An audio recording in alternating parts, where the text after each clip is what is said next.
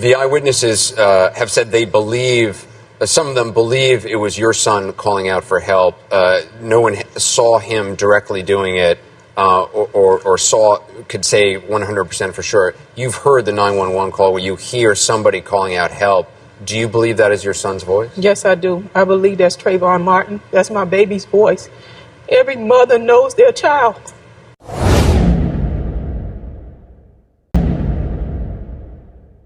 Joining us now from St. Louis, Michael Brown's mother, Leslie McSpadden, and family attorney Benjamin Crump in an ABC News exclusive. We want to say good morning to you both, and thank you very much for being with us. Mr. Crump, let me ask you this. What has been the reaction from the family with these results that are now known? It's been very, very troubling. They answer some questions, but yet they offer many more. It confirms our worst fears that the witnesses were telling the truth, Robin, that her son was shot multiple times, and the most troubling is the headshot that, it's just not justified in any way, fashion, or form to execute this child. We should note that the examiner said, and these are his exact words, he was careful to say that these autopsy results by themselves do not assign blame or justify the shooting. This is one of 3 autopsy reports. The federal government will conduct one coming up.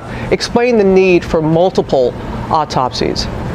Well, Robin, the family wanted to make sure that they had their own independent autopsy because there was no guarantee that the federal government was going to do an autopsy.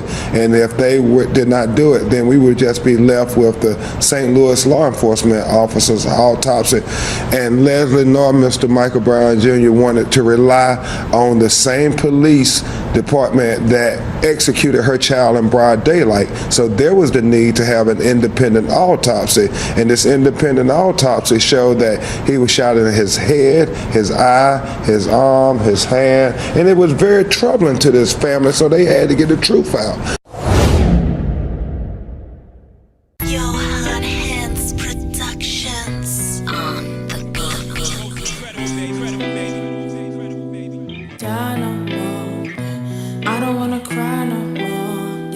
I don't wanna die, Lord, yeah.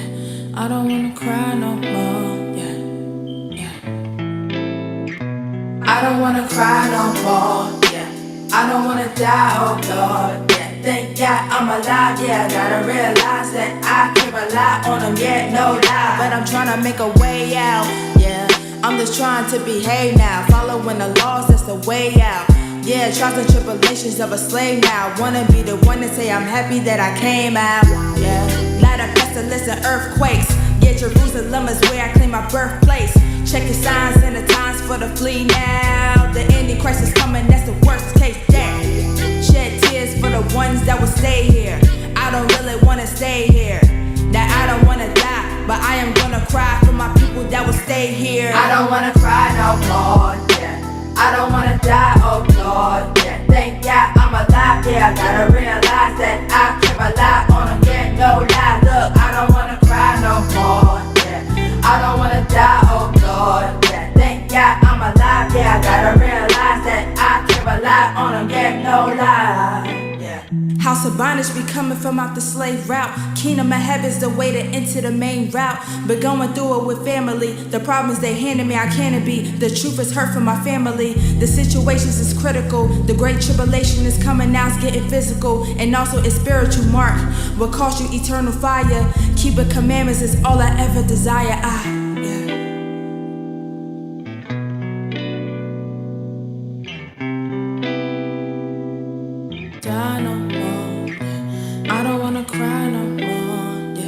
I don't wanna die, oh Lord, yeah. I don't wanna cry no more, yeah, yeah. I don't wanna cry no more, yeah. I don't wanna die, oh Lord, yeah. Thank God I'm alive, yeah. I gotta realize that I can't rely on them, yeah, no lie. And everybody need to wake up, yeah. Until Yahawashi come back, yeah, he really need to come back. We gotta live righteous. Yahweh said repent to keep the law, we should come back. Okay, we got another chance to do right. I wake up in the morning, thank my Father for my life. I thank you for your son that came and died, shedding blood. The only one protecting me and always showed me love. Yeah, show me every day. Shed tears for the ones that will stay here. I don't really wanna stay here.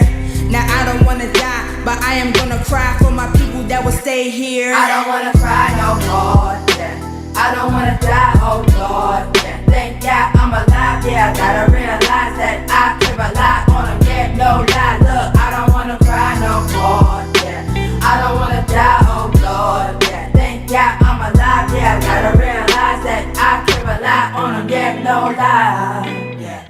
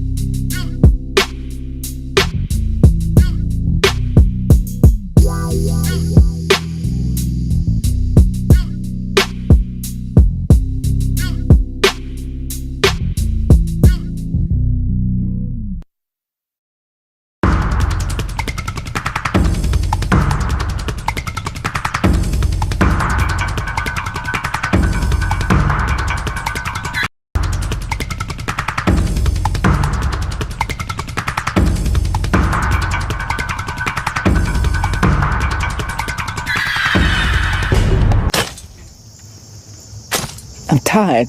I've been on this plantation all my life. I've been enslaved all my life. I'm tired of being pushed and pulled. I'm tired of the master doing his bidding. I want to leave.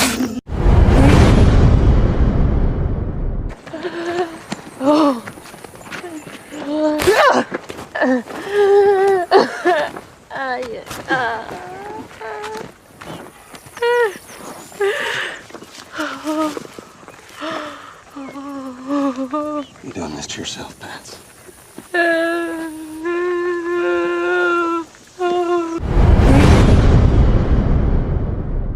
know why we're not afraid? What?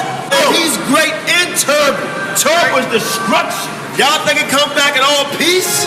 You got another thing coming. But we out here fighting for our brother. We ain't marching saying, yes, we can. No justice, no peace. Look out! Fight for your sons and your daughters. I'm not rap too tight. Got 400 years on my back. I'm angry dog. I'm black like that. Won't contact with you whites. And all the niggas I stand here with, they share my same sentiment. I'm fucked up tonight. Won't kill my brothers no more. Want all the smoke, motherfucker popo.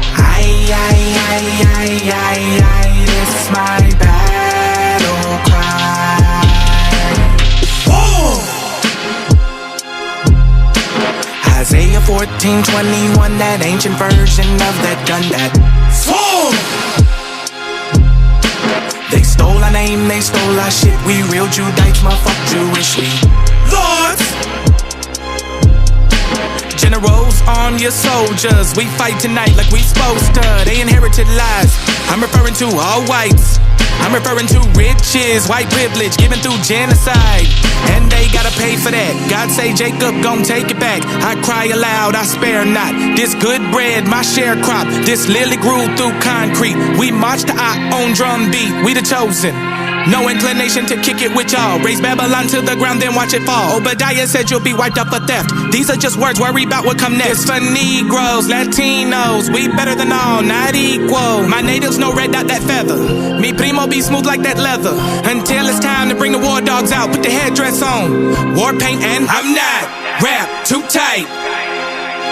Got 400 years on my back. I'm angry dog, I'm black like that. Won't contact with you whites. And all the niggas I stand here with, they share my same sentiment. I'm fucked up tonight.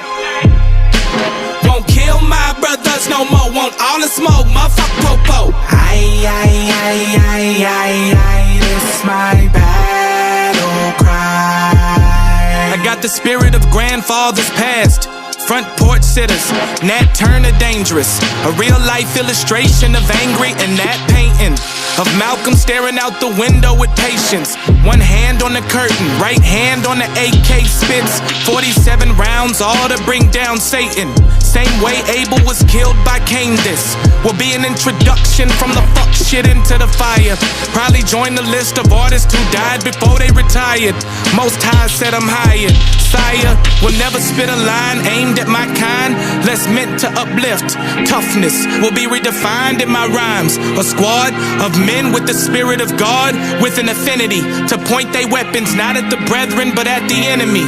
Khaki colored kids, baptized in the flames of combat, fashioned in the trap we escaped. Our fate was to be great and noble. Moses reincarnate, so be hopeful and know I bring word from A and O to Pharaoh and white folk. Let my people go, cause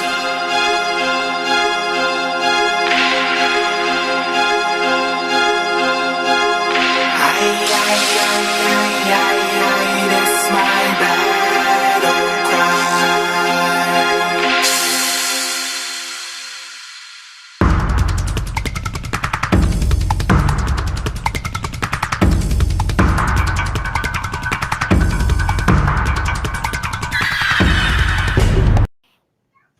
All right, Israel. Shalom. Most High bless.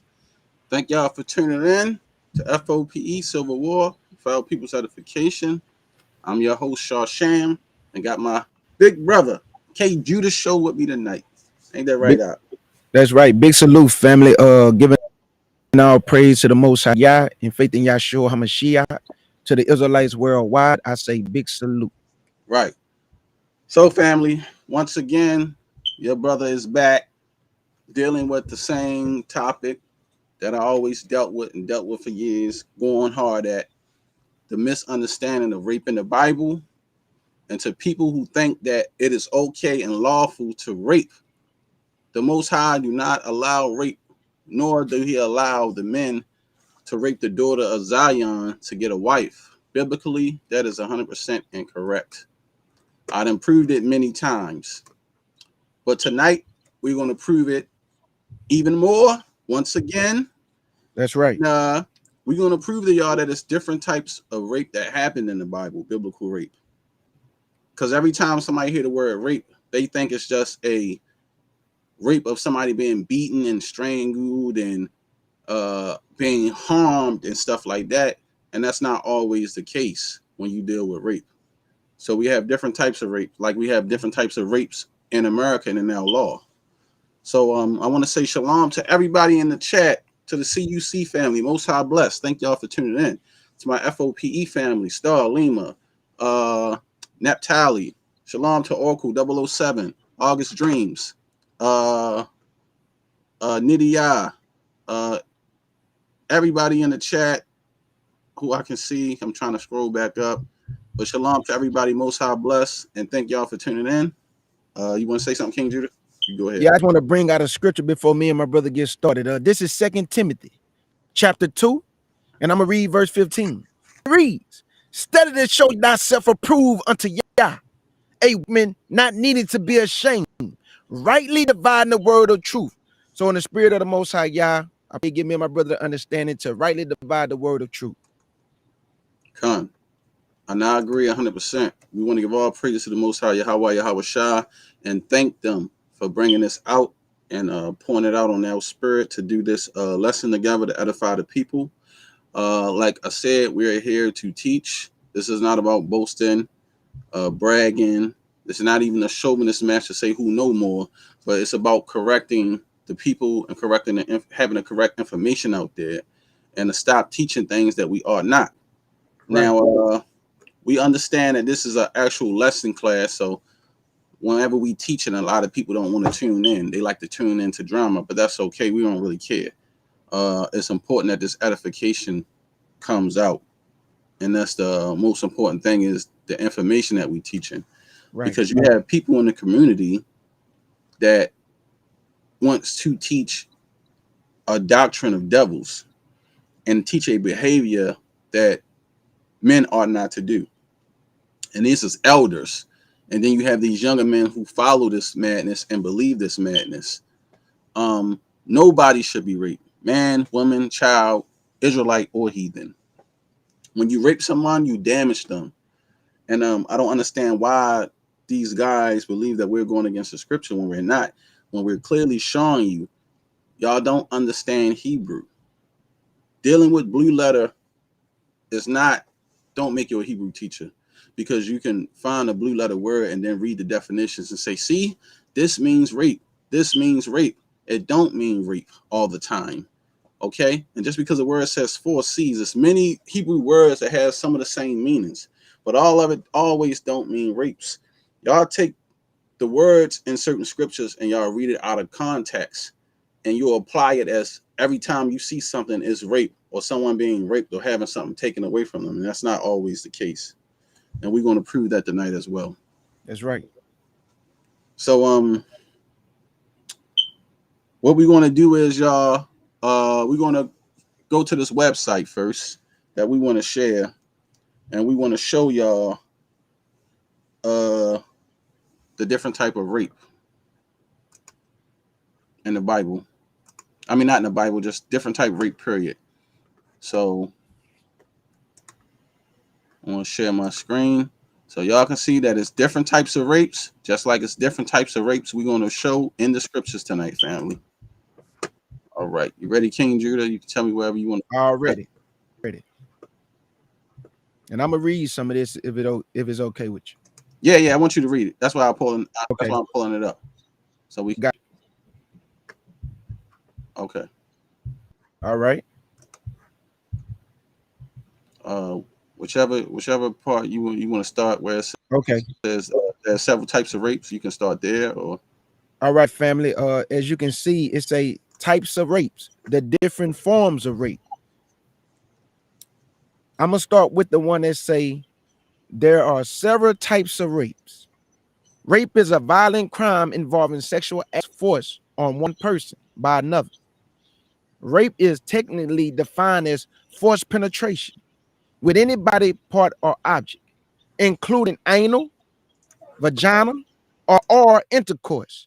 Rape is illegal, and while the term rape specifies penetration, other sexual acts not involving penetration when forced on someone are also illegal. The forms of rape may be specific based on who is committing the rape, who the rape victim is, and the specific actions involved in the rape. Some types of rapes are considered much more severe than others. For example, any type of rape resulting in someone's death is punishable by death in the United States. You have diminished capacity rape. The type of rape known or diminished capacity rape is committed when a person forced sexual penetration on another person who cannot consent to the sex act. People with diminished capacity can consent to sexual acts due to limited physical or intellectual ability. An example would be a person with an intellectual disability. Man, you raping somebody that's disabled, you sick. But anyway, diminished capacity rape also takes place when a person has no ability to consent to sexual act due to intoxication. That's when somebody drunk. Then we have the age-related rape. Another form of rape is age-related rape. This type of rape is often known as statutory rape, as specific both in federal and state law. In this case, sexual actions with a person below a minimum age is considered illegal in all cases. Often this age is 12. There's often another age known as the age of consent. Sexual acts with a person above the minimum age below the age of consent may be considered rape depending on the penetrator. Specific ages are specific by state. Then you have incest. Incest is a type of rape dedicated by the relationship between two parties. When the two parties involved in the sexual act are closely related. In other words, they are family. It is often rape. Example of incest includes parent and child, uncle and nieces or nephews, aunts and nieces or nephews. Laws vary by state as to specifically what constitutes incest. Family members account of 70% of rapists. Then you have partner rape. Partner rape, also known as spousal rape or marital rape, is a type of rape involving a person, partner, or previous partner, no matter whether the partner are married. There are 3 types of partner rape. You have battering rape, involve both physical and sexual violence. Force only rape involving the imposition of power or control over another. Offensive or sadistic rape involving torture and perverse sexual acts. Want me to keep going? Where we stop at? Paul rape? We got, and then they have acquaintance rape, aggravated And rape. aggressive. Yeah, we do aggravated, and then we'll stop there. Okay. I mean, do acquaintance and then aggravated. Okay, I got you. Acquaintance rape. This type of rape happens between two people that know each other. Often acquaintance rape is known as date rape, as the two people involved may be in a social relationship at the time. Some victims don't recognize acquaintance rape as rape, but it is important to remember that consent for sexual activity can be revoked at any time, and a prior relationship does not mean that rape cannot occur. 2 out of 3 sexual assaults are committed by someone the victim knows. Then we got aggravated rape. Aggravated rape is a type of rape defined in the law. Aggravated rape involves forced sex acts by the threat of death or serious bodily injury. Forced sex acts involving a unconscious or drugged victim. Sex acts with children under the age of 12. Oh, you know what? And go ahead and hit the other type rape too. I got you. Other types of rapes. Rapes can occur in many other ways as well, including by strangers or in conjunction with a hate crime. However, it is critical to remember that whatever form of rape occurs, it is always the fault of the rapist and never the fault of the victim. I'm glad whoever wrote this said that, because a lot of men say, well, what did the woman do to get raped? Exactly. He just told you it's on the fault of the rapist, not the victim. Come. So family, y'all can see here. I mean, see there. Let me stop my screen share. Okay. So y'all can see there that it's different types of rape. For example, right? Everybody know who they call Brother Polite in the conscious community, and I'm not taking shots at him, but he allegedly has a rape case that he raped a she was 14, I believe. Yeah, I think she was 14. Yep, like 14. And they recovered 6 cum stains off the child, right? And she had mouth penetration. Her mouth was swollen, but she did not have vaginal penetration. Okay. Now he forced himself on her, according to them, but it wasn't violent. And it was I don't believe it was consensual either. She's a minor. So, and even if it was consensual, but they said she had drugs in her system. So that's like a date rape. There you go. Absolutely. We would say it's a date unconsensual forced rape, but non-violent. That's what happened to that girl. But she didn't get vaginal penetration, because everybody think, oh, you got raped. But rape is not always vaginal, where somebody's taking vagina from somebody, as these guys seem to think. Because whenever it comes to the Bible, they think it's always an Israelite guy or man or whoever getting some legs. You see what I'm saying? Now, right, absolutely. They're not saying common sense in the matter on what's really going on. You can rape someone without even having sex with them. You can rape a person by using a pole or stick, penetrate somebody or doing some crazy stuff like that. That's like a torture rape. So you have that would be that sadistic. That would be that sadistic rape. Exactly. So what we going to do today, family, we want to prove and show y'all different types of rapes that occurred in the scriptures, and the judgment for certain things that happened, and why people was being killed whenever you saw rape occurring. And a lot of people died because of someone being raped. Did they not, King Judah? Absolutely. All right. So we're going to start, family, in the book of Genesis. Let's get chapter 34. This is Genesis. Hold on one second, K. Judah. Let me pull it up. Okay. Already. On the screen. I'm going to pull up in a blue letter so I can just follow along. I wanted to use the other one, but I might have to go into the Hebrew words on here, even though I can do it on my slideshow, but it'll be easy just doing it on this website that they love to use so much. But go ahead. We're going to start here at Genesis 34 and I think verse 2. Matter of fact, you just start at verse 1. I got you. This is Genesis chapter 34 and verse 1. And it reads, and Dinah, the daughter of Leah, which she bare unto Jacob, went out to see the daughters of the land. And when Shechem, the son of Hamor, the Hivite, prince of the country. Stop right there. Stop right there. I'm sorry, prince of the country. Right. Now, y'all have to understand, Shechem is a prince of the country. We got to think, family. This is not a regular man of any other nation. He's a prince. Go ahead. Right. Hivite, prince of the country, saw her. He took her and lay with her and defiled her. And his soul played unto Dinah, the daughter of Jacob. And he loved the damsel and spake kindly unto the damsel. And Shechem spake unto his father, Hamor, saying, get me this damsel to wife. Okay, now stop right there. Now, what we have to understand is what just happened. What just happened to her? Shechem is a prince. I'm pretty sure he's a little older than Dinah. He saw her. He wanted her to be his wife. She's a woman of another nation. Okay. So as we read on, he took her and he was talking to her. And then he might have was trying to say, hey, you know, I like you or whatever like that. And she's underage because a lot of y'all don't know at the time she was 15 years old. Okay. Now, the marriageable age for an Israelite woman in our community and how we live dealing with our laws is 12 and 12 and a half years old. So I'm going to show that on the screen in the Hebrew where it shows the Hebrew word for marriageable age is 12 to 12 and a half years old. Now, I know y'all hear that and thinking Israelites was getting married at 12. Well, a young boy becomes a man at 12. That's when his manhood starts.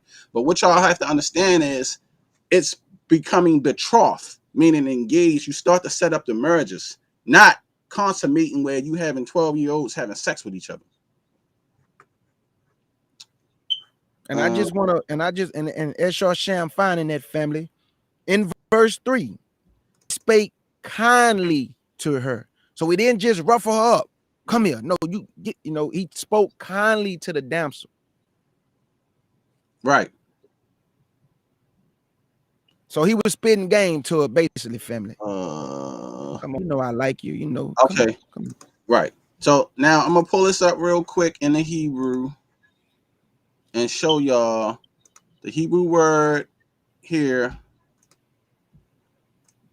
And as you can see, it says separated, untouched, virgin. Okay, untouched virgin, unbroken virgin, soil, unbroken. So this is an unbroken and untouched virgin, y'all. Okay. Now it says a girl between 12 and 12 and a half years old. This word here is but the lawaha means maiden for in Hebrew for a young girl of marriageable age. So this is what a young girl of marriageable age is. She starts at the age of 12 to 12 and a half years old.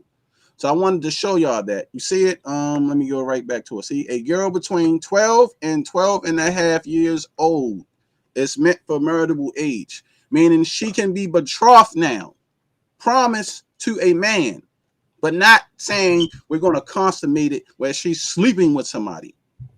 This is when Israelites started setting up the marriages, okay? So, at the time of the rape, Dinah is 15 when she met Shechem, and he caught her. Okay, so we're gonna go back to the Bible. Now you want to yeah, I'm gonna start at verse 3 again. Now, hold on, let me look at it. Okay.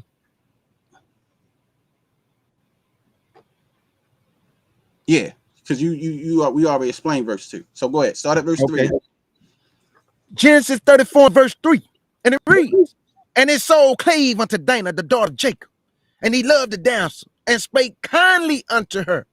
Right. And Shechem spake unto his father Hamor, saying, get me this damsel to wife. Now wait. Now, if Shechem was not a virgin and he just raped this girl that's a virgin, how can a virgin man rape somebody else that never had sex before and knowing what to do?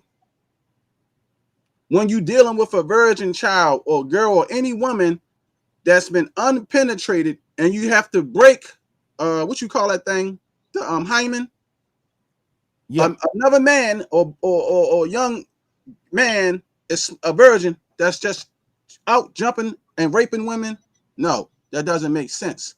Shechem was a prince, so we don't want y'all to miss that. He was a prince of the country. You think not this man might have had wives already, or might have been a little older or older enough to already be married according to the rules of his people? Because Israelite laws is diverse from everybody else's. The way we do things, we don't do them the same as all the other nations. Now, he is a Hittite. For one, that's against the law there. Why? It wouldn't work for our people because we don't want our daughters of Zion mixing with some other nations, especially a Hittite when they didn't like them. So we have to understand why certain things happened the way it did. So now Shechem said, read verse 4 one more time. Verse 4, and Shechem spake unto his father, Hamor, saying, get me this damsel to wife. Now ask yourself, why would he ask his father that? Get this damsel for him to wife if he didn't know the rules and how it worked.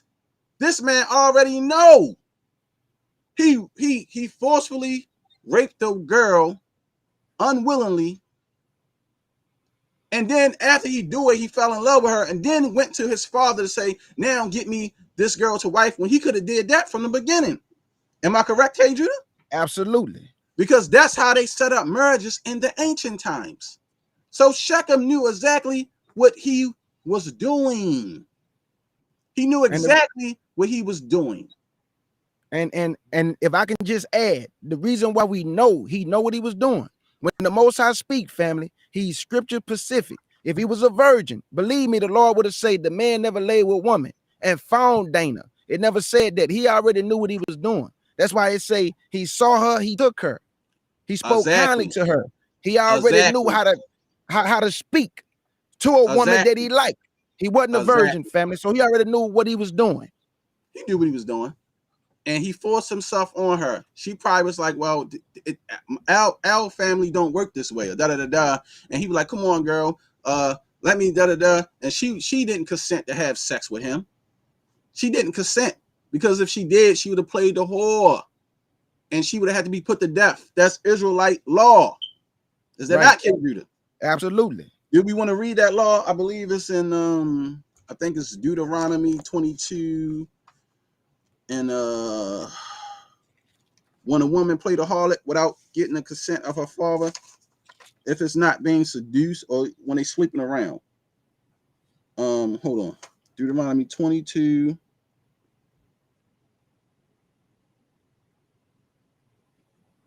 When she playing a whore.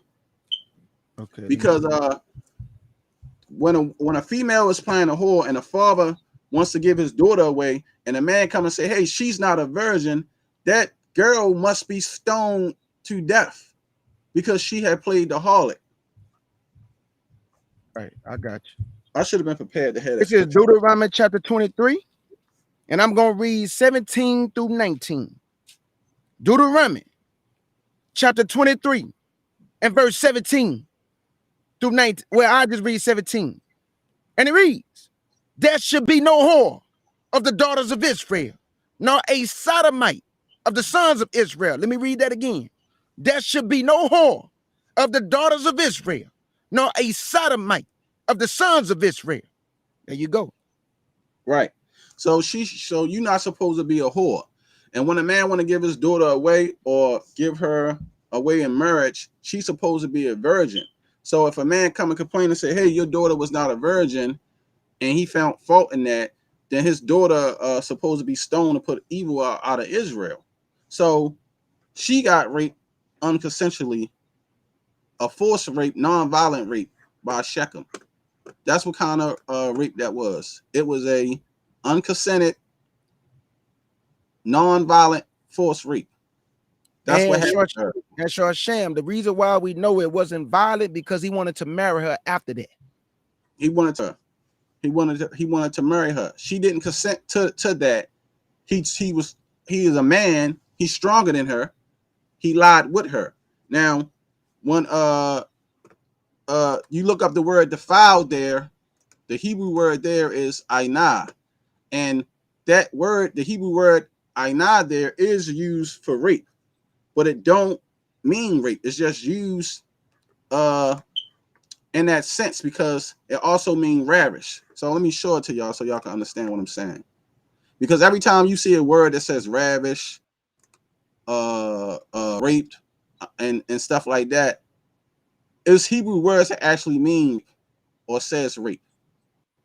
But ainah in the Hebrew means humble. His brother's name, ainah, that's humble. So you see it here, to put down, to become low, because when you humble a woman, it's making her submit. So that's why it says, and he defiled her, meaning he humbled her. He made the woman submit to him. But it's still considered rape because he forced her against her will. So the woman is supposed to submit to the man. He's supposed to humble the woman to be under his subjection. So that is the issue there when you see the Hebrew word ainah. Ainah means humble. That's what it means. And it has all these other definitions too. See, to humble, to mishandle, to afflict, to humble, to humiliate. So depending on how the terminology of the word being used in the Bible in the context of the scripture. So you see the word right here where it says force. See, so you can force someone, but it depends on how it's being used. You also see it down here. The word ainah means ravish. It also means sing. But in this instant here, they use the Hebrew word here in a story of rape. They use ainah, which means humble, because he humbled the woman. He raped her, yes, but it was an unconsent forced rape, but it was non-violent. So come on, we can read on Kjudah. And I just want to add, family, if it was violent, would not Dana have went crying to her father? Right. She did not cry to her father or anything. And as the story goes on, you'll understand why we're showing you this is a different type of rape. There's many different types of rapes in the Bible. Go ahead, you can continue on. Verse 5. Verse 5. And Jacob heard that he had defiled Dinah, his daughter. Now his sons were in his cattle in the field, and Jacob held his peace until they would come. And Hamor, the father of Shechem, went unto Jacob to commune with him. And the sons of Jacob came out of the field when they had heard it.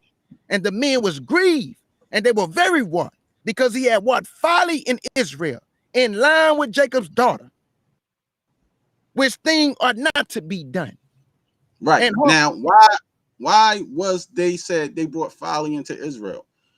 You'll notice every time we read folly into Israel and they bring folly into Israel, people die for bringing folly into Israel, meaning doing something that ought not to be done. Now, the Hittite land with Jacob's daughter was ought not to be done because we did not commune or deal with the Hittites. That's right. Go ahead. You can read on that. And that's why they called it folly, family. Verse 7. And the sons of Jacob. Huh? Because he forced her as well. Because he forced her, absolutely. And even though he spoke kindly to her, even though he spoke kind words to Dana, he still forced her, family.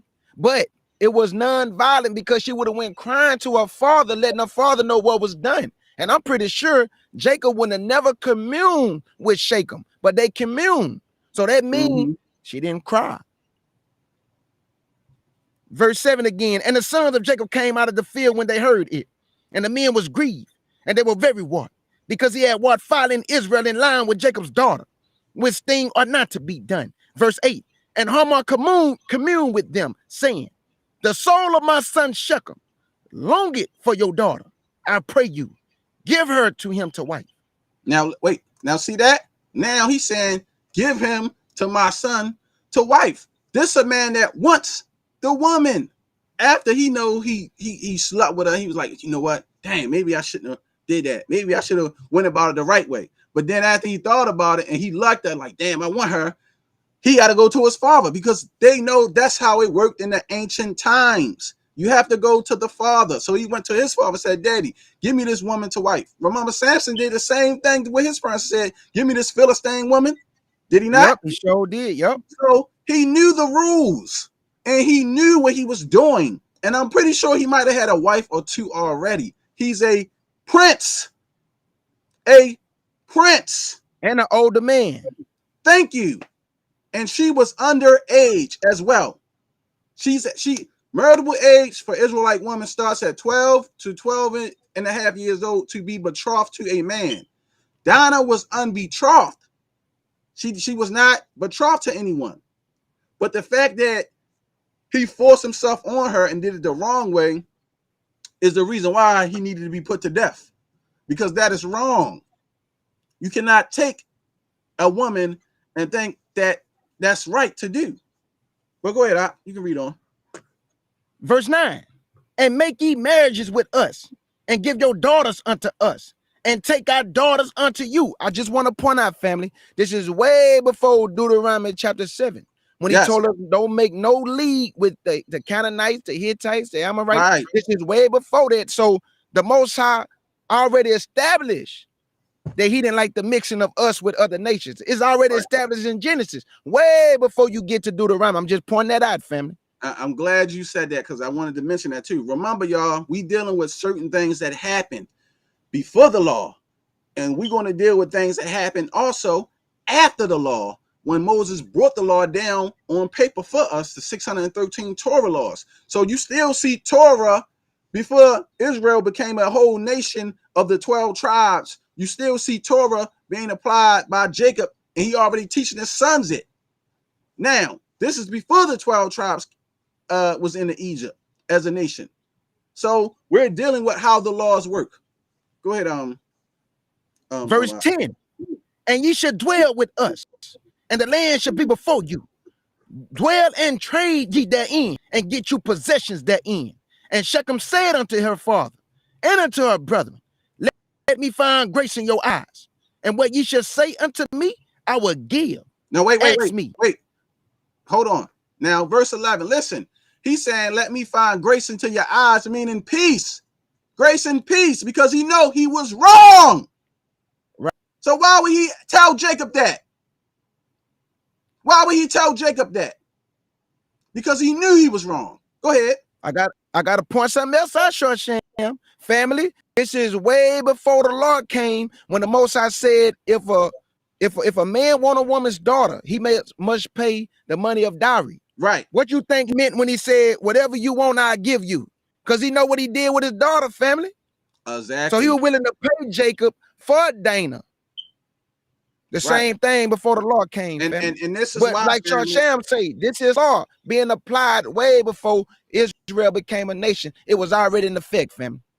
Now, the reason, and King Judah is on point, because y'all have to understand, a man's daughter is his property, the same as his wife. Because in the Israelite nation, the scriptures tell you when a man gets a wife, he gets a possession. I showed plenty of times, and I can do it again, that it's financial loss when, and this is why a man gets a bride price, because his daughter is his servant. It's a financial loss when you take the daughter's virginity because you messes up the father bride price when it's time for his daughter to go out to be married. He can't get a respectable bride price, which is in the Hebrew is a mahar. When somebody takes his daughter virginity because she's not a virgin. When you take somebody virginity when they're not a virgin, they is no longer counted as a blood covenant wife. It's of the blood covenant wife that you have. That's why a man go into her and he breaks her, they become, it's a blood covenant wife. When a woman ain't a virgin, she's not a blood covenant wife because a man already been with her. But go ahead, okay, Judah. Okay. This is verse 12.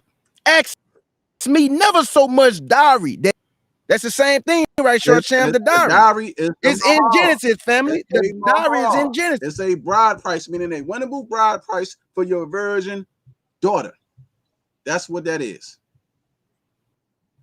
Okay. Verse 12 again. Ask me so much dowry and gift, and I will give according as ye say unto me. But give me the dancer to wife, And the sons of Jacob answered Shechem and Hamor his father deceitfully, and said, because he had defiled Dinah their sister. And said unto them, we cannot do this thing, to give our sister to one that is uncircumcised. Exactly. For it will be a reproach unto us. Stop right there. But in it. Okay. Stop right there. Now, see, because they know the laws that we're not supposed to be mixing with people, especially if they're not uncircumcised and not clean. Now, it's already a reproach to us. That's why they asked him deceitfully, because they already offended the nation of Israel by raping his sister, their sister. So you got to think about it. You got a little sister that got big brothers, and some nigga that's probably your age or older rape her and then come and say, I love her, I want to be with her. She's 15, you 25. Kjudah, what's in your mind you thinking you want to do to a nigga that did that to your little sister? You want to put him to death. Thank you, brother. Thank you. It's common sense. So that's what happened with her. She was raped by an older man that was a prince. That was a prince that probably already had wives, because if he was a virgin, how would he know how to have sex with her? Absolutely. That man wasn't a virgin, family. And Shechem knew what he was doing, because why the hell would he go to his father to say he in love with this young virgin girl that he had, and he spoke kindly to her, and now he want to wife her? It was no violence there. So this is not a violent rape. This is an underage girl that was unbetrothed to any man. It was unconsensual forced rape. I mean, do we even need to keep going on with the story? Because y'all know what's the rest that happened, that they killed, you know, the people or whatever. You know what I'm saying, Kjudah? But if you want to, we can. But we just trying to show y'all the type of rape case that happened with her. This is not a rape where people always talk about, because you can rape. No, you can't. But because he raped, let's see what happened to his family. Go ahead, Op. Hey, let me get this precept just so we can line up on line. Because somebody might say, well, you only getting one scripture. Okay, here go Exodus 22. Exodus 22 and verse 16 and 17 to prove to you, family, that Shechem, the son, he knew what he did. Don't believe man didn't think he walked folly. He went about it the wrong way. That's why he went to his father. He already knew about the dowry. Was not Dinah a virgin? She was a virgin. See what you're supposed to do when you sleep with somebody's daughter that's a virgin. This is Exodus 22 and verse 16 and 17. And if a man entice a maid that is not betrothed and lie with her, he should surely endow her to be his wife. Hold on, Kjudah. Now look, and then y'all also have to understand too. This here is talking about seduction when you read the law regarding this. So this is the precept for Deuteronomy 22, 28, and 29, because that wasn't rape. That was a seduction, but this is a good precept to use because he knew. So I just want y'all to understand that this is the precept for the verse that for the rape doctrine that says rape. When it's not rape there, it's actually a seduction, meaning he seduced someone out of their panties, another Israelite. But go ahead, Op. Good precept. And if I could just add, Shar Sham, what we call it today, when a woman talking to her friend and she'd be like, girl, did you do it with him? And she'd be like, girl, I just couldn't help it. He talked me out my panties. Yep. Same thing. Spitting game. Same thing. Verse 16 again. And if a man entice a maid that is not betrothed and lie with her, he should surely endow her to be his wife. If her father utterly refused to give unto him, he should pay money according to the dowry of virgins. Was not Dinah a virgin? And was she not unbetrothed? She was unbetrothed, and he lied with her. He knew he did. That's how you know this man knew what he was doing. And Kjudah, guess what? Jacob did not still have to give his daughter up. Sure did. Because that's the law. Think about it. He damaged someone's property. That's what this is about. So what we see here in Exodus 22 is property loss of the father. You damaged somebody's goods. So that's why you had to pay the dowry. Yeah, pay it anyway. And you still don't get the woman. You still don't get the woman. But you know, we're gonna keep rocking out. And I'm glad you brought that precept out too, right there. That was in the spirit. So we showing y'all this nigga knew what he did, and he knew it was wrong. He knew it was wrong. But go ahead, you can read on. Verse 15.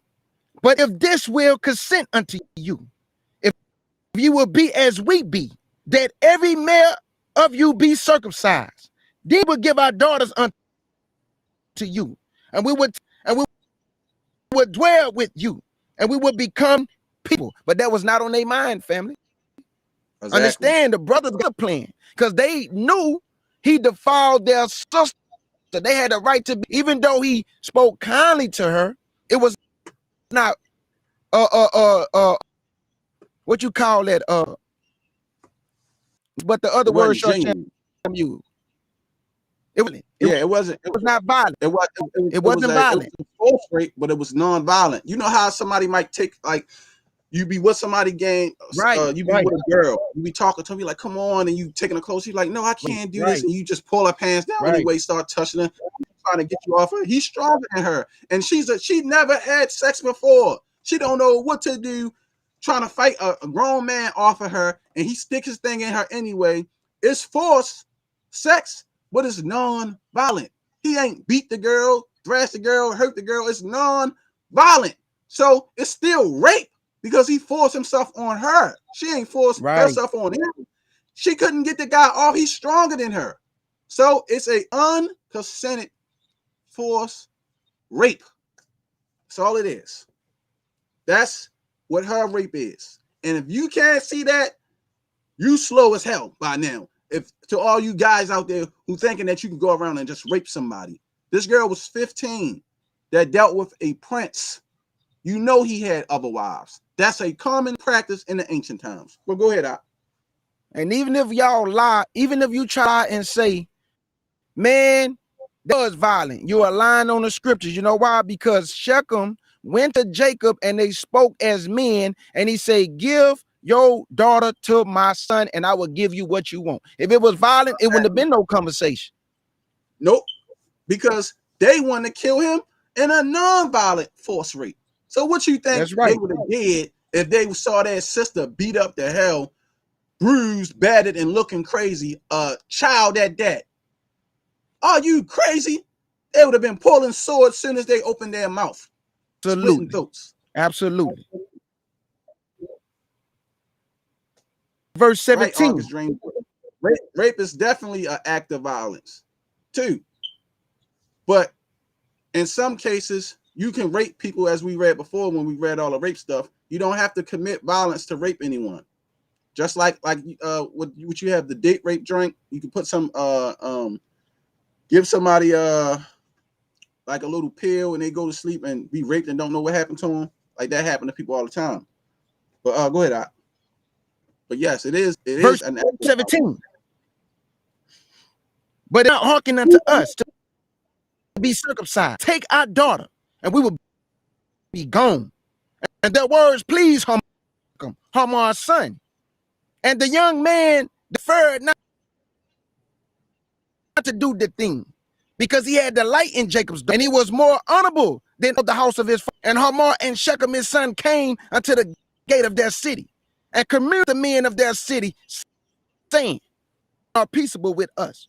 Therefore let them dwell in the land, and trade therein. For the land, behold, it is large enough for them. Let us take their daughters unto us for wives, and let us give them in consent unto us, to dwell with us, to be one people. If every male among us be as they are circumcised, shall not their cattle substance, and every beast of their field be ours, only unto them, and they will dwell with us. And unto Hamor, and unto Shechem. Stop right there. Now, y'all notice this prince had to go through all this to make a deal for one woman. One woman.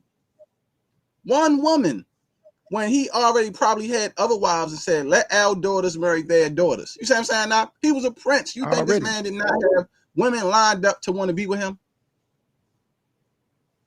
He kind of doing what Jacob did for Rachel, man. He going all out for this, for Dana. He want her bad. Really like this girl. He really wanted her. Well, go ahead, read on. Verse 26. And they slew Hamor. Man, verse 25. And it came to pass on the third day, when they were sore, And two of the sons of Jacob, Simon and Levi, Dana's brethren, took each man his sword and came upon the city bodily and slew all the males. And they slew Hamor and Shechem, his son, with the edge of the sword, and took Dana out of Shechem's house and went out. So she was in Shechem's house. Mm-hmm. Do y'all hear this? She was in Shechem's house. Even though he forced himself upon her, how did Dana get in Shechem's house? That means they can send it, fam. But then they took her out of Shechem's house. So evidently, this is telling me, according to the Bible, that they must have gave Dana, but they had a plan though. They only to do what? To kill the men. Because what happened to their sister, which is rightfully so, family. They didn't like what he did to their sister. He walked folly. They already had in their mind, we about to handle business. You ain't gonna do this, sister, man. You just gonna take her to wife. Verse 27. The sons of Jacob came of the slain and spoiled the city because they had defiled their sister. They took their sheep, their oxen, and their asses, and that which was in the city was in the field, and all their wealth, and all their little ones, and their wives took they captive, and spoiled even all that was in. And Jacob said to Simon and Levi, you have troubled me to make the stinkers of the land among the Canaanites and the Perizzites, and I be fewer in number, and they should gather themselves together against me and slay me, destroy I and my house. I want y'all to know, family, this is the book of Genesis. And Jacob was already dwelling among, in the book of in Deuteronomy 7, did not the Lord say, do not make marriage with the Canaanites, Perizzites, Hivites, Amorites? Right. So how Jacob and them knew not to mingle with these people? Because it was already in effect, family. Exactly. The law was already in effect. It's just that when Israel became a nation, he wrote it down for them, family, and gave it to Moses because not Israel a multitude of people. Now, and read the last verse. What's that? 31 that we at? 31. Yep. Okay, verse 31. And they said, should he deal with our sister as will a harlot? There you go. Right. And that's the issue. Because she was not a harlot. But you're not going to treat their sister like one and rape her. Point blank, period. Or treat her like a whore. And that's right. That was the issue. She's a daughter of Zion, a princess. Point blank, period. He didn't have no respect. So he got what he deserved. And that's pretty much all we need on that. I don't think we need to expound on already. If y'all don't understand that story and that raping, I don't know what to tell y'all. But we clearly proved that she was a underage girl, unbetrothed, unconsented, forced, nonviolent rape. And it was folly in Israel. And because of that, a lot of people had to die. Yep. And that's not the first time. This happened. It's a recurring act that happened in Israel. Did it not, Kjudah? Absolutely. Absolutely. And we're going to prove it.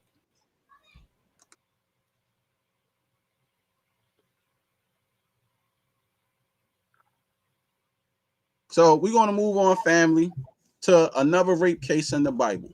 Now, we went through all these different rape cases, right? Nobody ain't going to break the stuff down like how me and Kjudah breaking it down today. Because they probably never even noticed this stuff. This was through the Spirit of the Most High showing us this. And we wanted to bring it out to the people. Already. So let's go to Genesis 39 now. We're about to show y'all another rape case that happened in the Bible. Now, this is with our forefather Joseph that was accused of rape. So what y'all have to understand is this. The rape doctrine is this, okay? And this was the issue years ago. The word lay hold, or what they would say, lay hold in the Hebrew, which means to seize, to catch, to grab. That doctrine to them, meaning if you see that word lay hold, which is the posh or tafas, that means rape. Okay? And when you see that in Deuteronomy 22 and 28, that means someone is being raped. Well, that word also means seduced in the Hebrew, and I proved that. But what these guys didn't know, what I didn't know recently until the Most High revealed this to me, that This thing, what they call tafas, to lay hold of, happened to our forefather Joseph. Right. And no one was raped, because it also means to seduce. Like I said, when they said don't mean seduce. Seduce and seduction happens in the Bible. It's another form of what they would call rape, but it's not really rape. It's when somebody is consenting to an act of sexual pleasure. So let's start at verse 1. I guess we can start at verse. Wait, And no, she no, tried no. to seduce Joseph. Sham. Right, we're gonna show that. No, we don't want to start. She tried to seduce Joseph. Lie with me. Yeah, I know. I'm saying I don't want to. I don't think we need to read the whole thing. We just want to get to the nitty-gritty. So I think we should start at verse. Want me to go to verse 9? Yeah, that's where I was at. That's what I was about to say. Start at verse 9. I got you right now. This is Genesis 39 and verse 9. And it reads, there is none greater in the house than I. Neither have he kept back anything for thee, because thou art his wife. How then can I do this great wickedness and sin against God? How did Joseph know what sin was, family?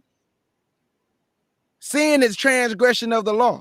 But a lot of people say the Most High law was not in effect. Joseph just proved you wrong. He said he can't commit great wickedness and he cannot commit sin. Hold on, Kjudah. Okay. Let's start at verse 7 to get a better understanding. I got you. I think we messed already. Up. Wait, let me look at it one more time. Wait. Yeah, let's start at verse 7. I'm sorry, Salakia. No, you good. This is Genesis 39 and verse 7, and it reads, and it came to pass after these things that his master's wife cast her eyes upon Joseph, and she said, lie with me. But he refused and said unto his master's wife, behold, my master wanted not with me in the house, and he hath committed all that he hath to my hand. There is none greater in the house than I, neither have he kept back anything from but thee, because thou art. How then can I commit this great wickedness and sin against God? And it came to pass, and she spake to Joseph day by day. Man, this woman was persistent, man. She did not give up. Day by day, 7 days in a week, day by day. Exactly. It came to pass, and she spake to Joseph day by day, that he hearkened not unto her, to lie with her, to be with her. And it came to pass about this time that Joseph went into the house to do this, and there was none of the men of the house therein, caught him by his garment, saying, lie with me. And he left his garment in her hand and fled and got him out. Stop. So he ran. Stop. He didn't sleep with the woman. Right, now stop. Now, family, this is the head cutter. Okay? This is for you, Elder Tahar, because you just did a video praising Elder Mahavakar. And I got much love for Elder Mahavakar. That's my brother. He taught me some things, and Most High blessed to him. But this is where y'all wrong, because y'all said the word the posh means rape. Y'all been pushing it for years, and I keep telling y'all it doesn't mean rape. It means what it says, to lay hold, to catch disease, to different things. But it's not mean rape, because if somebody lay hold of you, that's the word that y'all love to use. That's the whole rape doctrine, because it's tafas, the posh. Well, guess what? We're going to read that verse one more time. And what it says in verse 12, just read the first 4 words of Kjudah. And she caught him by his garment. Okay. And she caught him by his garment. So guess what happened to Joseph? Joseph, and she caught him, he was tafast. Wait a minute. But I thought what they call the posh, he was laid hold of. That means rape. No, he was being seduced. So let me show y'all in the Hebrew, in a book from the 1800s, not the new blue letter that y'all love to live to die by, that the word the posh means seduce. We have a rape case where our forefather was being seduced by a woman, but he didn't lie with her. So if the posh mean rape and nobody had sex and nobody got touched, how can it mean rape? Talk that talk, brother. How could Deuteronomy 28 is talking about rape 22 and 28, where he said, and he laid hold of her. Y'all say, see, he laid hold of her. That's rape. No, it's not, because we showing it right here. Right here. Right here. Now let's pull it up to show y'all that the word is seduced. It's seduction.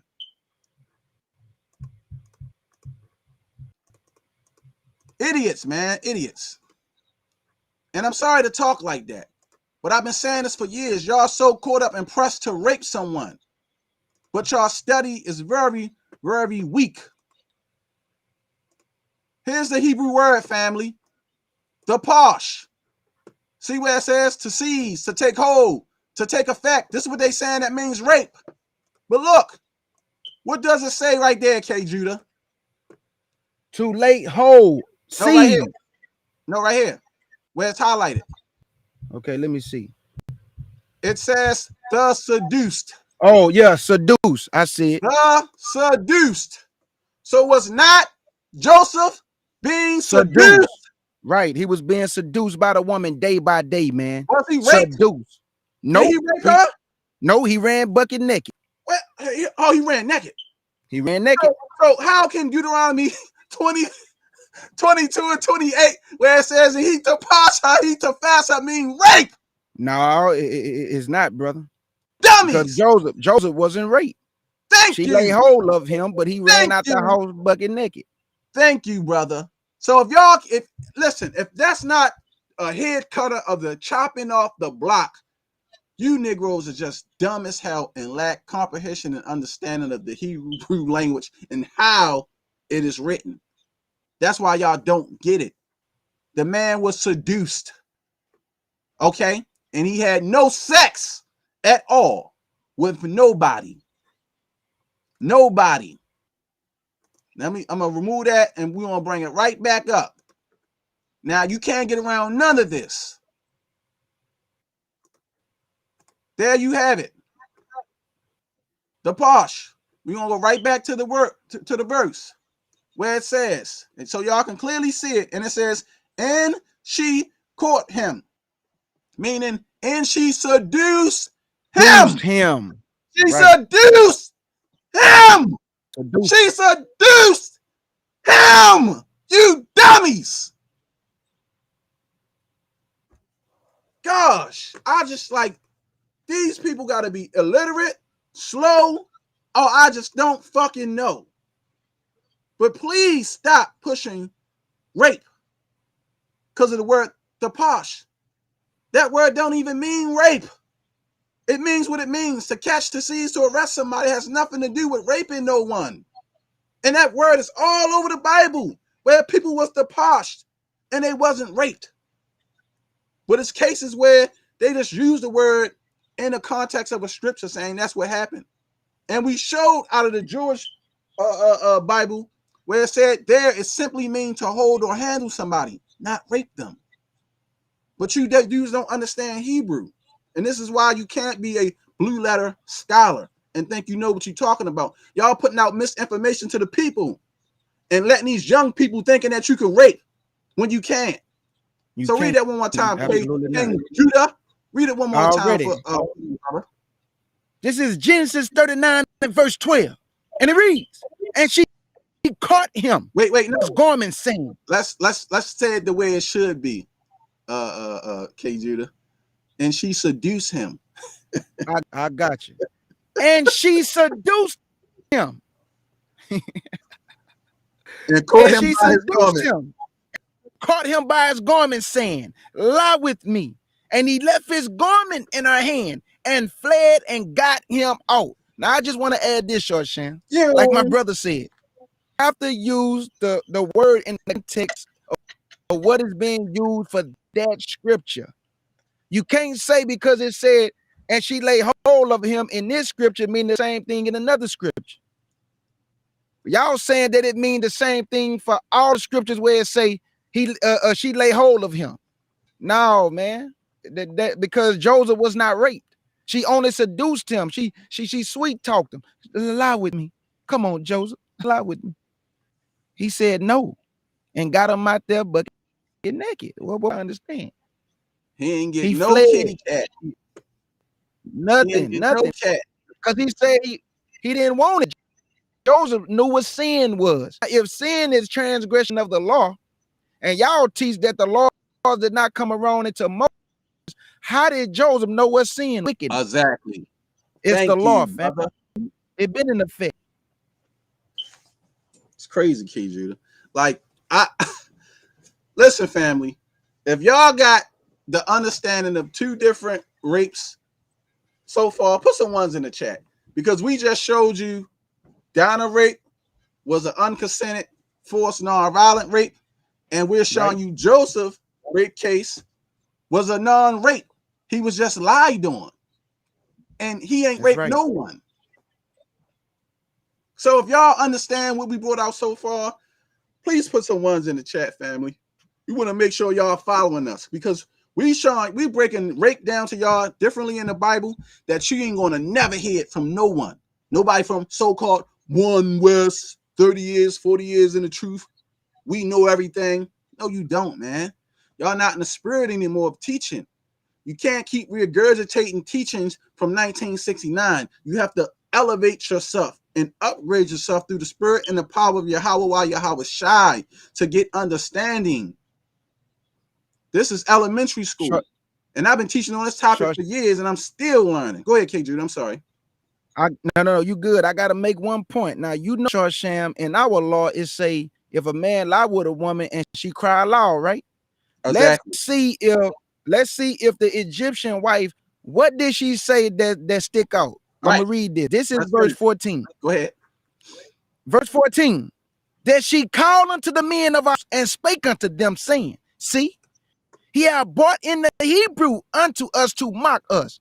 He came in unto me to lie with me, and I cried with a loud voice. Right. That's what got Joseph in trouble, family. She said she cried, meaning Joseph forced himself on her and raped her. And she cried. How many of our Hebrew brothers through the years, through slavery, through segregation, been accused of rape? Man, a lot of them. A story right here. Right. Of our forefather being accused of rape. Emmett Till being accused of whistling at a woman like he wanted to rape a woman. He was put to death for it. Facts. See, for our people's edification, you're going to learn over here. We're teaching you. This ain't about 1,000 views or fame. It's y'all need to know. So when these niggas come with that folly and them false ass teachings, take note saying, no, brother, this is what this means. But they don't know the breakdowns. That's why they could never break it down. For years, they let Elder Tahal bully the streets with a damn rape doctrine. And no elders would step up and check them on it. The Most High raised me up like he had to raise down. You have to step to them wicked elders that was trying to rape our sister Susanna. Raise the young man up to defend the truth. This ain't going against the scriptures. It's the truth. You cannot rape. When somebody get raped, they die. Murders, deaths occur. Killings occur. Bring it out. The Most High ain't for no damn rape. But go ahead, Doc. Verse 15.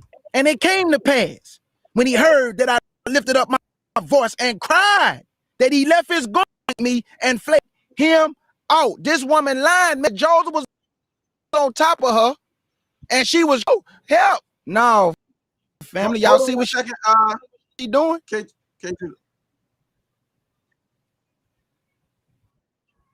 Hold on one second.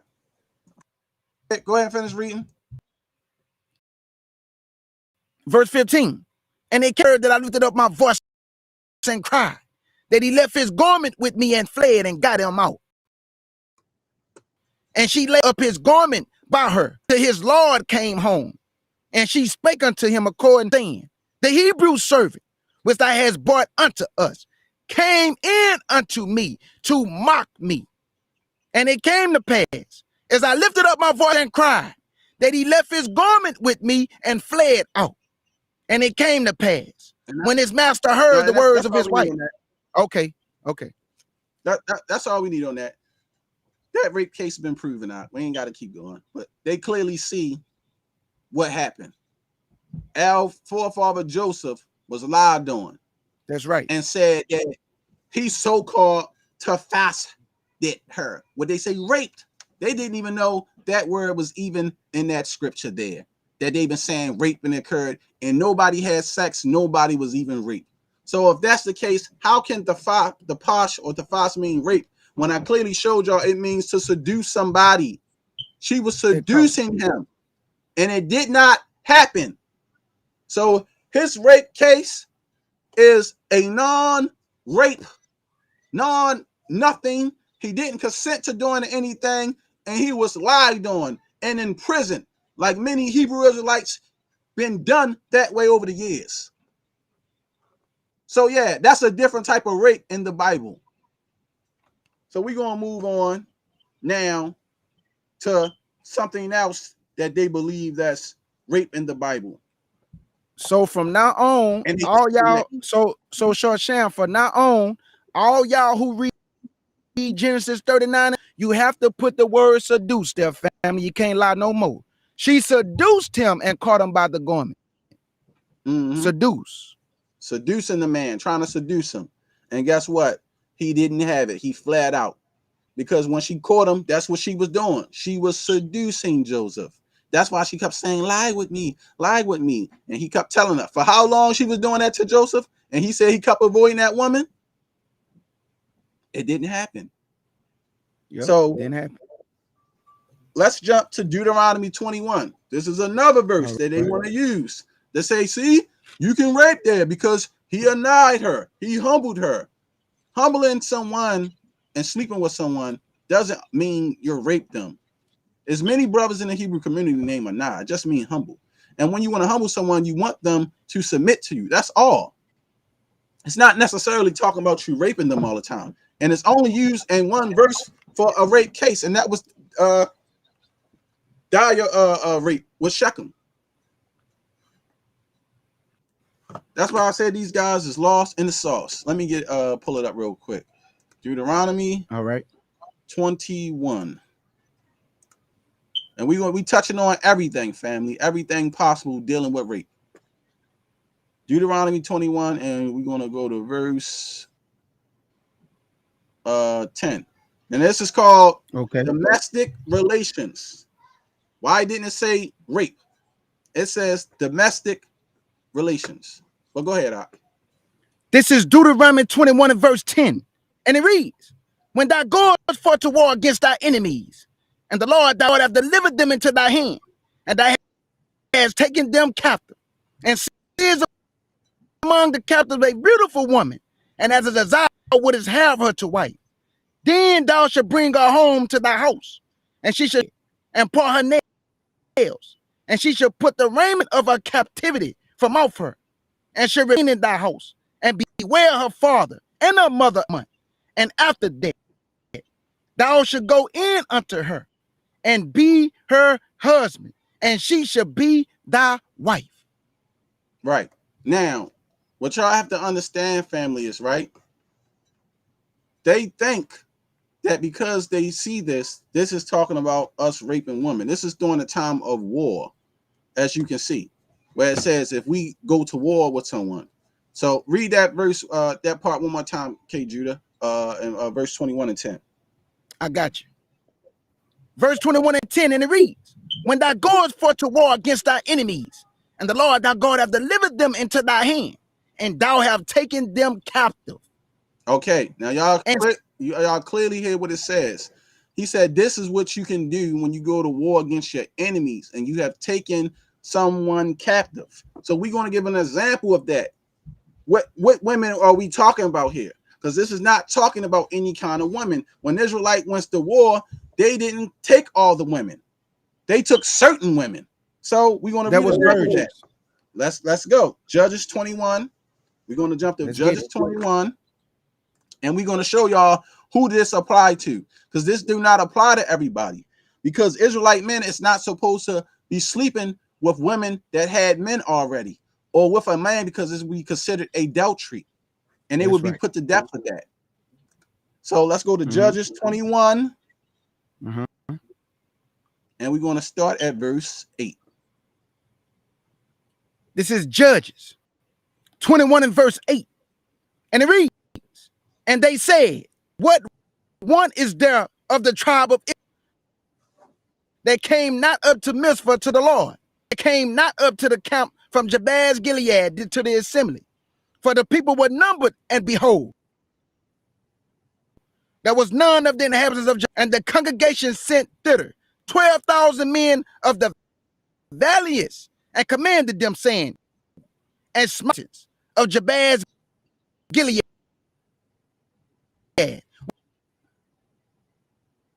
You breaking up, Kjudah. With the edge of the sword, with the women and the children. Yeah, you broke up a little bit. Go ahead, say it again. Okay. And the congregation sent thither 12,000 men of the valleys, and commanded them, saying, go and smite the inhabitants of Jabez Gilead with the edge of the sword, with the women and the children. And this is the thing that ye should do. You should utterly destroy every male and every woman that have not lain by man. Stop right there. Now y'all see, it says this is during the time of the Civil War. They said slay every male and every woman that laid with a man. So who you think these women in the war that we're getting? Virgins. We're getting virgins, family. Not someone to rape, but we're getting virgins. Go ahead, read on. Verse 12.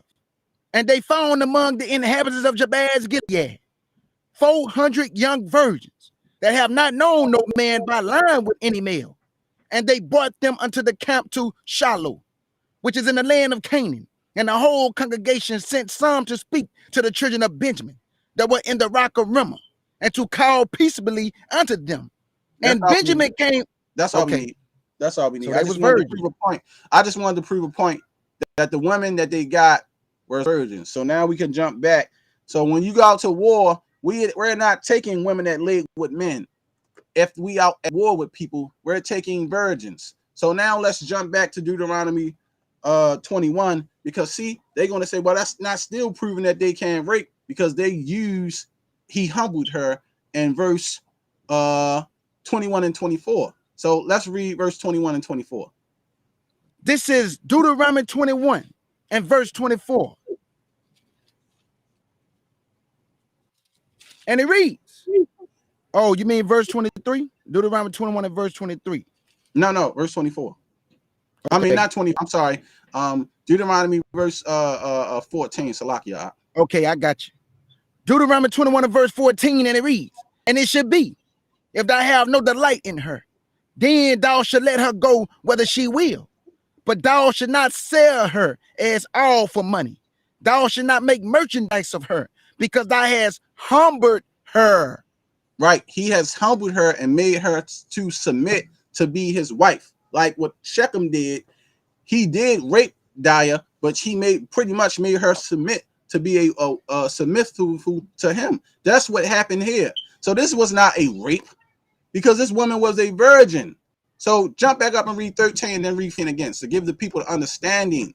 He just humbled this woman here, because the Hebrew word anah, it don't mean rape. It does mean ravished, but this woman was not ravished, because you have to apply the rules of the law, and this woman have to be a virgin.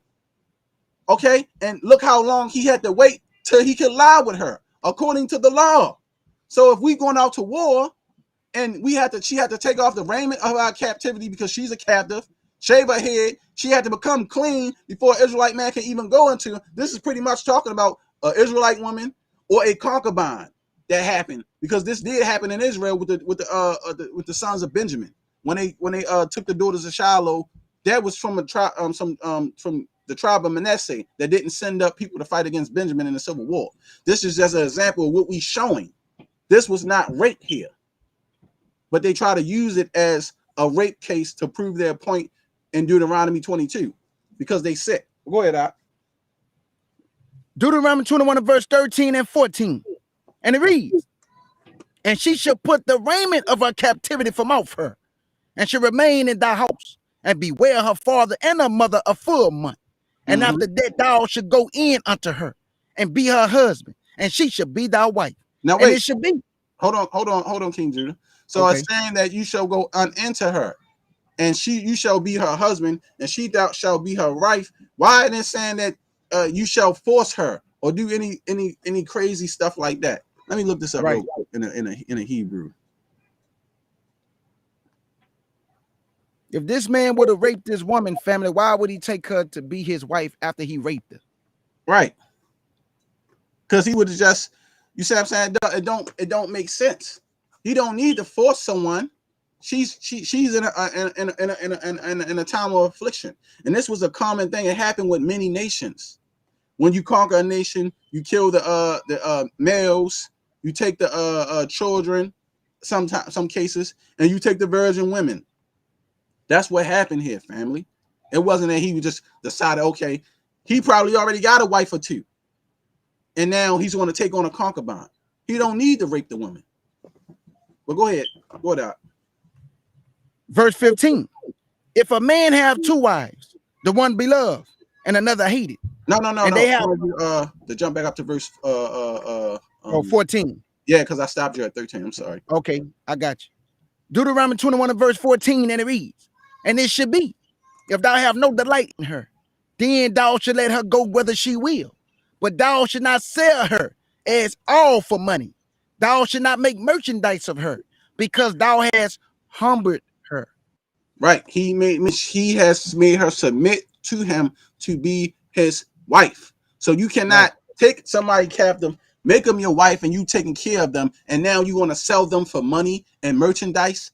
You cannot do that, because if you want somebody is your wife, the scriptures tell you that what you supposed to take care of them, right? What's the the law when you make that woman go out and you have to give her a certain amount of money and stuff so she can live? Well, it's the same thing as here, but except this is just a captive woman. That's all it is.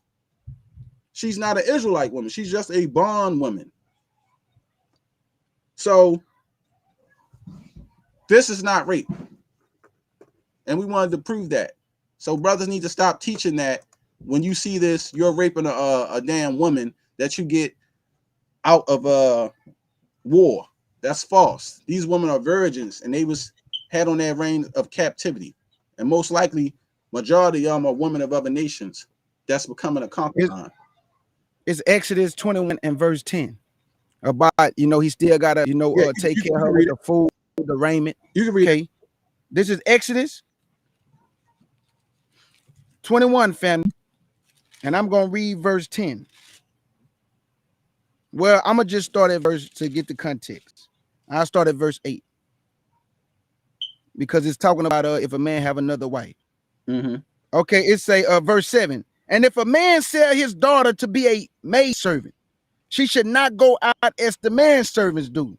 If she please not her master, who have betrothed her to himself, then should he let her be redeemed. To sell her unto a strange nation, he should have no power, seeing he have dealt deceitfully with her. Verse 9. Right. And if he have betrothed her unto his son, he should deal with her after the manner of daughters. If he take him another wife, her food, her raiment, and her duty of marriage should he not diminish. Right. Because when he took this woman captive and made her wife, how can you diminish somebody and don't give them anything? She have no wealth. She don't have nothing. She's not even of the nation.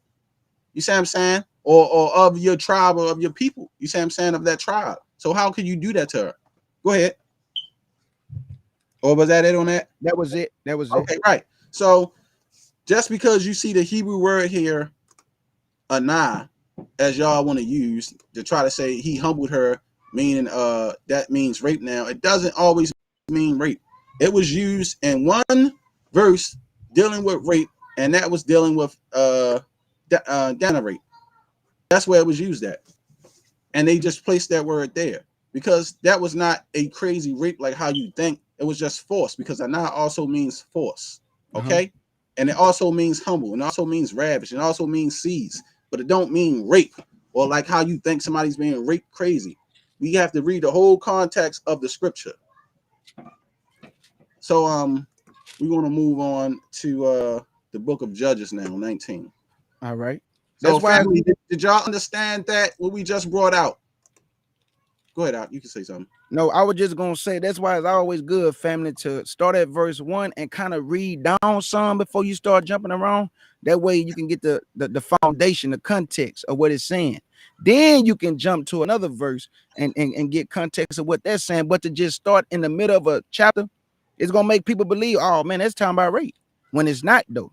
You gotta either read 1 through 10 or 1 through 15 and then jump around, but you can't just go straight to one verse and then just take off running. No, you can't do that. Right. So, family, did y'all understand what we just broke down in Deuteronomy? Dealing with a woman of war, she have to be a virgin, for one. For two, she have to put off her raiment of captivity. For two, you just can't diminish her and sell her as merchandise because you had a captive, and you also had made her your wife. You humbled her and made her submit to be a wife. That has nothing to do with rape. And if anybody teaching that that's rape, you're an idiot. You don't understand reading and comprehension. What we showing is reading and comprehension. And y'all don't understand the context of the language or the grammar in the Hebrew and why certain words is at certain places. It's there for a reason. Facts. So in that case, that is not rape. That is just a man taking a captive woman in war and making a captive woman his wife. That's all that is. It ain't got nothing to do with you. We going to war and you out here raping women, or you just going to take a woman and you going to get her and then you going to rape her. And it's like you guys is obsessed with this kind of behavior and think that that kind of shit is okay. And y'all got children and daughters and stuff, and it's just foolish. You got anything else you want to say on that, King Judah? Man, I'm ready. Let's get it. Then let's move on. We're gonna start, family, at Judges 19 now, because many people believe that the Benjamites just was ravishing and raping the Levite concubine with no consideration, like some heathen men. Well, we're going to find out, is that what happened, or was it something else that happened? So you can start whenever you're ready, K. Judah. All right.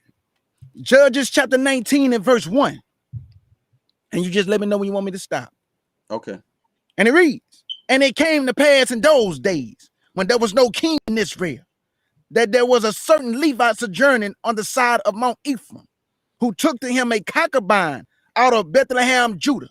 And his concubine played the whore against him and went away from him unto her father's house to Bethlehem, Judah, and was there 4 whole months. All right, stop right there. Now, let's get the context of what we're reading. This Levite had a concubine, okay? A concubine. That was a whore. She was a harlot. She was going, and she went to her father's house, and who knows what she was doing in her father's house and around that area for 4 months, being a whore and a harlot or whatever. Go ahead, read on out. But you remember there should be no daughters of the, there should be no whore of the daughters of Zion. So if there was a daughter of Zion, she would have got put to death. Right. So that's what I was about to say. So we know that's not an Israelite woman. That's why I said concubine. She Absolutely. Was definitely a woman of another nation. But he still was with her, and he went to go get his concubine whore, because that's what she were. Okay. So we got to get the context of the scriptures, people, so y'all can understand what happened with the Benjamites and what was really going on. Because they always teach that Benjamin was like some raving men who just was raping and going crazy on this woman and doing all types of violence, and they killed this woman. And why would the Lord allow the Benjamites to act and do that? Well, first of all, y'all misreading the story, and y'all didn't even read the back parts of it. So you blaming before you even read the whole matter. But we're going to get to the basis of what really happened. Go ahead, K. Judah. Verse 3, and her husband arose and went after her to speak friendly unto her and to bring her again, having his servants with him and a couple of asses. And she brought him into her father's house. And when the father of the damsel saw him, he rejoiced to meet him. And his father-in-law, the damsel father, betrayed him. And he abode with him 3 days. So they did eat and drink and lodged there. And it came to pass on the 4th day, when they arose early in the morning, that he rose up to depart. And the damsel's father said unto his son-in-law, comfort thy heart with a morsel of bread, and after go your way. And they sat down and did eat and drink, both of them together. For the damsel's father hath said unto the man, be content, I pray thee, and tarry all night, and let thy heart be merry. And when the man rose up to depart, her father-in-law urged them. Therefore he lodged there again. And he arose early in the morning on the 5th day to depart. And the damsel's father said, comfort thy heart, I pray thee. And they tarried until the afternoon. And they did eat, both of them.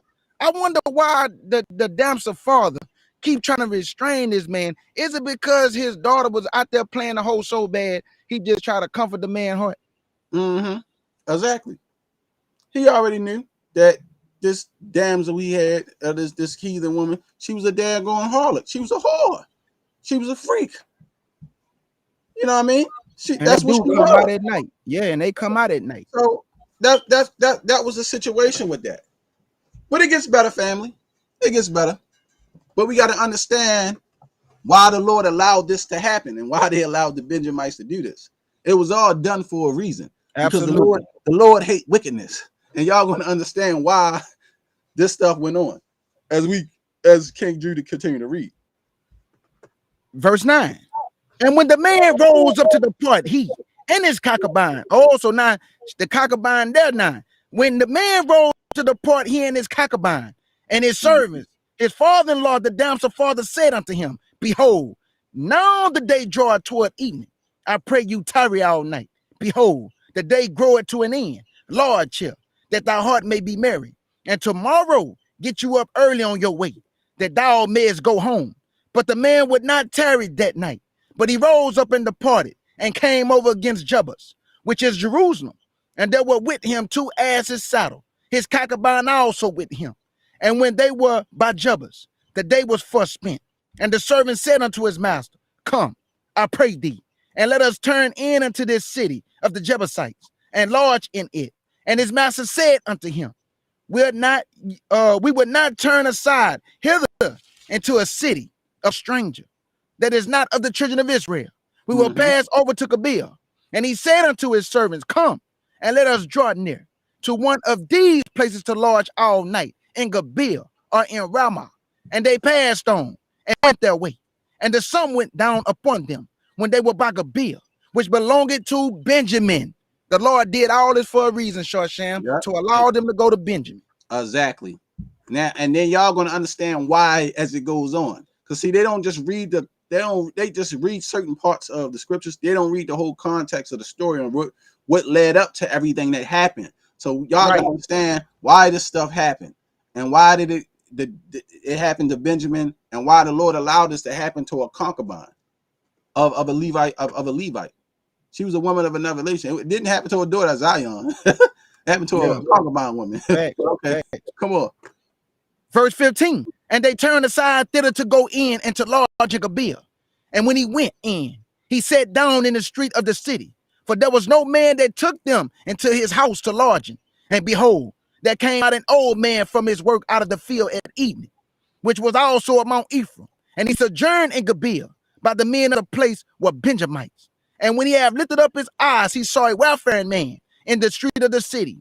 And the old man said, whither goest thou? And whence comest thou? And he said unto him, we are passing from Bethlehem, Judah, toward the side of Mount Ephraim. From thence am I. And I went to Bethlehem, Judah, but I am not going to the house of the Lord. And there is no man that receiveth me to his house. Yet there is both straw and provender for our asses. And there is bread and wine also for me, and for thy handmaid, and for the young man which is thy servant. There is no want of anything. And the old man said, peace be with thee. Howsoever, let all thou won't lie upon me, only lodge not in the street. Hold up. Shar Sham, do this sound familiar? The old man told him, Shar Sham, man, whatever you do, man, please come in. Do not lodge in the street. That's the same thing Lot said to the angels. Yep. What did he know? What did that old man know? The old man knew that the freaks come out at night, fam. Exactly. And that's why he told him, well, come in here. You can stay in here. Come in here. That's right. Verse 22. Now all they were making their hearts merry. Behold, the men of the city, certain sons of Belial, beset the house round about, and beat at the door. Sound familiar? And spake to the master of the house, the old man, saying, bring forth the man that came into thy house. Sound familiar? That was that we may know him. Stop. Stop right there. Now, family, well, if y'all have to understand, this is a reactment in history happening all over again. Right. And this is the time during the law of Moses. But now we're going to reenact the same thing that happened during the time before Moses' law was written on paper. So we need to get that out of the book of Genesis 19 and verse 4. And I ain't going to scratch it on the screen. I'm going to just let Kjudah read that. This very same thing happened to Lot. These men came and wanting to know another man. So you have these Benjamites, Sodomites, because I don't know what happened in this town with Benjamin or what happened with their women or whatever like that. But obviously they had a women problem during this time. Maybe it wasn't enough women for the tribe of Benjamin, and they was lacking women or whatever. I don't know, understand what was really the issue. But these Benjamites were Sodomites. That's right. So we want to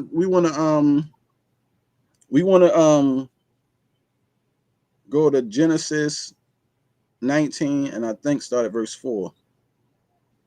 I got you. This is Genesis 19 and verse 4.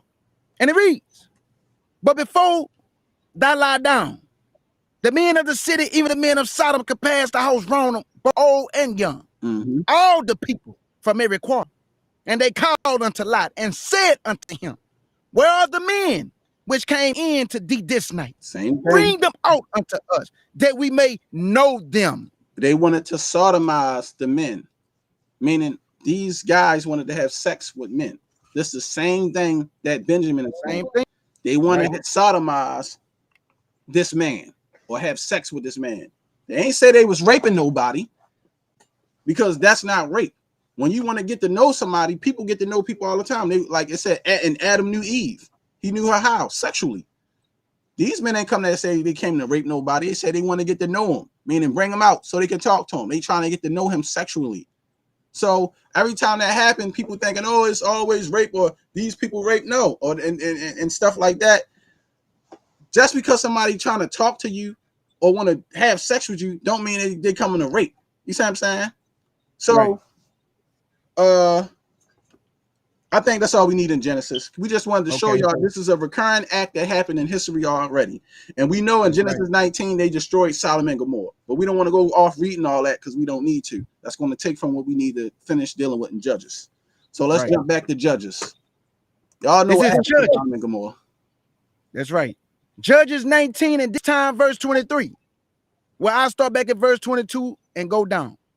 Now, as they were making their hearts merry, behold, the men of the city, certain sons of Belial, beset the house round about, and beat at the door and spake to the master of the house, the old man, saying, bring forth the man that came into thy house, that we may know him. And the man, the master of the house, went out unto them and said unto them, nay, my brethren, nay, I pray you, do not so wickedly, sin that this man is come into my house.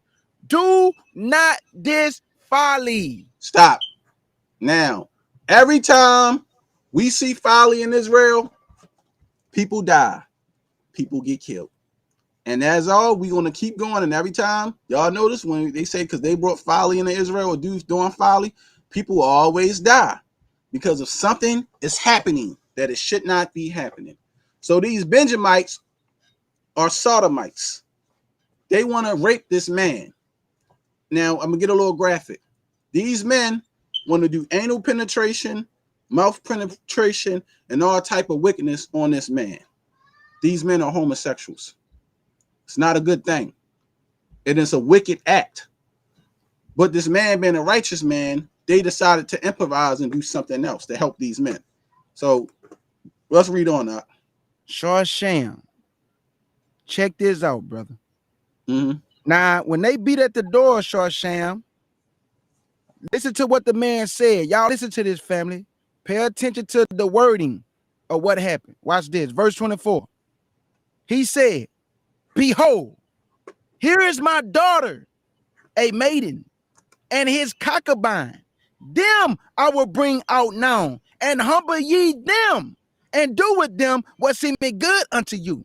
But Right. unto this man, do not so a vile thing. Right. Now listen, when he's saying humble ye them, meaning you can make them submit to them or sleep with them, not rape them.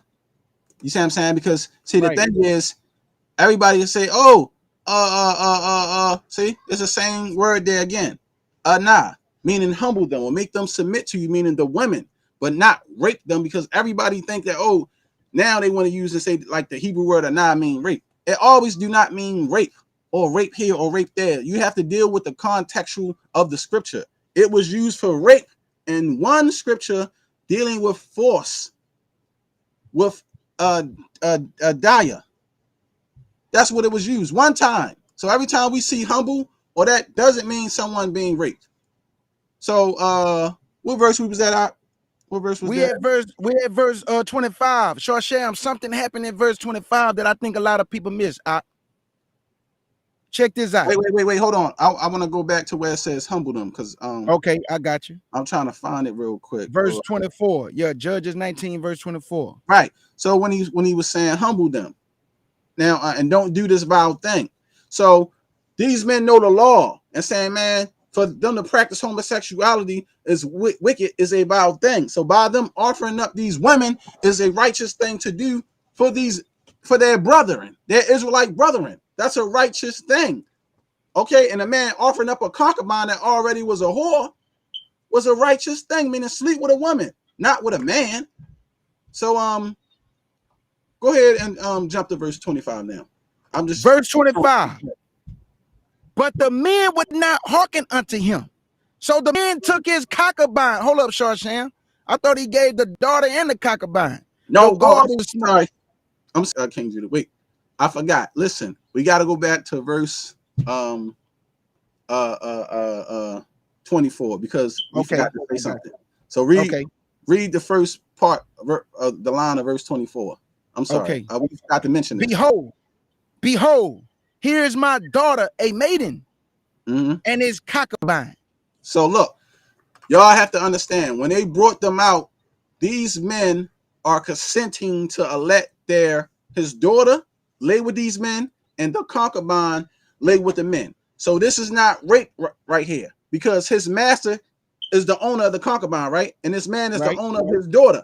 These owners of these women, of their property, saying yes, they consenting that they can lay with them. So if they consenting to let them lay with them, how is it rape? How is it rape? Because it's just not the women there, but it's the men telling them, hey, lay with them. They ain't telling them to rape them, but they telling them to lay with them. Go ahead, but read on that. Then I will bring, behold, here's my daughter and maiden and his concubine. Them I will bring out now and humble ye them and do with them what seemeth good unto you. But unto this man do no so vile a thing. But the men would not hearken to him. So the man took his concubine. Where's the daughter? Y'all see that? Y'all see that? The man brought his daughter out with the concubine, but the Bible say they took the concubine.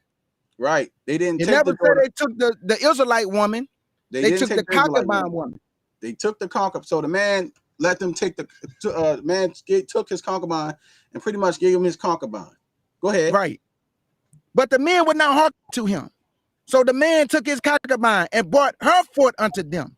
And they knew her and abused her all night until the morning. And when they began to spring, they let her go. Okay. So now this is where we have to understand what happened. Because they knew her, meaning, yes, they was having sex with her. Okay. And they abused her all night. So now we got to understand, well, what you mean abuse her? They abuse her sexually. Right. This is what you would call a sex abuse case. These men wasn't raping this woman like how you think they was ravishing and just beating her up and all. That did not happen, family.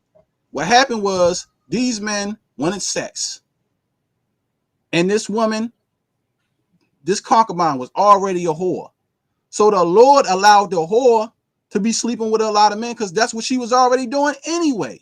Well, he saved the virgin girl, the Israelite He saved girl. the Israelite. He The saved Lord the did not Israelite allow girl. that to happen to her. He allowed it to happen to this woman of another nation that was already a whore. She was playing a harlot. She left for 4 months. So the Most High don't care about these other nations. He said these other nations, them is like spittle. So he allowed this to happen to this concubine whore because she was already a harlot anyway. And no daughter of Zion can be a whore. So to me, I look at this as righteous judgment for this whore. Now, these Benjamites wanted to sodomize the man, but that did not happen because that's a vile thing. So you think they was not probably sleeping with this whore in her but anus, because that's what whores do. They give up any and everything because they a whore. Prostitute or a whore, they sell their body.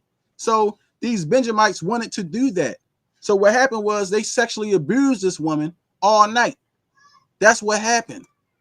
But keep reading, King Judah. But So also understand this too, Israel, that Benjamin was already sodomites at the same time. Now, even though they sleeping with the woman, they wanted the man though. So these are sodomites. So don't think the Most High brought the judgment down, family, because they was already sodomites. Right. This is verse 26. Then came the woman in the dawning of the day and fell down at the door of the man's house where her Lord was. So the woman came. So if they raped this woman and killed this woman, how could they let her go out? Meaning what happened was they were sleeping with her all night, banging her out all night, the men, and they don't give her even a specific number of men. So you got to think about it. This woman probably didn't get no rest. She probably had 3 men on her, 2 men on her. They banging every hole because they sodomites and they freaks, and they probably have a woman in who knows how long, and they sexually abused this woman. So she was sexually abused to death. A woman body, shots. Right. A woman body need rest. Same way a man need rest, because you can get sore down there. Use common discernment, common sense. They wasn't beating this woman up and choking her and, and raping this woman crazy. They sexually abused her. It's a different type of what you would call rape. It's a sexual abuse rape. Go ahead, K. Judah. That's right. They gave her 300 3-pointers. Verse 27. And our Lord rose up in the morning and opened the door of the house and went out to go his way. And behold, the woman, his concubine, was falling down at the door of the house, and her hands were upon the threshold. And he said unto her, Up, let us be gone. So that means she made it back, right? She made it back to the house. So they ain't kill her. They just slept with her to death until the morning came. She probably was exhausted, done, finished. Then had body in private areas hurting real bad from the pounding she took all night, like she never took before, because she was already a damn whore. And she died from that. But go ahead, you can continue on. And he said unto her, Up, let us be gone. But none answered. Then the man took her upon his ass, and the man rose up and got him up unto his place. And when he come into his house, he took a knife and laid hold on his concubine and divided her together with her bones into 12 pieces and sent her into all the coasts of Israel. Shar Sham, if I could just add this. Y'all got to understand, family, this is after Joshua. After Joshua, all Israel's in their land. You had Gad, Manasseh, and the half tribe of Manasseh, and Reuben and Gad on this side of Jordan, and you had all the other tribes on the other side of Jordan. So this man was able to cut her up and sent her to all the 12 tribes of Israel in the time of Judges. Everybody was in their land occupied. So I just wanted to point that out. Right. And so what y'all need to understand is what we see here is Benjamin did not rape this woman. Those Benjamites, they sexually abused her because they were sleeping with her all night. and they probably ain't giving no rest. That was the issue. It wasn't that they just raped this lady, but now is you would consider it rape because she died from not getting rest. But go ahead, let's finish. Verse 30. To the next chapter after this. Go ahead. All right. Verse 30. And it was so that all that saw it said, there was no such deed done nor seed from the day of the children of Israel came up out of the land of Egypt until this day. Consider of it, take advice, and speak your minds. Right. So now we're going to jump to verse 20 to continue the story on. Judges 20 and verse 1. And it reads, that now the children of Israel went out, and the congregation was gathered together as one man, from Dan even to Beersheba, with the land of Gilead, unto the Lord in Mizpah. And the chief of all the people, even of all the tribes of Israel, presented themselves in the assembly of the people of God, 400,000 footmen that drew sword. Now the children of Benjamin heard that the children of Israel was gone up to Mizpah. Then said the children of Israel, tell us, how was this wickedness? And the Levites, the husband of the woman that was slain, answered and said, I came into Gibeah that belonged to Benjamin. I and my concubine large. And the men of Gibeah rose up against me and beset the house round about upon me by night, and thought to have slain me. And my concubine have they forced. Y'all heard that? Force. That she is dead. Now, stop right there. Now, what it's saying is when they force her, meaning they didn't rape her, but they forced her to have sex all night, pretty much meaning she didn't get no rest. Because the men, all these different men was constantly banging her. That's why I said they abused her, meaning they would sexually abuse the woman. She ain't get no rest. They ain't raped the woman. They ain't need to rape because it was consensual. They let her, right, the whore go to sleep with them.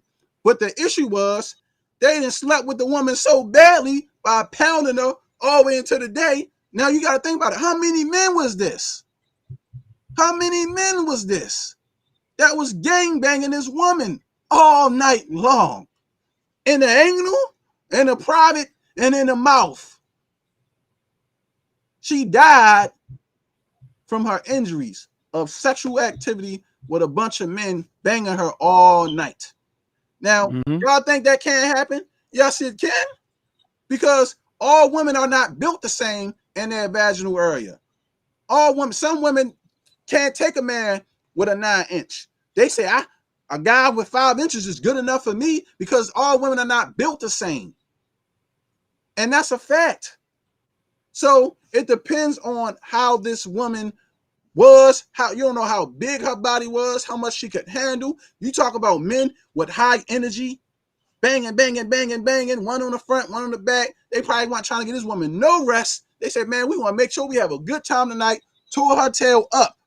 And she died from sexual abuse. Sexual abuse. Then you would say, okay, now we're going to say it's rape. Why? Because the woman died. It's the way that they did it. They didn't give the woman no rest. And she probably was like, I need a break. I'm tired. And they like, no, we still going. They forcing her to go. You see what I'm saying, Kjudah? Absolutely. And like Shar Sham said, they was already sodomites. Remember, they was already sodomites. So it was hitting every hole, family. You knew they ruined her butt. You knew they ruined her butt because they wanted that back part. They tore her up. But she was a heathen anyway. So, I mean, it was righteous judgment. That's a cold custom. All night sex to death. Right. That's what happened. But look, sis, you got to think about it. I mean, yeah, you got to look at it too like this. This happened with multiple men. Now you got to think about it. Kjudah's sex drive could be higher than mine. I might can go tag for 45 minutes. Kjudah might can go an hour and a half. Then another brother come in, he might want to do an hour. Can you imagine somebody getting banged like that back to back with 2 or 3 guys on her all night? Right, brother, man, that's crazy, right, man. That's why they say they abuse her all night. But you can continue on if you want to say anything else out. Now, verse 6. And I took my concubine and cut her in pieces and sent her throughout all the country of the inhabitants of Israel. For they have committed lewdness and folly in Israel. He say lewdness, man. Right. Now, lewdness is a wicked thing. And folly, because they saying the way that they did that, they did not have to do that. They did not have to sleep with that woman the way that they did. That was lewdness. Meaning them men could have took turns one at a time, got what they wanted, and slept with the whore. You got whores who sleep with men all the time. They have appointments. I got one customer this hour. Then an hour and a half, I got another customer coming. I sleep with like 4 men or 5 men a day. These professional call girls. They does this for real, but they get their body a rest.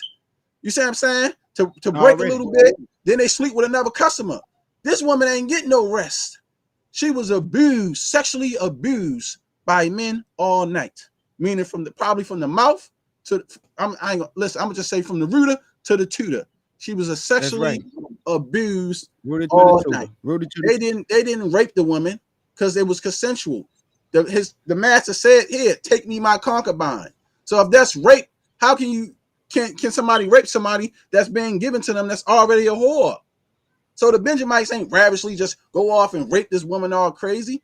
She died because she was sexually abused by them.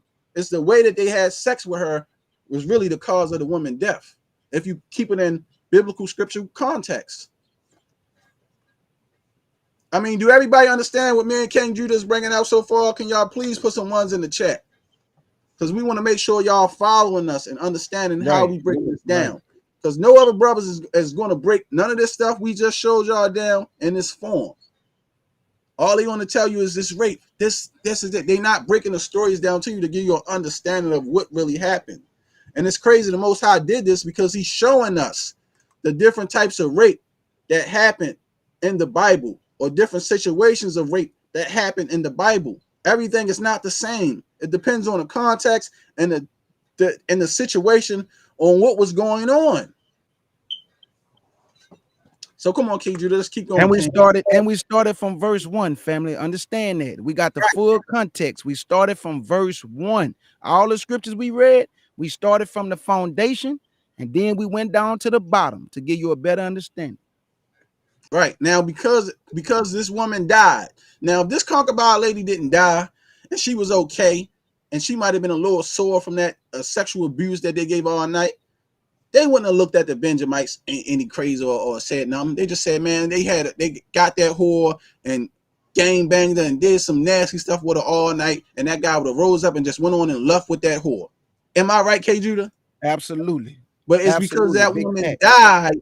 Now they look at it as rape, or say, well, you didn't rape the woman. But it wasn't. They didn't rape the woman because it was consensual. The man consented to let them sleep with his whore. Now, to me, I believe this was just judgment of the Most High to the concubine because she was a whore. What you think, K. Judah? I believe that if she would have been a daughter of Zion, she would have been put to death way before they can get to her. Exactly.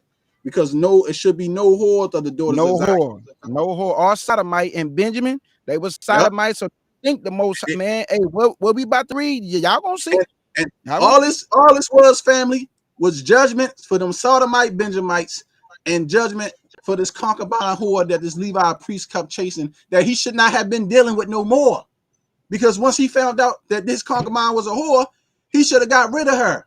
Should he not, K. Judah? Facts. He supposed to let her go her way. He should have went his way, but he kept running behind the woman. Even when he was in the father's house, so she was out there playing the hoe. All this was, family, was judgment on wicked people. That's all it was. If you read the whole context of the story, it was wickedness. So the Most High did what?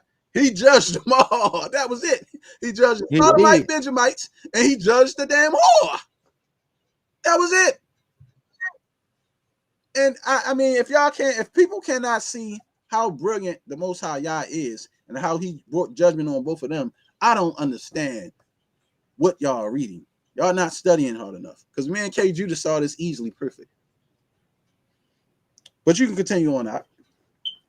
Judges 20 and verse 7, and it reads, behold, ye are all the children of Israel. Hear your advice and counsel. And all the people arose as one man, saying, we would not any of us go to his tent. Neither will any of us turn into his house. But now this should be the thing which we should do to clear. We will go up by lot against it. And we will take 10 men of 100 to the tribes of Israel, 100 of 1,000, and 1,000 out of 10,000 to fetch victual for the people, that they may do when they come to Gibeah of Benjamin, according to all the folly they have wrought in Israel. So all the men of Israel will gather against the city, knit together as one man. And the tribe of Israel sent men throughout all the tribes of Benjamin, saying, what wickedness is this that is done among you? Now therefore deliver us the men, the children of Belial, which are in Gibeah, that we may put them to death and put away evil from Israel. But the children of Benjamin. No, Khan, go ahead. I was saying Khan, right. But the children of Benjamin would not hearken to the voice of their brethren, the children of Israel. But the children of Benjamin gathered themselves together out of the city unto Gibeah to go out to battle against the children of Israel. And the children of Benjamin were numbered at that time out of all the cities, 26,000 men that drew the sword, besides the inhabitants of Gibeah, which were numbered 700 chosen men. Among all the people, there were 700 chosen men left-handed. Everyone could sling stones at an hairbreadth and not miss. And the men of Israel, besides Benjamin, were numbered 400,000 men that drew sword. All these were men of war. And the children of Israel arose and went up to the house of God and asked counsel of God and said, which of us should go up first to battle against the children of Benjamin? And the Lord said, Judah shall go up first. And the children of Israel rose up in the morning and encamped against Gibeah. And the men of Israel went out to battle against Benjamin. And the men of Israel put them array to fight against them at Gibeah. And the children of Benjamin came forth out of Gibeah and destroyed down to the ground of the Israelites that day 22,000. Shar Sham, something not right, brother. Judah didn't do the wickedness, family. Exactly. Why did the Lord allow 22,000 men of Judah and the other tribes to get put to death when Benjamin did the wickedness? I want to point this out. If you go to the other verse, they was already having counsel one with another. Nobody asked the Lord anything. Nope. Nobody asked her. They didn't already made up their mind. This what we gonna do. Yep. They didn't ask the Lord his counsel. Nope. So the Lord allowed 22,000 to get put to death because it's the same thing that happened in Joshua time when they made a covenant with the Gibeonites. The Bible say they did that because they did not ask counsel of the Lord. Con. So I just wanted to point that out. Con. And y'all can see what all folly can cause in Israel. Every time folly was caused in Israel, you had a heap of people dying. Okay, that's right. You go back. That's right. Look what Levi and Simeon did to Shechem whole family. Everybody. So this is what we trying to show y'all. When rape was involved in Israel, many people died because somebody was being raped. So no, you can't rape anyone. And we got a whole lot of other stuff to even touch on, y'all. And we done broke this already 2 hours in, and we still got a whole lot of other stuff to touch on to show you that these guys don't know what they're talking about. They don't know or understand context of scripture. But go ahead, Doc, read on. I got you. Verse 22. And the people, the men of Israel, encouraged themselves and set their battle again in array in the place where they put themselves array the first day. And the children of Israel went up and wept before the Lord until evening, and asked also of the Lord, saying, shall I go up again to battle against the children of Benjamin, my brother? And the Lord said, go up against him. And the children of Israel came near against the children of Benjamin the second day. And Benjamin went forth against them unto Gibeah the second day, and destroyed down to the ground of the children of Israel again 18,000 men. All these drew the sword. Man, dog, something not right. Allowed Benjamin to destroy Judah and the other tribes again. So there's 22,000 with 18,000. Because they did not ask counsel in the beginning of the Lord. Now watch what's going to happen when I continue to read. They said something that you need to pay attention to. You can't just go to the Lord talking about just what we gonna do. You gotta ask him what you should do, not what you gonna do. Let me know you want me to continue. No, keep going. Go ahead. Okay. Rock out. Verse 26. Then all the children of Israel and all the people went up and came to the house of God and wept and sat there before the Lord and fasted that day unto evening and offered burnt offering and peace offering before the Lord. Oh, that they doing something different, Shar Sham. And the children of Israel inquired of the Lord for the ark of the covenant of God was there in those days. Ninians and the son of Eleazar and the son of Aaron stood before it in those days. Should I yet again go out to battle against the children of Benjamin, my brother, or should I seize? Oh, Lord, the room to answer you. How he want to answer. Let me continue though. Should I again go out to battle against the children of Benjamin, my brother, or shall I seize? And the Lord said, go up, for to I will deliver them to thy hand. And Israel set lures in wait round about Gabir. And the children of Israel went up against the children of Benjamin on the third day and put themselves in array against Gabir as other times. And the children of Benjamin went out against the people and were drawn away from the city. And they began to smite of the people and kill as times in the highways, of which one goeth up unto the house of God, and the other took a bier in the field, about 30 men of Israel. And the children of Benjamin said, they are smitten down before us as first. But the children of Israel said, let us flee and draw them from the city unto the highways. And all the men of Israel rose up out of their place, themselves in array at Baal tomorrow. And the lures in wait of Israel came forth out of their place, even out of the meadows of Gabir. And they came against Gabir 10,000 chosen men out of all Israel. And the battle was sore, but they knew not the evil that was near them. And the Lord smote Benjamin before Israel. And the children of Israel destroyed of the Benjamites that day 25,100 men, all these Judah sword. So I did a little calculation. Oh, okay, go ahead. 65,000 people died, family. Over 25, 18, and 25 is 65,100. Talk to him, Shar Sham. Over rape. Over rape. So-called rape. You see this, family? But they say, oh, you can rape. And every time we go into the book of people dealing with rape or something that happened with somebody dying of some sexual suspicious death, because the Benjamites really, they didn't rape her. They sexually abused a woman. But because she died, now it's considered rape. And that's law, period. Because she died from her sexual injuries. But every time, and because the way that they had sex with her, it was folly. They didn't have to do it that way. So every time something like this happened, family, people die. So who are people to claim that they are Bible teachers to tell you that the Lord allowed rape? But every time we see rape in the Bible and it becomes folly, thousands of people is being put to death for this act. And even some of these people dying is innocent. They had shit to do with it. Showed nothing. Dying. 65,000 being raped. I mean, I just don't know, y'all. I don't know. I mean, is it me? Okay, Judas, we crazy? Man, we are not crazy, bro. It's No, we not crazy. CUC crazy. It's F.O.P.E and CUC going out their mind. Absolutely not. Is it me? Or am I blind? Because I wore my old man glasses because I got to make sure the shit that I'm reading is correct. Because I know my eyes ain't fooling me. And I ain't got blind, the best sight. But come on, family. I can see this stuff clearly. That people should not be getting raped. Not in Israel. Definitely not in Israel. But go ahead, King. You can continue on. That's right. Verse 36. Now the children of Benjamin saw that they were smitten, for the men of Israel gave place to the Benjamites, because they trusted unto the lures in wait, which they had set beside Gabir.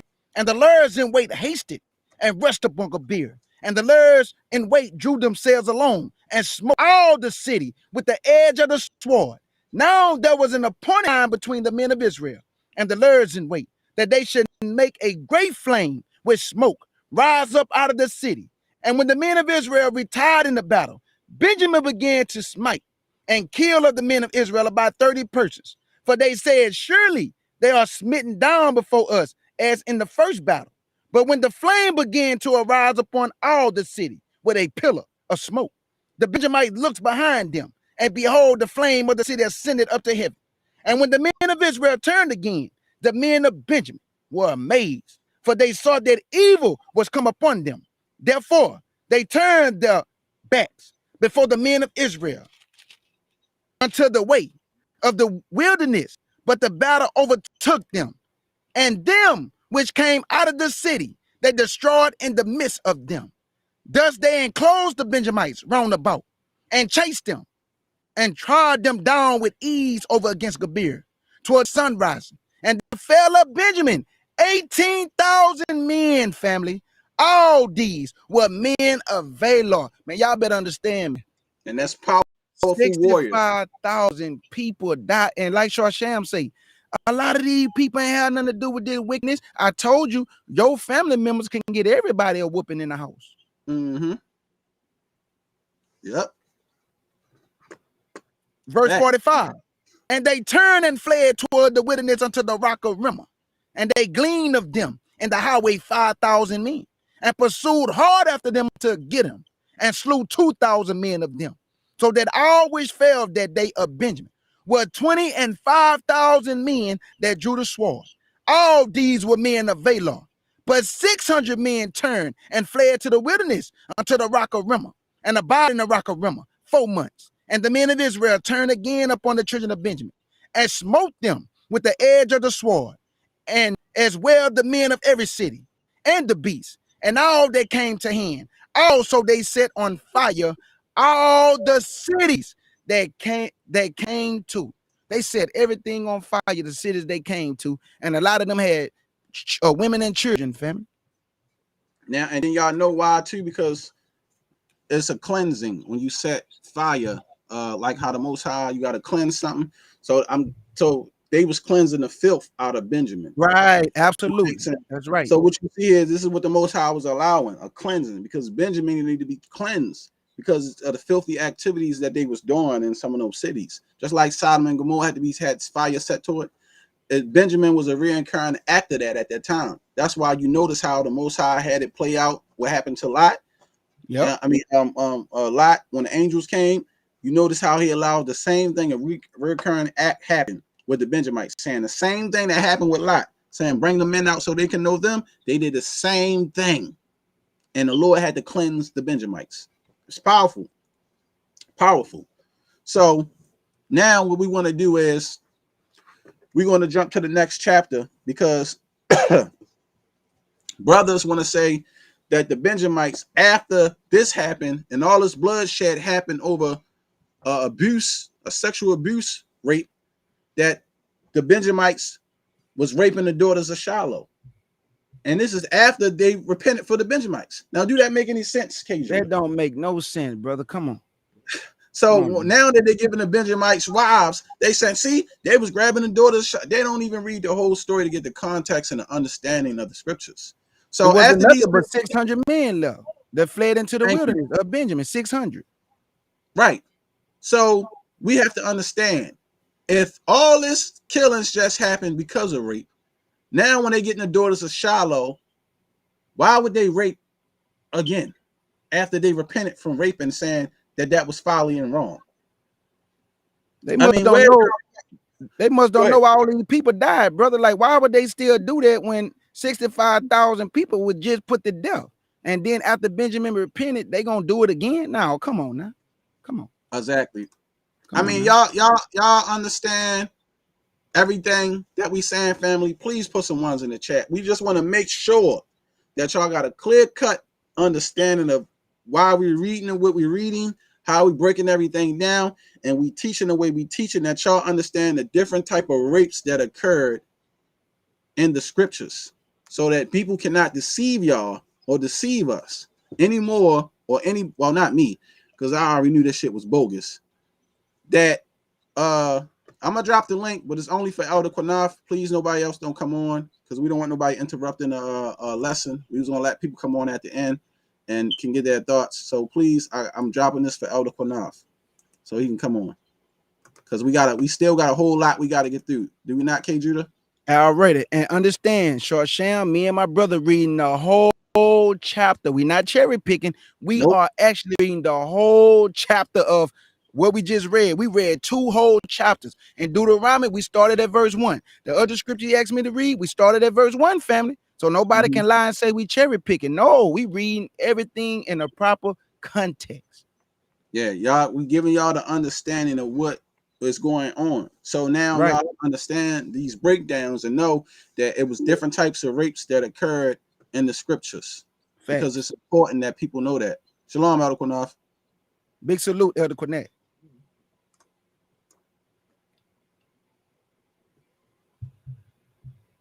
Elder Qanath, you there? He's in, but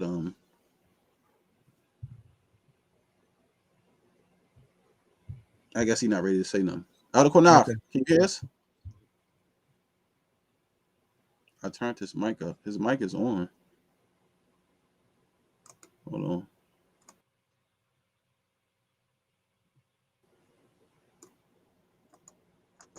Elder Qanath, you there?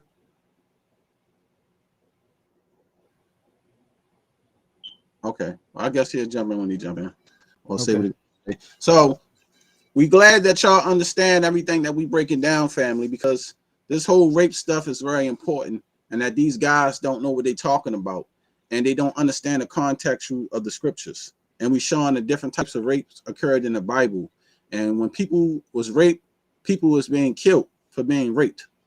So until Elder Qanath say something, we'll just continue on. Go ahead, Kjudah.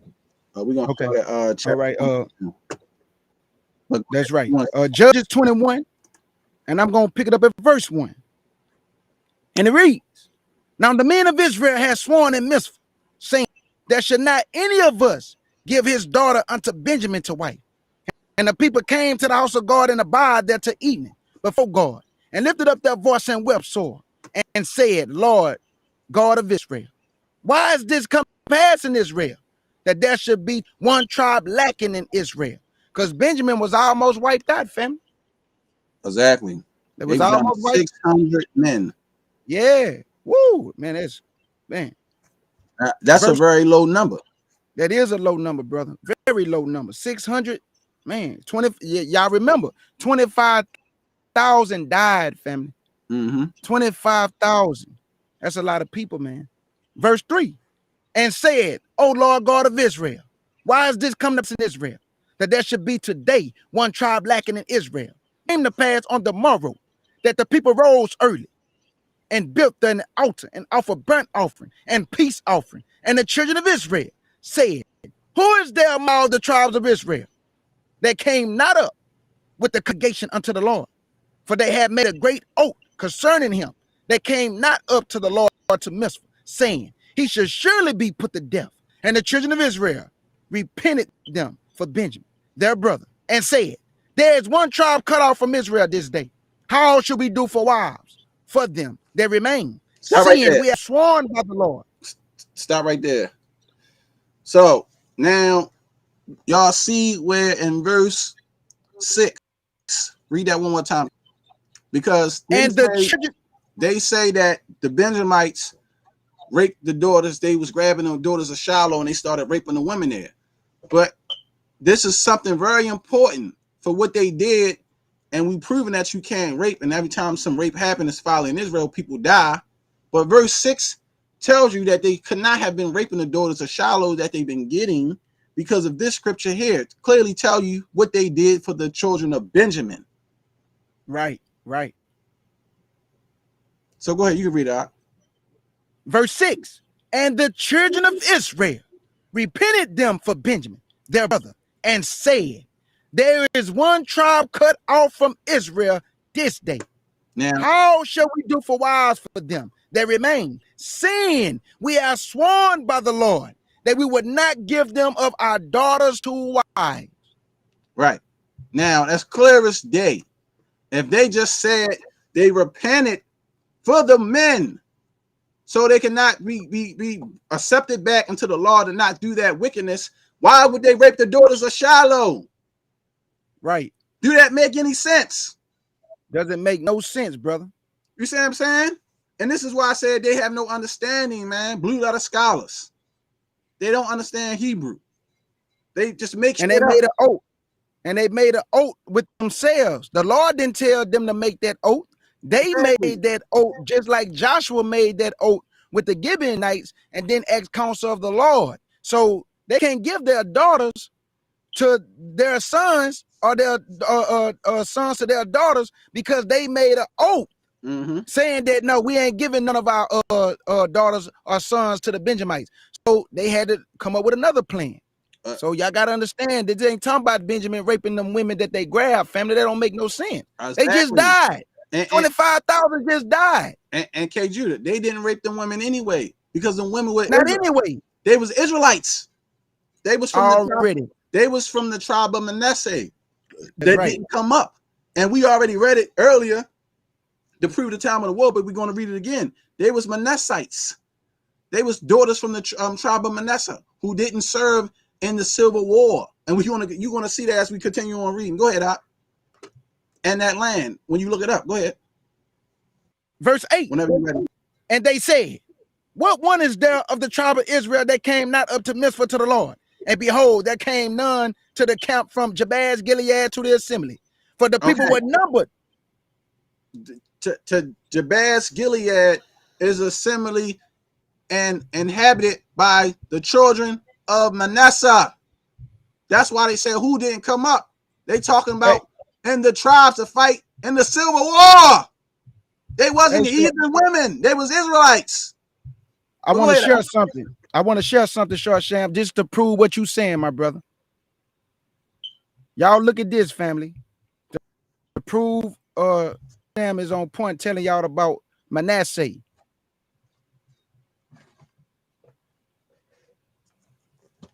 Y'all want to share the screen. Okay. Hold on. I got to take mine off. Hold on. Go ahead. This right here. Y'all can see this map, Shar Sham? Yeah, we can see it. You see where it say Ramat D. Gilead right here? Manasseh, right here, Manasseh. Yeah, right. Right. And that's what I was telling y'all. When they went up, it was a sector of the Manassite women, men that did not fight in the Civil War. There you go, right here. And many tribes died in Israel. And they keep saying that they were heathen women. They was grabbing them women. They were not heathen. They were Israelite women. And Israelite women will not be raped. They will not be raped. There was Manassites and this is the still dealing with the Civil War. And this is why I say about like that you guys y'all don't have reading comprehension skills. Y'all bad teachers. Y'all shouldn't be dealing with this book because y'all putting out all this false and bad information to the people, especially teaching people that it's okay and permitted to rape. When people rape, you see all these deaths going on, and the Most High killing people left and right, and people dying, all for some vagina. This shit don't even make no goddamn sense. But thank you, Kjudah, for bringing that up. So as y'all can see, these are Manassites. These women, the daughters of Shiloh, the people that came to dance, who they went up. They was all these people, virgins. They was Manassites. But go ahead, we gonna continue on. Right, absolutely. Good, yeah, we just proved it. All right, verse 9. For the people were numbered, and behold, there was none of the inhabitants of Jabez Gilead, and the congregation sent 30. Hold on, let me get that right. And the congregation sent thither 12,000 men of the valiant, and commanded them, saying, go and smite the inhabitants of Jabez Gilead with the edge of the sword, with the women and the children. And this is the thing that ye should do. Ye should utterly destroy every male and every woman that has lain by man. And there you go. Why did they say that? Because the Benjamites cannot lay with a woman that already laid with somebody, because that'll be adultery. That'll be adultery, absolutely. So that's why the woman had to be slain. Y'all don't understand the law, idiots. But you're going to learn today. Learn today. See, we're in a time now where the Most High are going to raise the younger men up to even teach the damn elders, because y'all going on so goddamn much with pride and what you don't what's that saying they always say? Hold on to what our forefathers taught. They taught a lot of bullshit that put us in captivity. Right. So we need to elevate ourselves past that foolishness. So it's because of the law. They can't lay with a woman that lay with a man already. It's adultery. And this is in a civil war. In a civil war. I hope y'all learning something. Those that's going to watch this. Read on that. And Shar Sham, if I could just point this out, yes.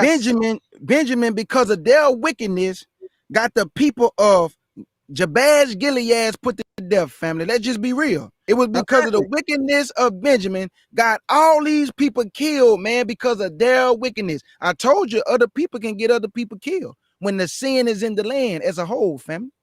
Exactly. It's just the truth. It's sad, man. They got all them people killed, man. But let me continue. Verse 12. And they found among the inhabitants of Jabesh Gilead 400 young virgins. Read that again. And they found among the inhabitants of Jabesh Gilead 400 young virgins that had not known man by lying with any male.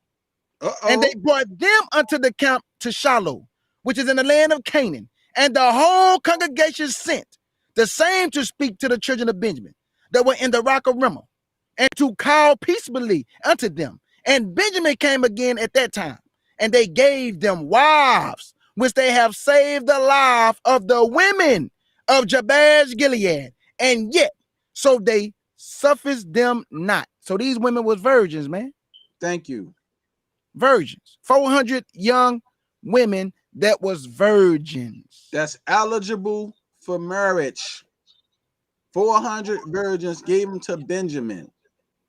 And that's a righteous thing, because those people, that the men and women that was in the Manasseh section, they didn't come up to fight in the war.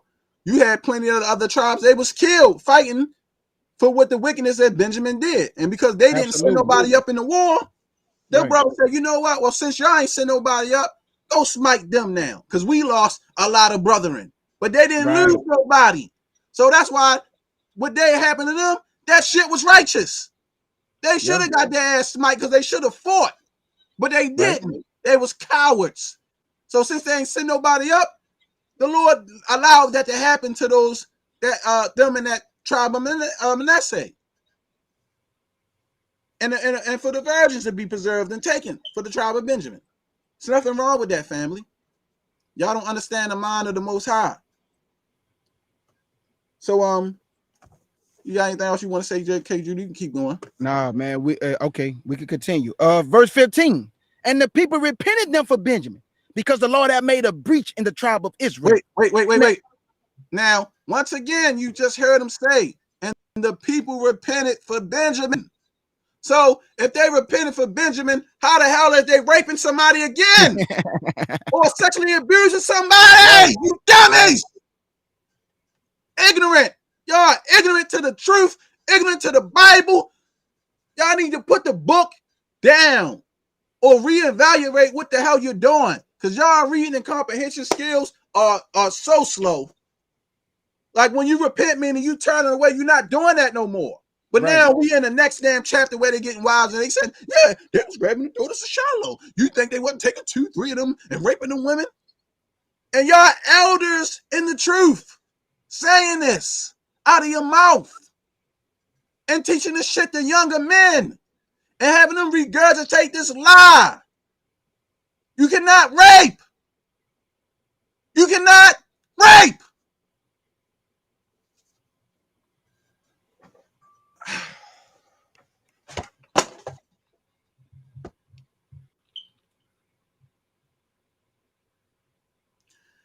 It's just disappointing, brother.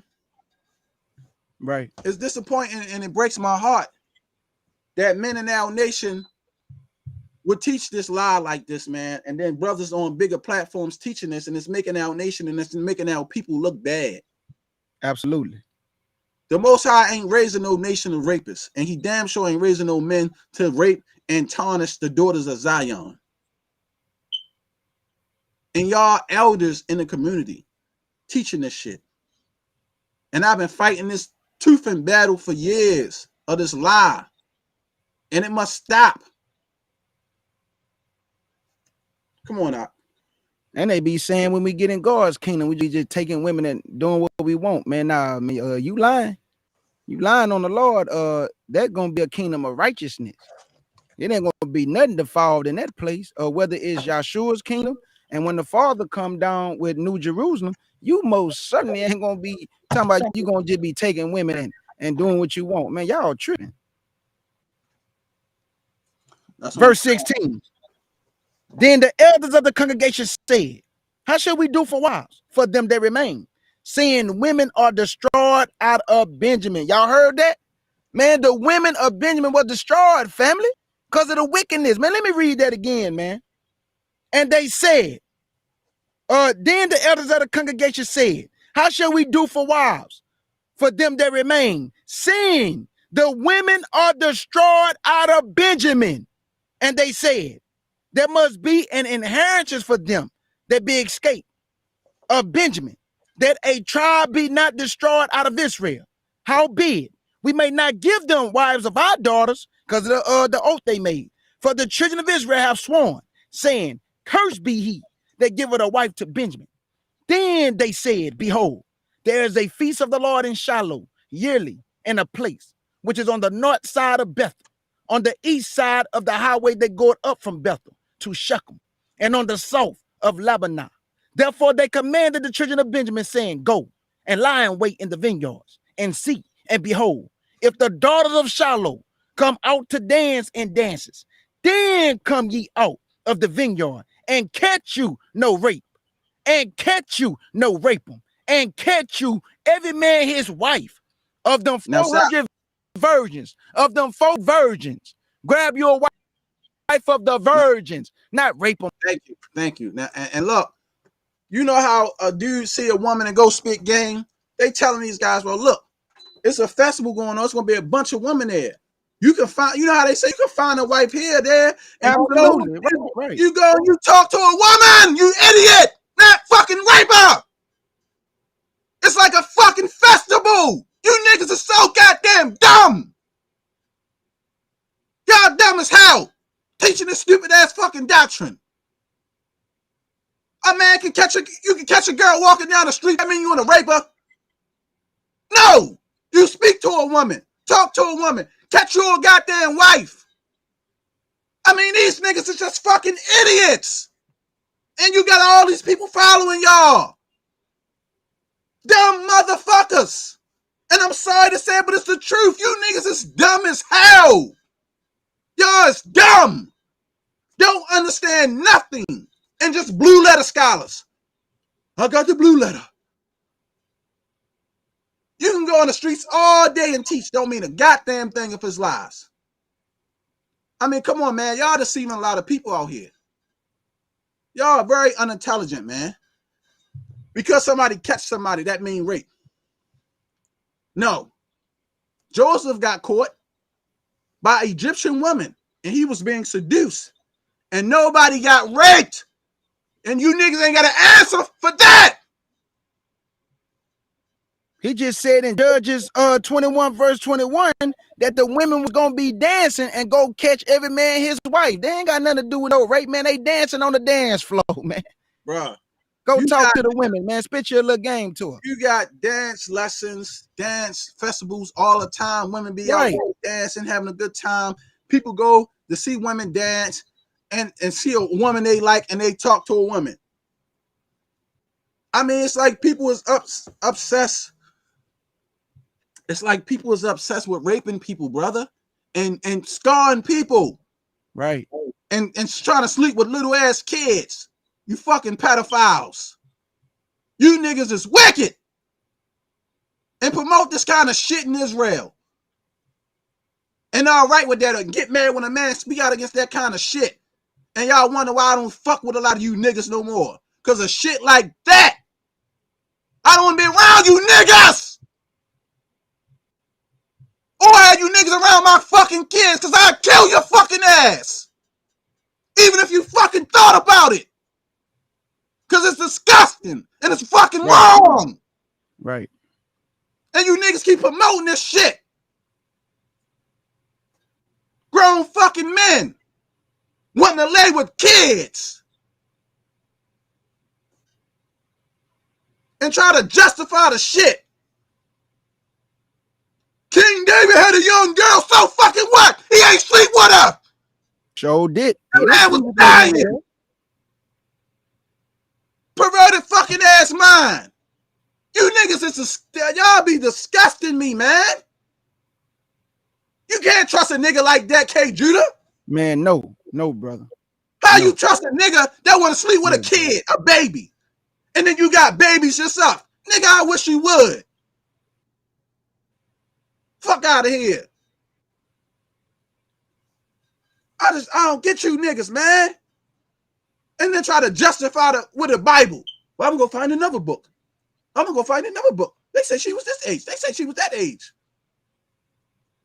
Talking about Apostle said, my I think his grandfather or somebody was 50-something years old, married to a 13, 14 years old. He said that shit wasn't right. And he was right. It ain't fucking right. That's right. Nasty motherfuckers. If the Bible tells us that all the ways of the Most High, if the Bible tells us all the ways of Most High and His Son are right, then how you gonna allow y'all to rape? Come on, man. Don't make no sense. Fucking they perverted, brother. Perverted people. They got a fucking corrupt and sick mind. They want to sleep with kids. Well, that shit happened to your daughter, or somebody molest or rape your son. Let's see how you like that shit. My mother-in-law suffered from bipolarness and messed up because she was raped and molested as a child. And she 50-something years old and still going through it to this day. And I see her dealing with that shit all the time, dealing with the effects of that and how it destroyed this woman's life. And you niggas talk about rape. Sick fucking bastards.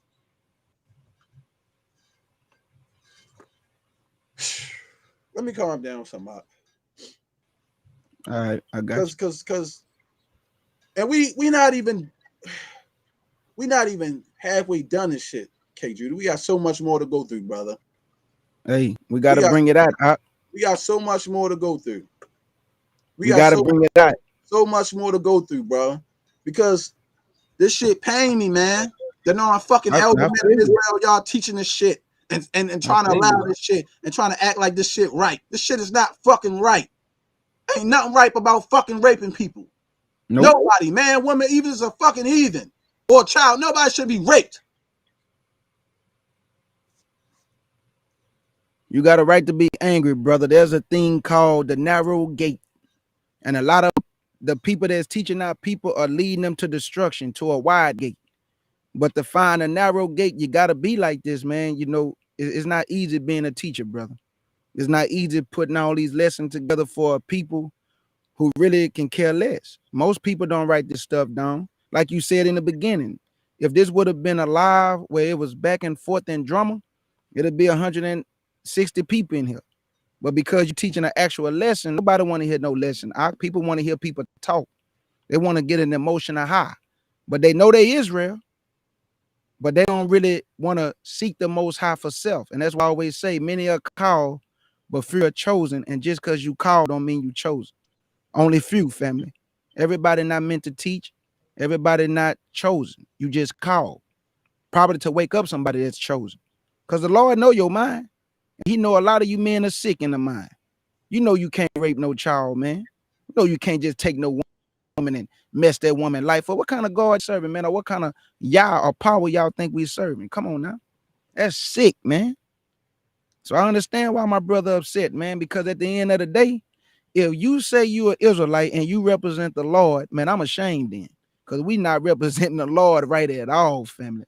We making this man look bad. We make him look bad. The whole world is watching. Good. And they laugh, man. They laugh at Israelites saying, man, this can't be the people, y'all. It just can't be. These people crazy as hell. They teaching you can rape. I gotta get some come water. on. So Elder Qanath, big salute, Elder. Most High bless. Let me give Shar Sham and yourself a 3-minute intermission, right? Because Okay. Yes, sir. I've been watching y'all, man, and I just been watching. I just been quiet. It's like I'm not going to interrupt. This is undeniable, the truth what you brothers are speaking. And I understand the anger, the passion, right? We have, I'm going to tell you what's sad for me, that I know you and the brothers got love for all brothers and sisters. It is just hurting because it's not that we've been infiltrated by another people. We've been infiltrated by the spirit of our own people in their wickedness. Right. Hear me again. We've been infiltrated by our own people with the spirit of wickedness. Where you will have brothers or brother will look for sexual words in the Hebrew, right? They would say stuff like, brother's upset because you got that young, fresh, that young, hear this, young, that young, fresh, Kwaba. As long as I've been in this knowledge over 15 years, not practicing, but knowing, I never heard the word Kwaba or what it was intended to be once I heard it. When you have brothers that will go against brothers, all because they tell the truth, not about is Qanath an Israelite, right? Or if Ruth an Israelite, what day the Sabbath fall. You get mad at brothers because they say, you know what? The scriptures say, don't hurt my little ones, right? Or the scripture talks about us, a little one or not of age in Ezekiel 16, when she's actually ready at the age of 20. And you get upset when we talk about brothers who think because a girl has reached her cycle at 9 or 10 or 11. What is the age to you Negroes? What if she reached her cycle at 2 years old? Something went wrong with her body at 5 or 7. And you use words like this when brothers come against you. Them brothers wicked. Them brothers going off. Them brothers not following the law. We started it all. And this is not for the brothers or so-called, in fact, you're not my brother, for you people or you animals that say the things I just say, that I just said. This is not for the ones who don't believe in that.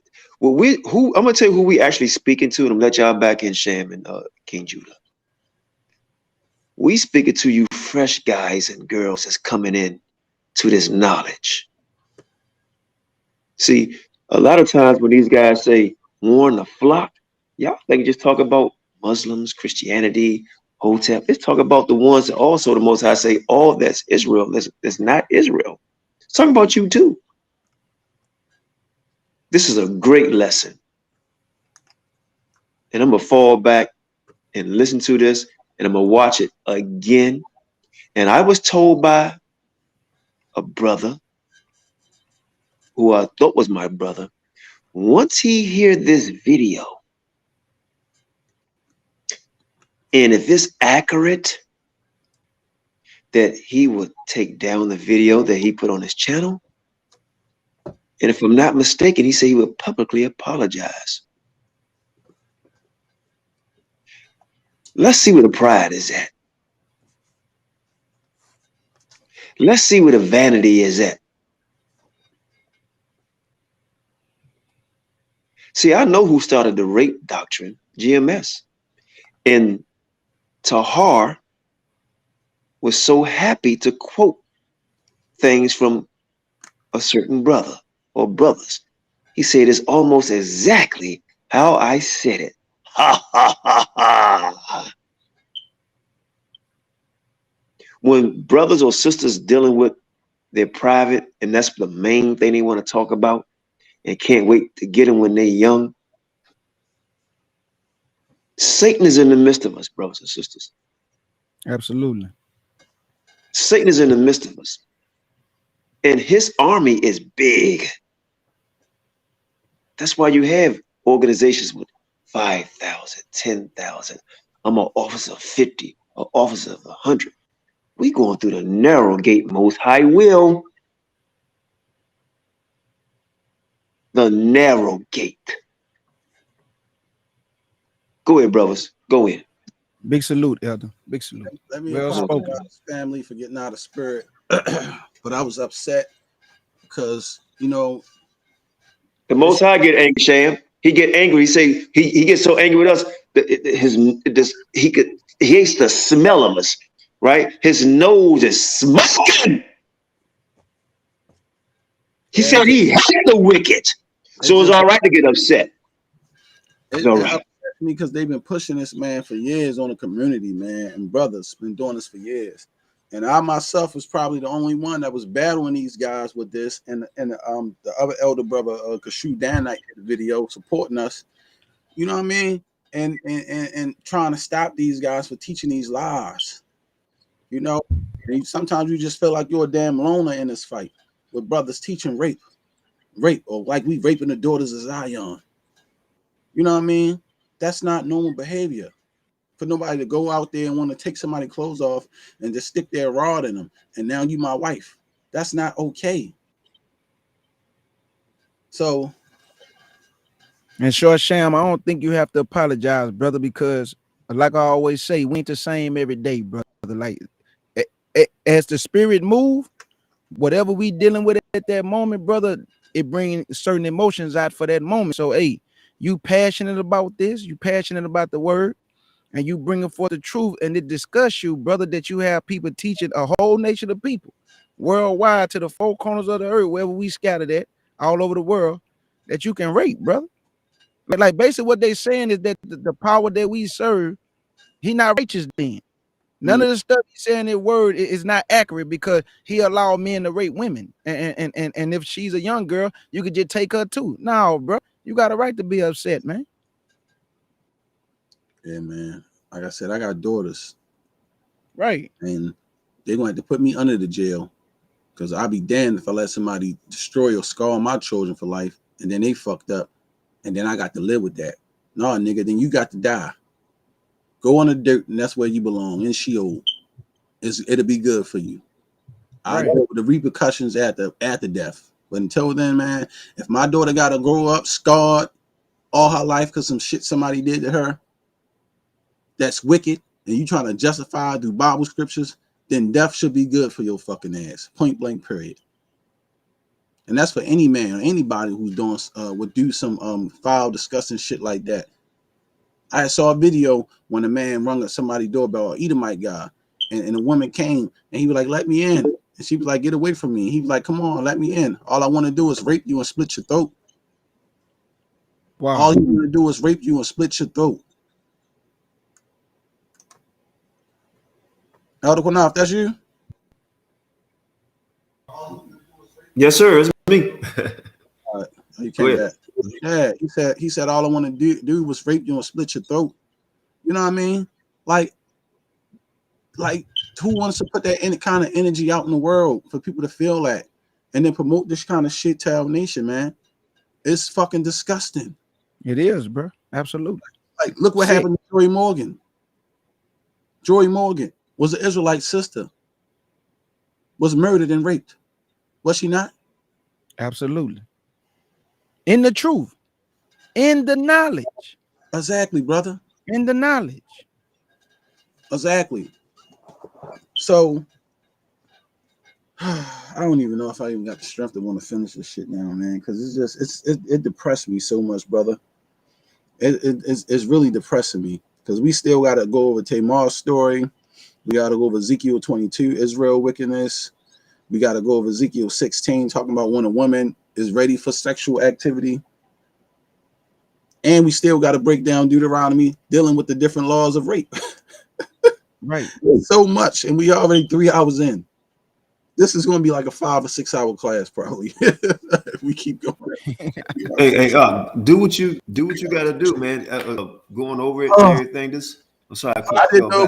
I'm sorry. We didn't know it was this much. We knew it was a lot. That's why we wouldn't let nobody on. But we didn't know it was going to be this much. This is a lot. Block this. Well, hey, look. If the spirit willing, keep on. If the spirit willing, keep on going. You know, no, we got to do a part going, man. And King Judah, we got to keep going. We got to finish it. We have to. Right. We have to. It's edification. So and people need to hear it all at once. So come on, KG. Let's I look at it like this, Shar Sham. Hey, whoever is for gonna receive it, brother. Just straight up. They're gonna receive it. I didn't even get into the slideshow stuff that I wanted to show, even though I showed it on another presentation, but I still wanted the people to see that too on here because I know they probably never seen it before. But after tonight, you sisters, there's no rate. After tonight, Shar Sham put together, and the Lord allowed me to help my brother. After this, you women, you men would know without a shadow of a doubt, your power do not allow rape. It's an abominable doctrine that must be destroyed. So let's continue, brother. All right, come on, let's go then. I forgot what verse we stopped at because I was so angry. I got you. We almost done with it too. Judges 21, and I'm gonna start at verse 22. This is the part when they was getting ready to take the women for wives when they was dancing. So I'm gonna start at verse 22. Oh yeah, you're right. Come on. When he Judges 21 and verse 21. And see, and behold, if the daughters of Shiloh come out to dance in dances, then come ye out of the vineyard and catch you every man his wife of the daughters of Shiloh and go to the land of Benjamin. And it should be when their fathers of their brethren come unto us to complain, that we will say unto them, be favorable unto them for our sakes, because we reserve to each man his wife in the war. For ye did not give unto them at this time that ye should be guilty. And the children of Benjamin did so, and took them wives according to their number of them that danced, who they caught, and they went and returned. Hold on, okay, Judah. Now remember, family, they said the fathers and the brothers complained, and they told them, be mindful and favor the Benjamin, because they gave them wives and they was helping the tribes, and they did not. And because of that, they would be guilty if not letting Benjamin, when they went and talked to them virgins and got them women, that they would be guilty because they didn't help replenish the tribe of Benjamin. It had nothing to do with no damn rape, or they were going and raping nobody. Idiots. Go ahead, K. Judah. And the children of Benjamin did so, and took wives according to their number of them that danced, who they caught. And they went and returned unto their inheritance, and repaired the city, and dwelt in them. And the children of Israel departed thence at that time, every man to his tribe and to his family. And they went out from thence, every man to his inheritance. In those days, there was no king in Israel. Every man did that which was right in his own eyes. Because they could have been another reason why God judged them. Anyway. Wickedness. And that was powerful. And now I hope y'all understand the story of Benjamin and what happened with the daughters of Shiloh. That had nothing to do with the daughters of Shiloh. Was not raped. They was not raped. No, not at all. And Benjamin, they repented for them. 2 times we done read that. So how the hell they raped somebody again? You idiots. Or did some sexual abuse. They didn't even rape their goddamn concubine.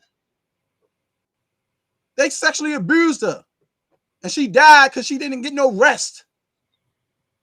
And kept forcing the woman to go with it all night. And that's probably why she died. They ain't raped the lady because it was consensual. Facts.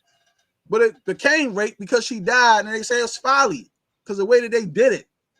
Pretty much what they did was they mishandled somebody. She was already a damn whore. So if y'all understand that, please put some ones in the chat, family. And I'm hoping y'all being edified tonight through the spirit of Yahweh, Yahawashi, Yeshua. And we bringing out this knowledge so y'all can know the truth of the matter. So we're going to move on to another story, 2 Samuel, the book of chapter 13.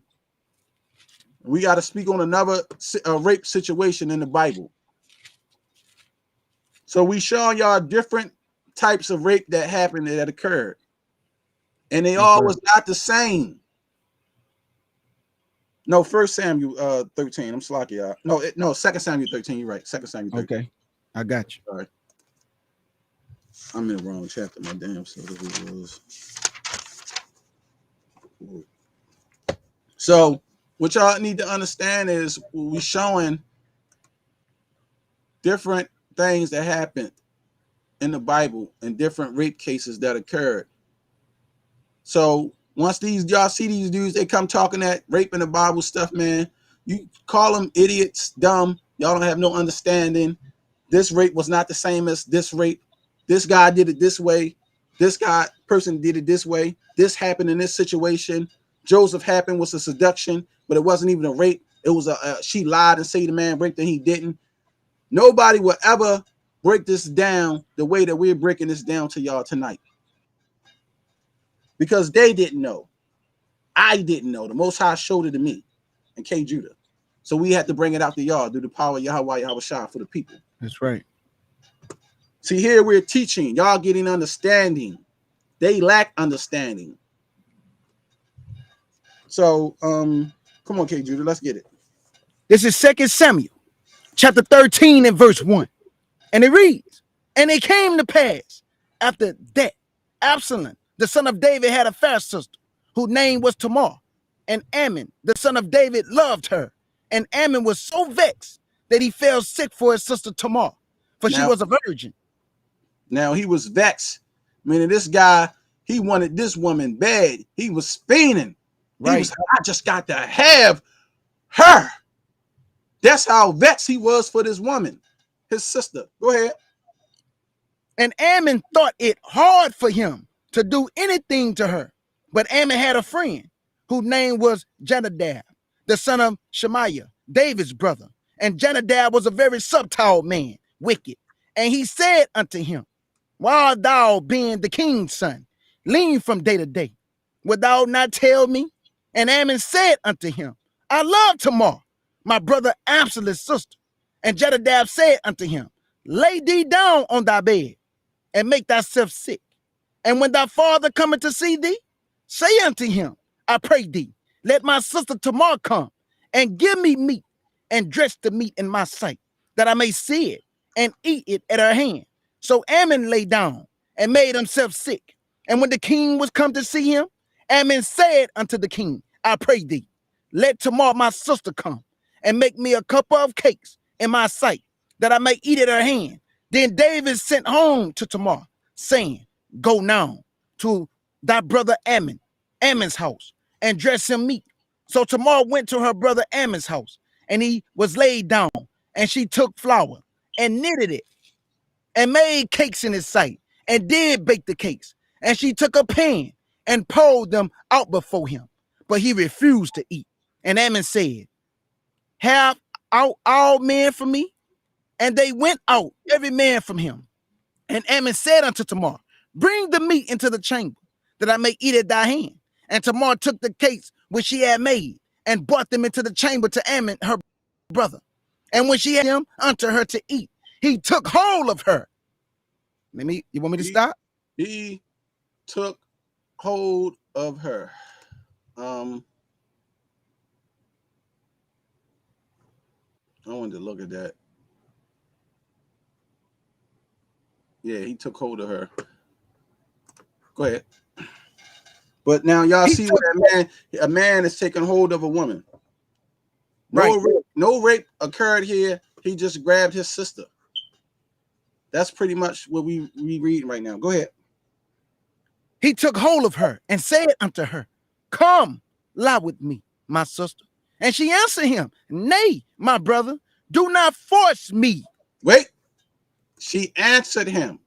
So now she's not consenting to anything sexual. She told him, no, my brother, do not force me. So she's telling him not to force her. And that, what verse we in? Verse 23. Verse 12.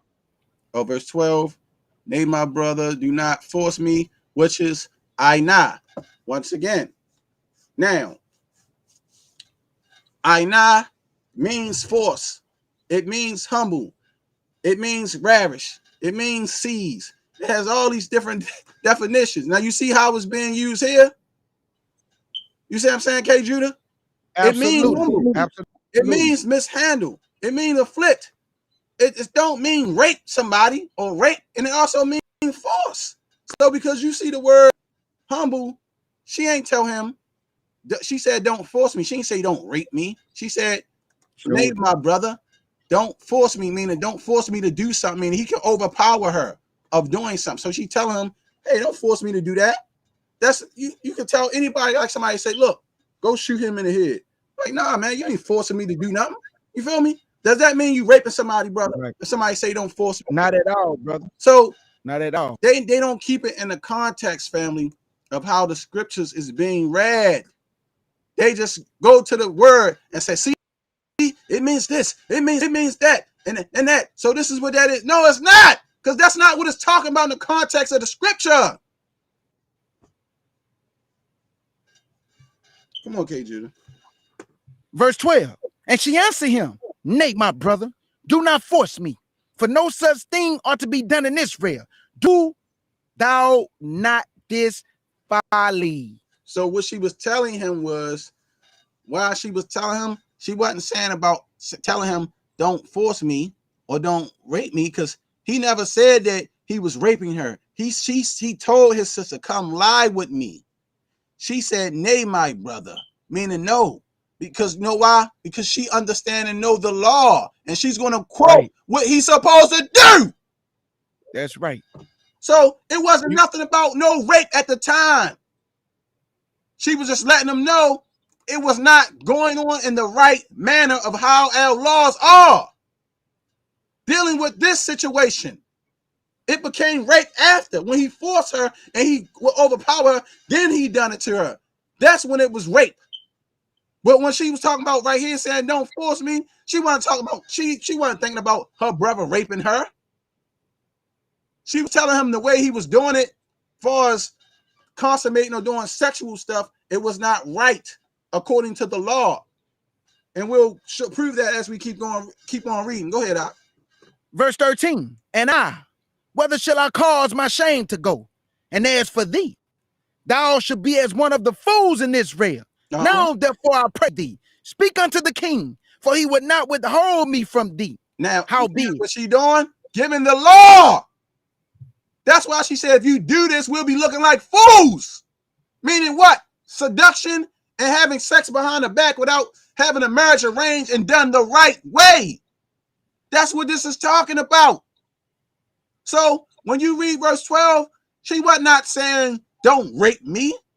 Because in her mind, she didn't think this man was going to rape her. She just was telling him, nay, we're not supposed to do that.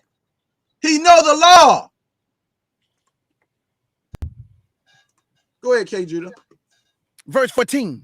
Howbeit, he would not hearken unto her voice, but being stronger than she, like Shar Sham just told you, being stronger than her. Now this is where the rape occurred. This is where the rape finally occurred, because he was stronger than her. Go ahead, Doc. Forced her.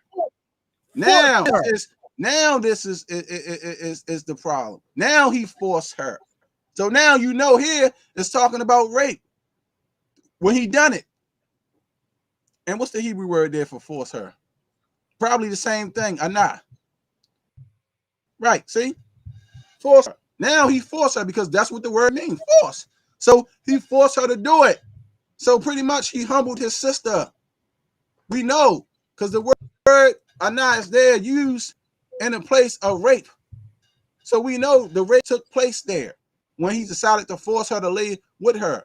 But what kind of force was this? This was a unconsented, non-violent sexual rape. Same thing that happened to Daya when she defiled her. It's the same thing. Right. So every time, so when you see the word anah, it always don't mean humble. It always don't mean seize. It always don't mean catch. It always don't mean ravish, and it always don't mean force. It depends on how the word is being used in context. So basically, like I said, the Hebrew word anah don't mean rape. They just saying he forced her to do it with him, meaning what? To have sex with her. So that's why the word is being used. It's the context of the scriptures. So read it one more time. Already. Okay. Verse 14. Howbeit, he would not hearken unto her voice, but being stronger than she, forced her and laid with her. So he overpowered her family. Right. And then he got on top of, he forced his body on her and he laid with her, meaning she laid there and took whatever he was doing to her because he was stronger than her. She didn't cry out. She didn't fight. She didn't do anything because she couldn't. She in a bed chamber with them locked in there alone. She's not in a field. She's not somewhere where somebody can save her. Right. So he lied on his sister and he done what he wanted to do. Read on. Verse 15. Then Ammon hated her exceedingly, so that the hatred wherewith he hated her was greater than the love wherewith he had loved her. And Ammon said unto her, arise, be gone. See what he did after he got it, man, get out of here, go. Shoot. It wasn't what he thought it was. Right. The lust that when he vexed for her, the lust overpowered the man so much, it blew his mind. And then when he got it, he was like, it wasn't even like that. You know how guys be, they want something so bad, then they finally get it, then they be unhappy, like, man, I wasted my money. That was the issue that happened with Ammon. He was unhappy with the product. And I'm pretty sure why he would be, because she wasn't in no mood to do anything. Because she said she knew the law, said we got to go about this the right way. But he did not want to do that. So think about it. Who wants to just hump on a body that ain't moving? They're just afraid. And what good pleasure you want to get out of that? What man want to rape somebody? Somebody with a corrupt mind. Well, go ahead. Now watch this, Shar Sham, verse 16. And she said unto him, there is no cause. This evil in sending me away is greater than the other that thou didst unto me. But he would not hearken unto her family. Verse 17. Then he called his servant that ministered unto him. Kjudah, listen. Just like he didn't hearken unto her when she told him, go to the king, the door. There you right. go. I was just about to say that, brother. I was just about to say he could have did it the right way. But this man burned in his lust so much that he still forced her. Sick, man. Sick. And guess what? You got men like that today. Men like that today. Not in the world, in the nation that know the truth, are supposed to know the truth. Exactly. It's like these guys reading and comprehension skills is gone. That's all. And we're not cherry picking anything. We are reading full chapters with context and breaking it down as we go. So we're not doing no cherry picking. So it should be easy to be understood, family, what's being brought forth through the spirit of the Most High and Big Brother Yahshua. Verse 17. Then he called his servant that ministered unto him and said, put now this woman out from me, and bolt the door after her. And she had a garment of diverse colors upon her, for with such robes were the king's daughter, that were virgins apparel. Oh, you heard that, Shar Sham? Exactly. Virgins appear. Mm-hmm. So I told y'all, hey man, these women not no hoes, man. Nope. These women are virgins, and these men is forcing themselves, and like Shar Sham say, different meaning for different things in the scripture that's being used. Mm-hmm. Gotta use it right, man. For different Verse words. 18. Right, that's right. Different words. Verse 18 again. And she had a garment of diverse colors upon her, for which such robes were the king's daughters, for virgins apparel. Then his servant brought her out and bolted the door after her. And Tamar put ashes on her head and rent a garment of diverse colors that was on her, and laid her hand on her head and went out crying. And Absalom, her brother, said unto her, have Ammon thy brother been with thee? Now, how you already knew to ask that? Because she put ashes on her head to show Right. that she's been defiled. Right. And it's a sign of mourning, a distress. That's why she did that. And Absalom must have knew something about that Ammon, because when he saw them ashes and them tears, he said, you been with Ammon? He already knew what it was. He already knew. What it was. Go ahead. Verse 19. And Tamar put ashes on her head and rent a garment of diverse colors that was on her, and laid her hand on her head, and went out crying. And Absalom, her brother, said unto her, have Ammon thy brother been with thee? But hold now thy peace, my sister. He is thy brother. Regard not this thing. So Tamar remained desolate in her brother Absalom's house. But when King David heard all these things, he was very wroth. And Absalom spake unto his brother Ammon, neither good nor bad. For Absalom hated Ammon, because he had forced his sister Tamar. Exactly. He raped his sister Tamar. That's what he did. Right. And we can clearly see that, family. And this is the issue on what's going on. He did that, and it's a terrible thing. Now, the kind of rape that we see here, King Judah, is a unconsented rape, unconsented, forced, nonviolent rape, family. That's what happened. Fact. It was unconsented, it was forced, and it was nonviolent. He was stronger than her, and he raped her. Right. She couldn't cry out because why? She wasn't in the field, she wasn't in the city. She was in a bed chamber locked in, and everybody was put out to be gone away and saying, "Oh, you get out, get away from here." Meaning he got in a secluded place where it could be done at. And that's why Absalom told his sister, "Hold thy peace." You see what I'm saying? Because now she got to be treated as like if you're going to treat her as one of the whores when she's not a whore. She's not a whore. She wasn't even seduced. So we're gonna continue on. Let's see how King David felt about the situation when he heard this. Verse 21. But when King David heard all these things, he was very wroth. He was and mad. Absalom spake, mad. When he very heard wroth. what happened to his daughter, he was mad. Go ahead out. After she just told him, just do it the right way, but he didn't want to.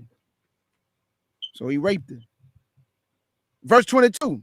And Absalom spake unto his brother Ammon, neither good nor bad, for Absalom hated Ammon, because he had forced his sister Tamar. And it came to pass, after 2 full years, that Absalom had sheep shears in Beer Hazor, which is beside Ephraim. And Absalom invited out the king's sons. And Absalom came to the king and said, behold now, thy servant have sheep shears. Let the king, I beseech thee, and his servants go with thy servant. The king said to Absalom, nay, my son, let us not all now go, lest we be chargeable unto thee. And he pressed him, howbeit he would not go, but blessed him. Then said Absalom, if not, I pray thee, let my brother Ammon go with us. And the king said unto him, why should he go with thee? You see, David already knew what he did, and he must have knew how Absalom was. Verse 27, but Absalom pressed him, that he let Ammon and all the king's sons go with him. Now Absalom had commanded his servants, saying, mark ye now when Ammon's heart is merry with wine. And when I say unto you, smite Ammon, then kill him. Fear not. Have I not commanded you? Be courageous and be violent. And the servants of Absalom did unto Ammon, as Absalom have commanded. Then all the king's sons arose, and every man got him up upon his mule and fled. And it came to pass, while they were in the way, that tidings came to David, saying, Absalom have slain all the king's sons, and there is not one of them left. Then the king arose and tore his garment and lay on the earth. And all his servants stood by with their clothes rent. And Jonadab, the son of Shemaiah, David's brother, answered and said, Let not my lord suppose that they have slain all the young men and the king's sons, for Ammon only is dead. For by the appointment of Absalom, this have been determined from the day that he forced his sister Tamar. Now therefore, let not my lord the king take the thing to his heart, to think that all the king's sons are dead. For Ammon only is dead, but Absalom fled. That's it. That's all we need. Now, once again, family, you see, when folly happens in Israel, people die. People die, family. When rape happens in Israel, people die. Absolutely. So why the hell would we be raping? Good point, Shar Sham. That was 2 years later. He thought he got away with the shit, but he didn't. He was still put to death. So, do the Most High allow rape, family? Absolutely not. Hell no. And if the people, and I just want to say, if the people are dying, if the people are dying, and the Most High is not in control, why Absalom is still alive? If that's not judgment of the Most High, he killed the man.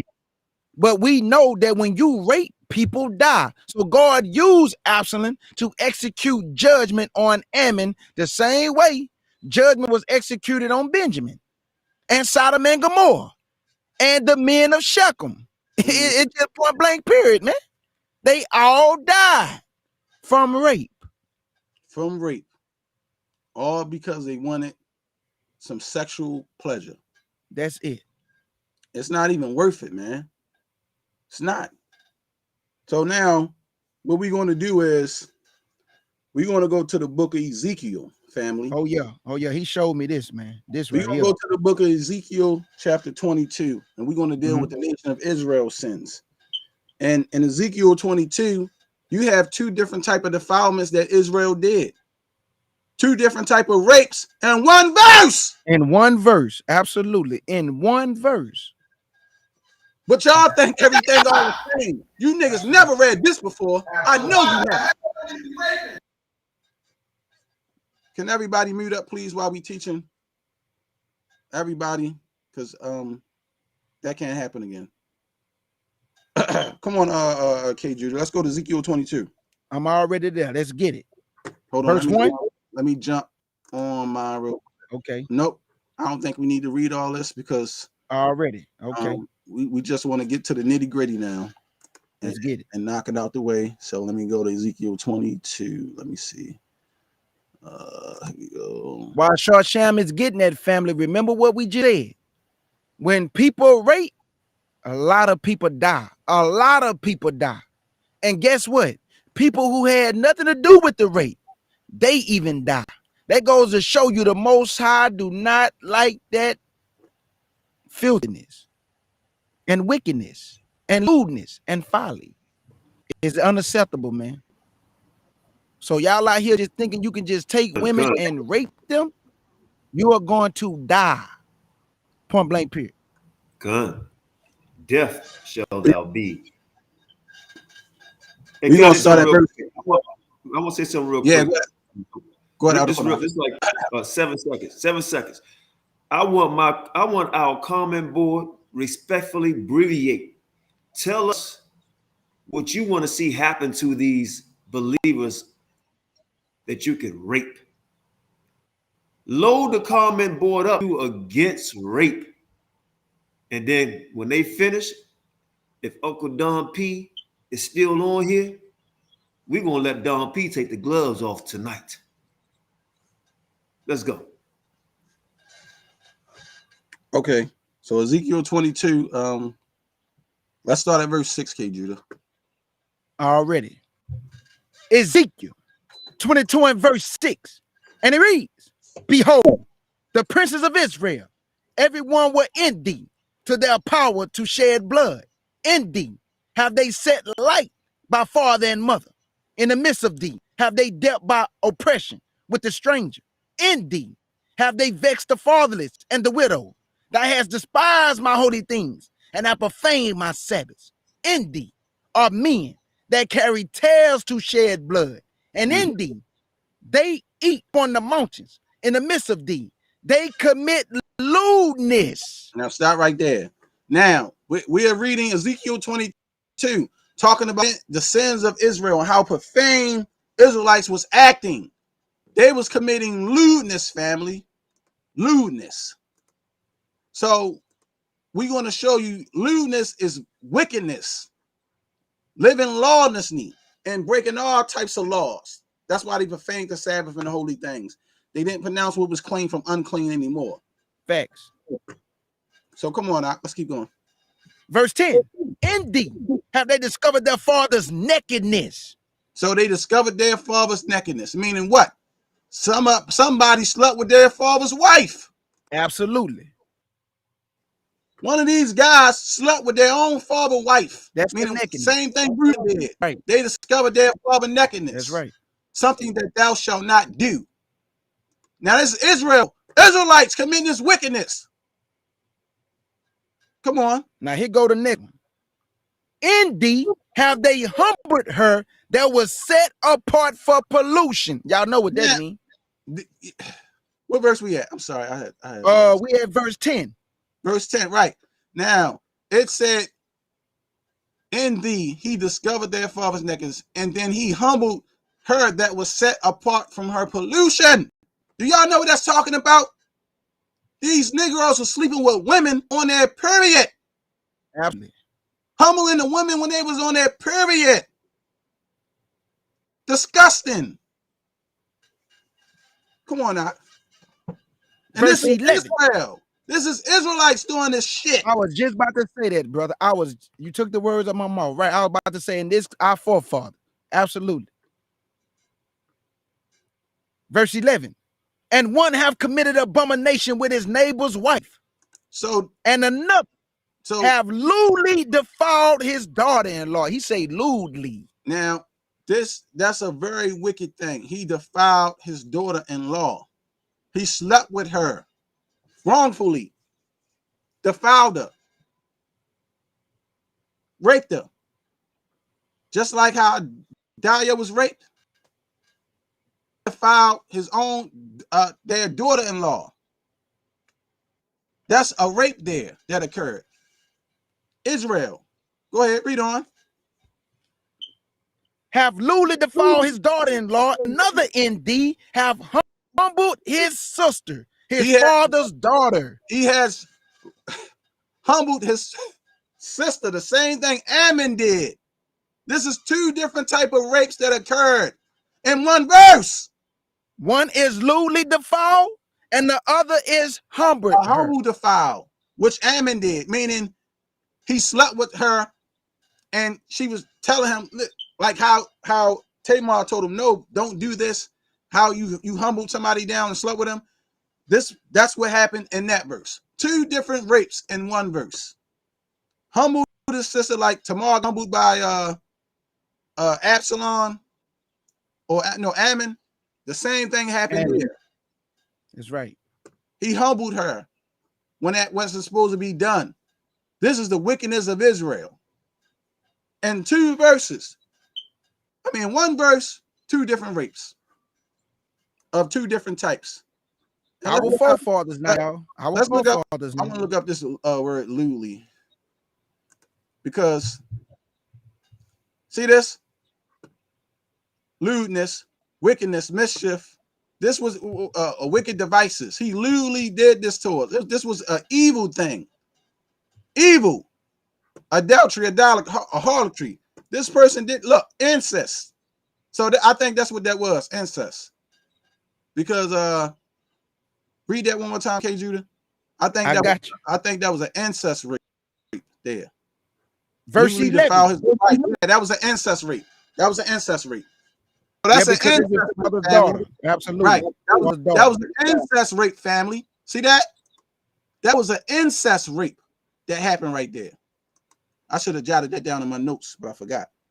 So go ahead, Al. And that's a good point. You brought that out. Not only was that's his father's daughter, incest, but also he raped her, meaning humbled her. So there's two things that's messed up about that. His father's daughter, right, and he still humbled her. So right. Good point, my brother. So he did an incest rape and humbled her, and then another person did a humble rape to two different rapes happened. And this is Israelite men. And some of you wicked niggas want to do this shit still today. In one verse. But go ahead, King. Read it again. Verse 11. And one have committed abomination with his neighbor's wife, and another have lewdly defiled his daughter-in-law, and another indeed have humbled his sister, his father's daughter. Two rapes, two different type of rapes in one verse. Absolutely. That was some wicked stuff that Israelites was doing. And as you can see, we just showed the different stories and how it happened. And there you even have an incest rape. Somebody lewdly, incestly raped someone they wasn't even supposed to dead, man. And this is why Israel went into captivity on this time. The Lord had put Israel in captivity for this defilement and pollution in Ezekiel 22, as you continue to read on. But that's all we need on that. We don't need to go no further. Okay, and I just want to say, and Shar Sham, I just want to say, if the Most High family did not allow it back in the day, and a lot of people died, what make you think he gonna allow it back in the day? It's the same power now. He don't change. He the same today, yesterday, and forever. He don't change. So if the Most High killed a lot of people for one act, people who didn't even have nothing to do with the rape, they still died, family, their children, the women, because of the wickedness in the land. So that means that a group of people who doing wicked can cause other people to die in their. Can I comment? Can I land me back on that? What you just said. You say some people that do wickedness cause us to do wickedness by saying it's just some young, fresh kwabah. Right? Some other people wickedness will cause you to do wickedness. Right. Bring it out, brothers. Hey, I love the comment board. Fire them up. F.O.P.E them up. Abbreviate. So y'all can clearly see that the Most High do not allow or deal with rape, because when rape occurred, he punished Israel for it and put them in captivity. Right. In Ezekiel 22. And he showed you two different type of rapes in one verse. I bet you niggas ain't never seen that. They ain't never seen that one right there, or never read or pulled that one out. Because when I Most High showed me that, Kjudah, that shocked me. Because he showed me. Shar Sham called me and showed me. I said, Israel wicked as hell. Wicked. Our own people. And a lot of you niggas is into that kind of stuff. Wicked as hell now. It's crazy. I keep telling y'all, many are called, few are chosen. Just because you called don't mean you chosen, fam. I keep saying it over and over. A whole nation of people. The Lord have woken you up. That don't mean he gonna save. Because you know why? He know your wickedness, man. He know your mind. He can read it. The people that you teaching, they just at the surface hearing you breaking down scriptures. So they think you're chosen by Yah. But those people who are studied and really understand how to rightfully divide it, they see your tree is corrupt, bro. Your tree is corrupt. The people that's listening can't see it though. But the other men who study just like you and have the spirit on them, they debunking your wickedness, man. So everybody ain't chosen. Now we want to show where the Hebrew word sagar actually mean rape and to violate sexually in the Bible. These brothers ain't show y'all that though. They ain't show you this. They probably don't even know this themselves. When you ravish somebody, that's why I try to tell y'all. is you got different words for rape. You got actual words that mean rape, and then you got words that says rape, and then which is rape in the Hebrew. And one of the words is shagal. And let me show y'all where you'll find this at. Go to Deuteronomy 28, King Judah. Let's get the first verse where this happened at. And I believe this is what you would call a violent rape. Different type of rape, family. I believe this would be a more of a violent rape here. And I agree with my, because look at what chapter in Deuteronomy 28 and verse 30. And verse 30. So this is Deuteronomy chapter 28 and verse 30. And it reads, thou shalt betroth a wife, and another man shall lie with her. Thou shalt build a house, and thou shalt dwell therein. Thou shalt plant a vineyard, and shalt not gather the grapes thereof. So let me read verse 30 from the top again, just that part. Thou shalt betroth a wife, and another man shall lie with her. Now, when you read that part where it says, shall lie with her, another man, the Hebrew word is shagal, which means to rape, to violate sexually. Right there, family. In Deuteronomy 28, when we know that Deuteronomy 28 is the curses of our forefathers and foremothers, so we know they didn't just humble them, they raped them violently. It's different, family. It's not the same as what you read in Deuteronomy 22. The Most High showing us the word shagal means to rape, to violate sexually. You see it there. Come on, Kate. Point blank period. Let's get Zechariah 14. 14. I got you. Now these people was violently raping us in slavery, killing a woman, rape a woman and kill her, rape a man and kill him, making us watch, violate, making us watch while they do it. Zechariah we don't 14. know. We don't know what the hell we don't know what the hell we talking about though. We crazy. Right. Come on now, bring it out. And my brother breaking it down to y'all, family, line by line, chapter by chapter, with the definitions to bag up the scriptures, family. So there's no cherry picking. You can't lie. Don't be a liar now. This is Zechariah 14 and verse 1 and 2. And it reads, behold, the day of the Lord cometh, and thy spoil shall be divided in the midst of thee. For I will gather all nations against Jerusalem to battle, and the city shall be taken, and the houses rifled, and the women ravished. They're going to be ravishly raped.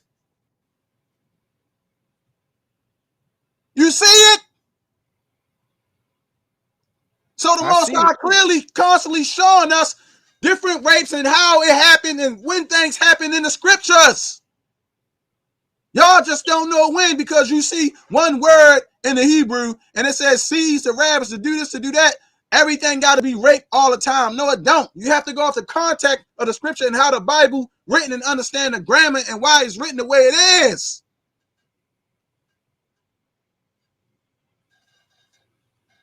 Let's get Isaiah 16 out. Let's get it.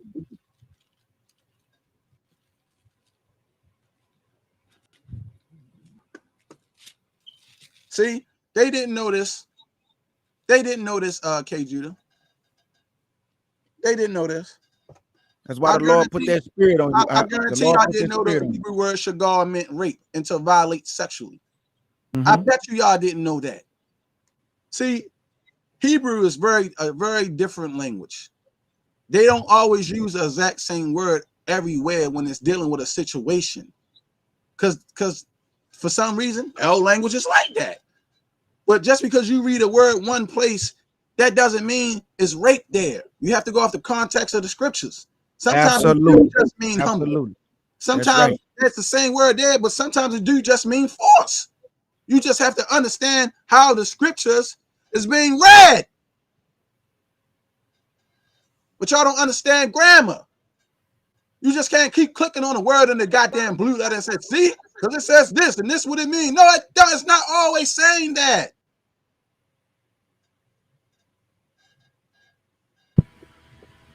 And if I can just say this, man, my brother is on point, family. Y'all know how when the Most High say in Genesis chapter 1, he created beasts, but then in Leviticus 26 and 22, he said, I'm gonna send wild beasts among you. We know in Genesis, he talking about actual animals, but then in in Leviticus 26 and 22, he talking about nations. No different than the book of Daniel. I saw 4 great beasts come out of the water. They're not really beasts. Talking about nations, man.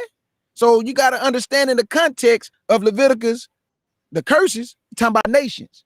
In Genesis, he talking about actual animals. So it's the same thing. You got to use it in the context of what the Lord is talking about at that time. Exactly, exactly. And they're not bringing out the context of the understanding. They just jump into where the verse said that they want to use to proclaim it's rape. Right. And act like you got so much fucking knowledge. You niggas is dumb as hell. Dumb as all hell. And I'm sorry to say it, but it's the truth. You dumb as all hell. Where's your reading and comprehension skills? Some of them ain't made it past high school. All right, we can finish, hit the Isaiah 16, and then we're going to pretty much call it quits on that. And then I'm going to jump over to my slideshow a little and just show a few things out of that. And then we're going to hit to the dialogue because we also was at 4 hours. You can go ahead, Kjudah. Get that I just want to tell you, bro. I just want to tell you, all praise to the Most High, my brother, for putting the spirit on you to even go deeper. Because I'm telling you, brother, after today, after this day, Shar Sham, you have helped thousands of brothers and sisters, and then you have given the daughters of Zion comfort that they know that the Most High do not tolerate them being raped. The Most High do not tolerate his daughters being raped, because we just proved when rape occur, death come. Death come.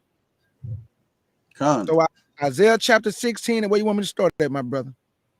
I mean, you want to read the chapter or whatever, or we can just jump to the verse. It don't matter to me, so we can show people that that's where the rape, the violent rapes is occurring there, and the Most High show the difference between how it is here, how it is there, and how it is there, and that's important because why is the scriptures written like that? It's written like that for a reason.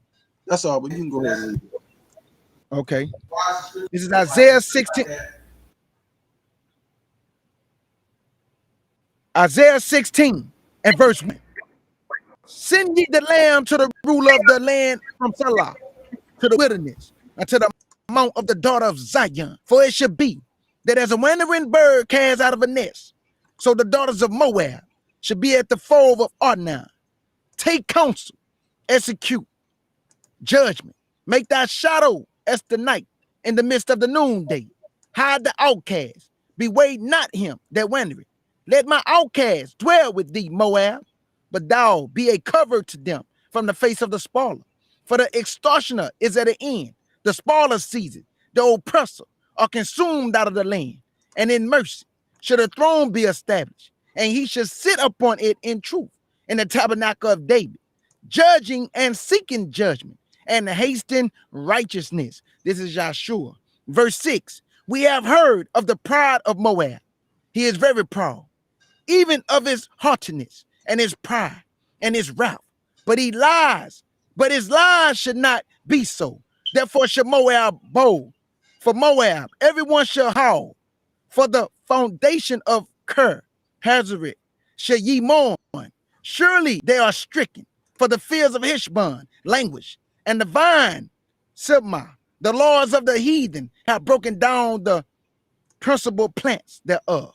They are come even to Jazer. They wandered through the wilderness. Her branches are stretched out. They are gone over the sea. Therefore, I will beware her with the weeping of Jazer, the vine of Sibmah. I will water thee with my tears, O Heshbon and Eliel, for the shouting for thy summer fruit, and for the harvest is falling, and gladness is taken away, and joy out of the plentiful field, and in the vineyard there should be no singing. It should there be shouting. The treading should tread out no wine in their presses. I have made the vineyard shouting to cease. Wherefore my bowels shall sound like an harp for Moab, and my inward parts for Kerr Hold on. Harris. What chapter we at, King Judah? This 13? Isaiah 16. No, Isaiah 13. I'm sorry. Oh, no, you good. I thought, good, bro. Yeah, we supposed Isaiah 13 and 16. Oh, okay. I got you. That's right. Okay, family. I'm gonna start at verse 1, and then I'm gonna jump to 16 so you can know the set time he's saying these women gonna be ravaged. Okay, right. This is Isaiah 13 and verse 1, and it reads: the burden of Babylon, which Isaiah the son of Amos did see. This is not Nebuchadnezzar Babylon, family. It was never destroyed or made desolate. It just went from Nebuchadnezzar to the Medes and the Persians, to the Greeks, to the Romans. So this is not Nebuchadnezzar Babylon. This Babylon is that future Babylon. Now, verse 16. Their children also should be dashed to pieces before their eyes. Their houses should be spoiled, and their wives ravished. They should be raped and sexually violated. Absolutely. Now, y'all clearly see that the Most High put a difference in the scriptures for when something is happening. When people going to war, people going into captivity, it's a different way that things happen in the scriptures. And if y'all got understanding tonight of that, please put some ones in the chat.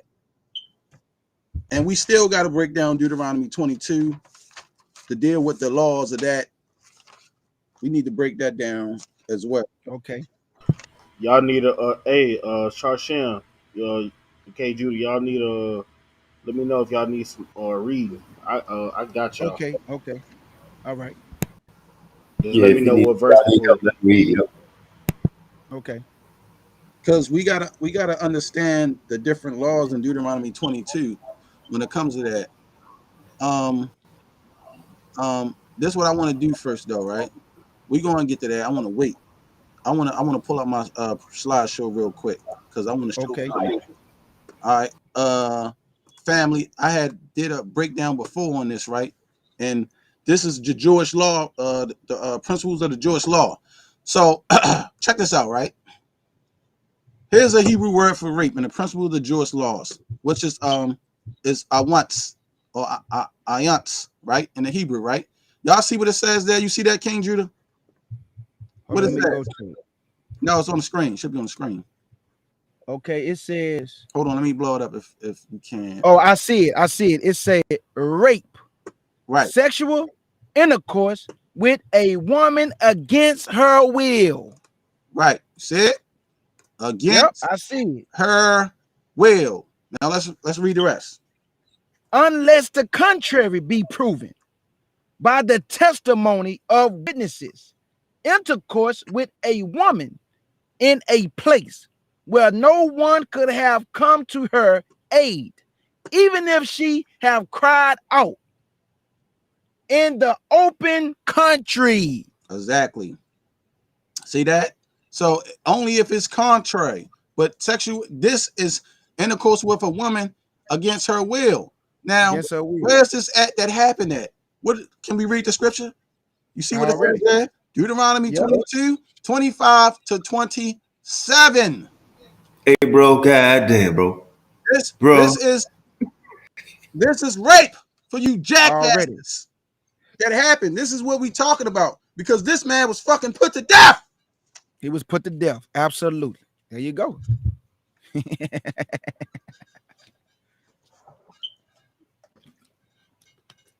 Powerful, brother. Powerful.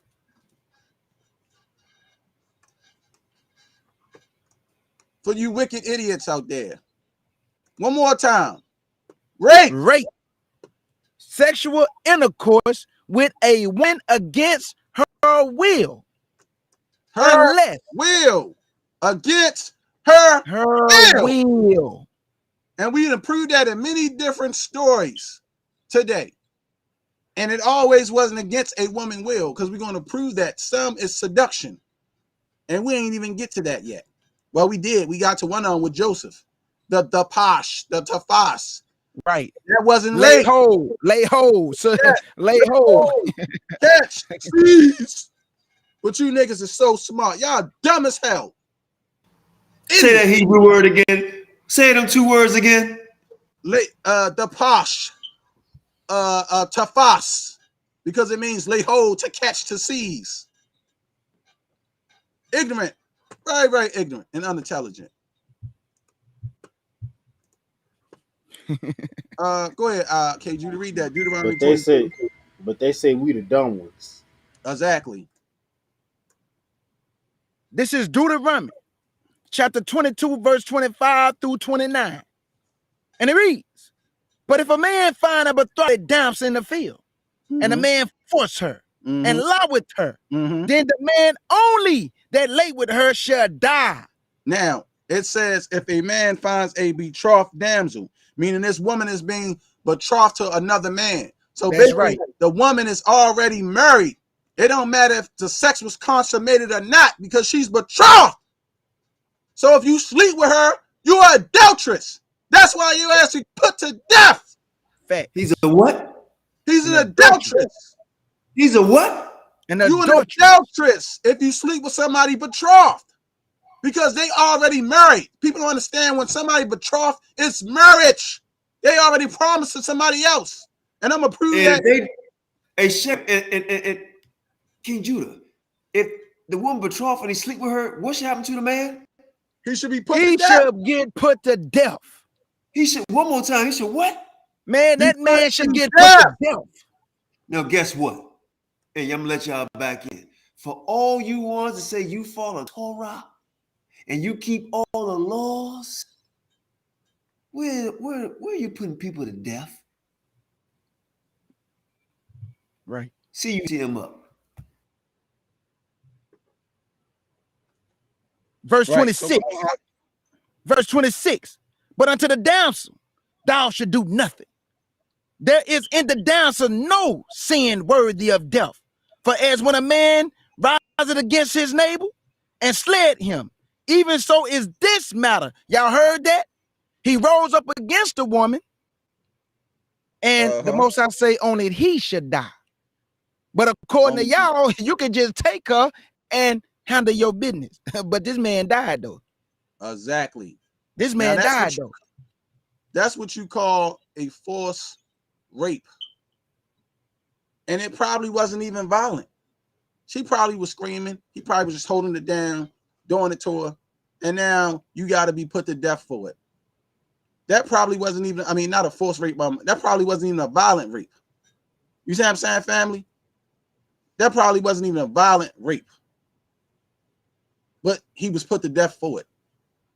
So, I think we should read some more of this on this thing here.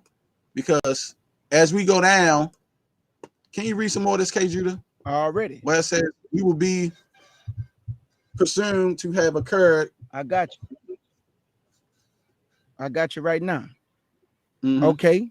It say, will be presumed to have occurred against her will. However, it happened in a place where she could have summoned help. But there are no witnesses to testify that she did so. Like tomorrow. You know, she couldn't scream. There was nobody to help her. He kicked everybody out, made them go away. She will be presumed to have been seduced. Now, remember, we talked about people being seduced because they think that nobody is seduced and people is not seduced in law. Well, we're going to show you that the very next two verses, which y'all claiming is rape, is not rape. It's a man and a woman. She was seduced and she was willing to have sex with the man.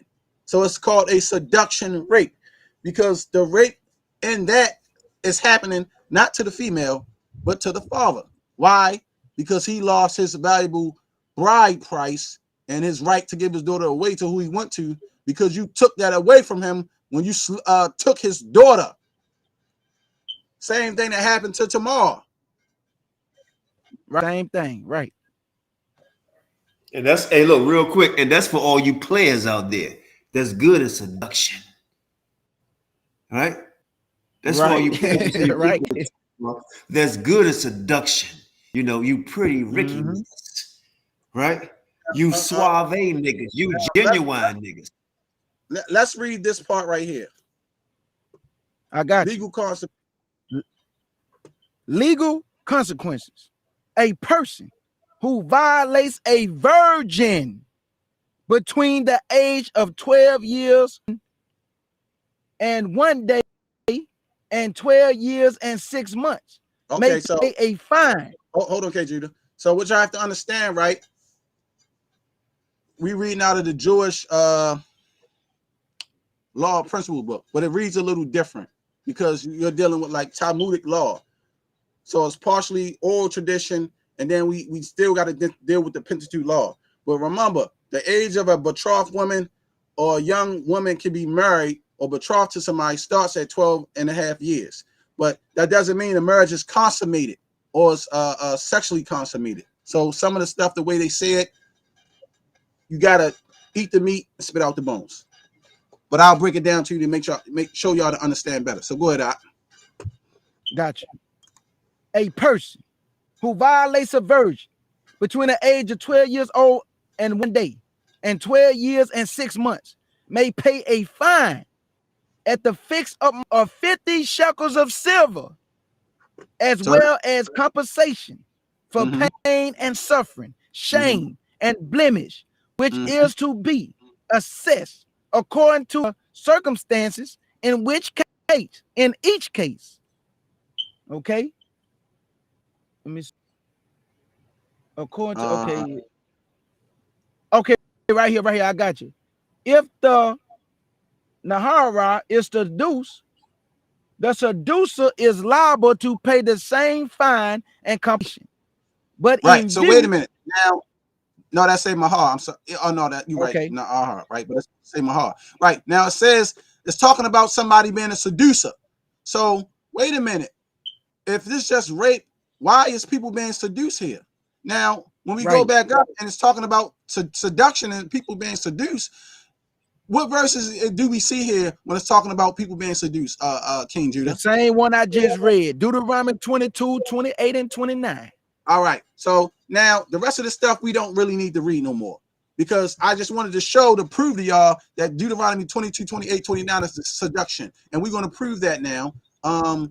Go to matter of fact, read that for me. I want you to read that for me. I got you. We're going to show y'all that this is seduction, and the woman is being seduced. So first, matter of fact, hold on. Let me go back to this. Yeah, go ahead, K. Judah. I want to go right back to this. Okay. This book here, the Jewish Study Bible, right? Because they try to use Deuteronomy 22, 28, and 29 and say that's rape. And we done proved it many times here, right? Already. So I want you, if you can read this first before we get to the verse, right? This is dealing with seduction. Thank you. I appreciate it. Verse, I'm gonna just start at the 15th. Yeah, for whom? It say, for whom the bride price have not been paid. Betrothal normally consists of paying a bride price to a girl's father. Now that happens because you pay a bride price because the father get him a mahar when he giving his daughter away because he's losing a servant. Okay, go ahead. Seduction of an unbetrothed virgin diminishes her chances of marriage, and her may never receive the bride price. Exactly. Hence, the law with economic damages. Exactly. Now this is law, Israelite law of seduction. If somebody seducing, this is what you call a seduction rape. There's a difference. Read on. If the girl is already betrothed, the seduction counts as adultery. I see. Now, if she betrothed to somebody else and you sleep with her, you gotta die. That's the law. And it's right there to tell you that. It's adultery. I said that earlier. So that's why you be killed. Go ahead. Because he didn't have to have sex with the girl or consummate it. Right. Because once you betroth, you're married. It's just that you have to consummate it for it to be the full marriage of family, and now you consummated, and then everything is done, and the father got the sheet in the family, and now she was a virgin. But when you betroth, truthfully, family, you're married. You really married. You just ain't consummated, and the betrothed girl ain't living with the guy until they come together to do everything in a bed chamber. Then they go out and start their family and have their house. That's Israelite customs. Go ahead, Kjudah. Her seducer must make good on both losses. Contrast the case of rape. Now, it said the seducer because it's a seduction rape. Now, you see the verse that they gave you. Deuteronomy 22, verse 28 through 29. Now, let's prove that that's not rape there, but it's a seduction rape, meaning it's different. It was not a rape where he went and took her and the Lord said, oh, you can rape her, and all you got to do is give her father 50 shekels of silver because the tafas. No, that's not what it's saying. He seduced a woman and she was willing to do it. And this woman wasn't even betrothed. So let's go to the next part right here where it says seize her, because this is what they like to use. This is Deuteronomy 22, 28, and verse 29 for the retards out there who can't read and comprehend right. Already. You ready? Uh-huh. The seizure and rape of a virgin who is not engaged, and enforced marriage, and the Can you say it? You need me going larger. It say the prohibitions of a divorce. Okay, prohibiting of a divorce corresponds to Middle Assyrians laws. The law also followed the literally model of Exodus 22, 16 and 17, now, which specifies sexual intercourse. Sexual intercourse. Okay. It says wait. It says it specifies sexual intercourse with, right? Now read the next part right there. But not forced rape. Okay, now read sexual. Now read the precept, because this is the precept for Deuteronomy 22 and 28 for you retards. Let's get that real quick, Kjudah. Exodus 22 right now. Yes, this sir. is the precept for you dummies who keep saying Deuteronomy 22, 28, and 29 is rape. This is Exodus 22, verse 16 and 17. And if a man entice a maid, if a man that is not betrothed, if a man that's right, a maid, seduce, entice, seduce, man. Come on, entice, seduce. If a man entice a maid that is not betrothed and lie with her, and he should surely endow her to be his wife. Now, if he raped her, why would the Most High say he got to endow her to be his wife if he raped the woman? Would have got put to death. Thank you. He didn't rape her. He seduced her, and she was down with it. And she knew the law that she wasn't supposed to do it that way. He talked to her and said, come on, baby, let's get it. And da-da-da. And she said, you know what, go ahead. Talked her right out her panties. She fell for it. That's what happened. That's what happened there. Read on. Verse 17. If her father utterly refused to give her unto him, why? He shall pay money according to the dowry of virgins. But why can the father utterly refuse? Because he did not go to the father. Hey, Shar Sham, let somebody read right quick. I got to step away. Okay. That's because he didn't go to the father. Salakia. He didn't go to the father. Kahan, can you take over? If you there. Khan, what you need, because he didn't go back to Deuteronomy, Exodus 22 and 16 and 17. He did not go to the father. He did not go to the father. That's why the father did not have to give him his daughter. He didn't have a right to, because he didn't do it the right way. He could have still got his dowry and said, you know what? Since you didn't do this the right way, you pay me for damages, but I'm going to still keep my daughter my servant. Hey, Shan, can I say something, bro? Yes. Hey, look, this is going to sound crazy. Any of y'all from the streets, man, I'm just going to, I got to say it, right? Any of y'all from the streets, would you Shar Sham and King Judah doing is raping these niggas. Y'all violating these niggas. Since y'all like to be raped, you King Judah and Shar Sham, according to street shit, right? Raping you niggas, violating you niggas. Go ahead, God, dog, man. Classic. So, Kahan, read that verse one more time, family. Y'all have to understand what's being said, family. They telling you it's not rape, it's seduction. So go ahead, Kahan. Con, this is the book of Exodus, chapter 22 and verse 16. It says, and if a man entice a maid that is not betrothed and lie with her. Seduce a maid. If he seduce a maid that's not betrothed and lie with her, read on. He shall surely endow her to be his wife. That's right. That's right. Same thing we read in Deuteronomy 22. Go ahead, Khan. Exodus chapter 22 and verse 17.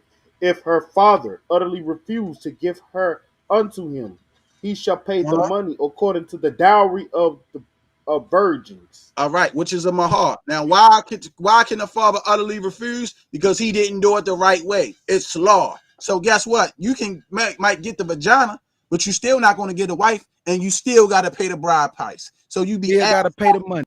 Right. If you do it that way, you'll still end up being asked out.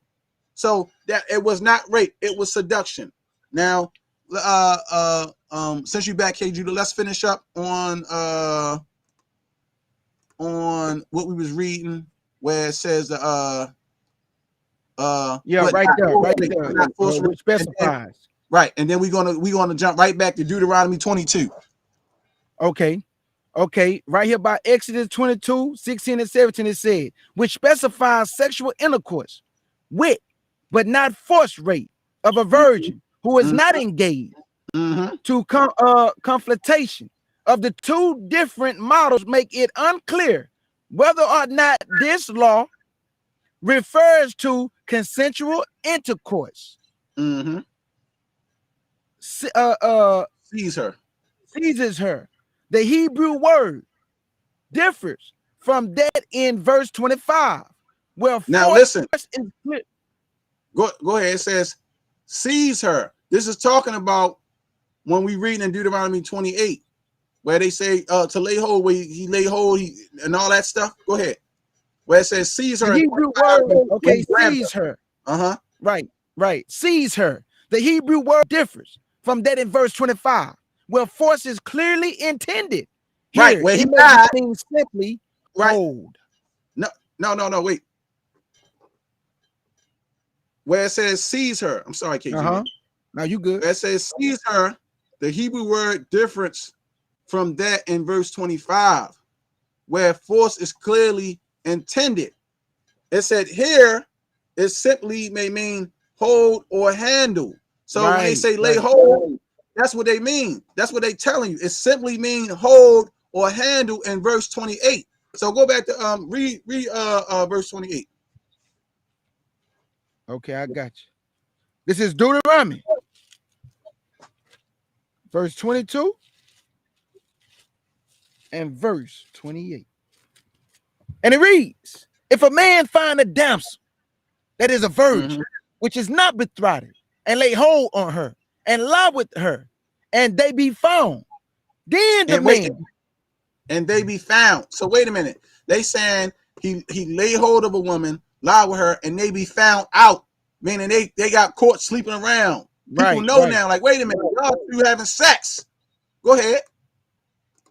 Then the man that lay with her should give unto the damsel's father 50 shekels of silver, and she should be his wife, because he hath humbled her. He may not put away all his days. So here's another humble, meaning what? He made the woman be submissive to him. That's all. He didn't rape her. He seduced her. Now, the word that they use to say, oh, see, he grabbed her, he lay hold. Here we go again, family. Same thing. Hey, Sham, like you said, he went outside of the ordained rules, so now he got to pay the cost, and that's his wife for life. Yep. See, that is right there, y'all. The same thing that happened to Joseph. See, 2 seeds. Remember, it said it different, right? 2 seeds to take hold of, right? Here you have it right here. What does it say once again, Kjudah? It says seduce. Seduce. The seduce. All she was seduced in Deuteronomy 22, 28, and 29. That's simply what it was. It was a seduction rape. So who lost in that rape was the father, because the loss of his daughter virginity messes up his bride price. That's why they say they have to pay the damages. Shar Sham. Right. Hey, Shar Sham. Yes. Salaki, just real quick, in Exodus 22 and 16, in the Septuagint, it says, and if a man, it says, and if anyone deceive a virgin that is not betrothed and lie with her, he shall surely endow her for a wife to himself. Right. And that's what he's saying. He deceived her. So when you deceive somebody, meaning you tricking them into doing something that they should not do, meaning he know he's supposed to went to that girl father. And that's why that they can't put the woman away or leave them, because they deceitfully did it. But also the father really don't have to give the daughter up, because he tell you that if he don't want to give him his daughter up, you still got to pay. So you got to pay. You got to pay if it comes by force or cunning. Either way, I'm gonna call it quits on that. And I think that's all we really need. Like, I don't think I need to do nothing else or say nothing else or even powerful, my brother. This was powerful, Shar Sham, man. Come to water. I show different rapes in here, family, different type of rape. I'm gonna drop the link if anybody else want to come on and give y'all thoughts on the class. Me and Judah did through the power of Yahawashi, Yeshua. That's right. That's right. If y'all got anything to say, and I'm gonna open up the panel on the floor for everybody. Like I said, I don't care what nobody say. Nobody can prove us wrong. And we clearly showed that the Most High do not tolerate rape. In Deuteronomy 22, 28, 22, 28 to 29, it's not talking about rape. That is a seduction rape, meaning a woman was deceived or tricked into having sex without going about it the right way. That man did not rape no woman and just have sex with her. He seduced her and they had sex, and then people found out that they was doing it. You know how absolutely one of your cousins, she might be young, and then you like, oh, she hot in the ass. You know what I'm saying? And they's like, yeah, she messed with that little boy up the street. I caught them in the back humping on each other. You see what I'm saying? Right, absolutely, right. Y'all is ignorant to the truth. So rape is not allowed in the Bible. You rape, you get killed for it, or any type of. We didn't prove that many people then died from raping. You could not rape. Sure was. So with that, anybody else want to say anything? Y'all brothers can take the floor now, man. I'm pretty much done. We did it. Brothers know.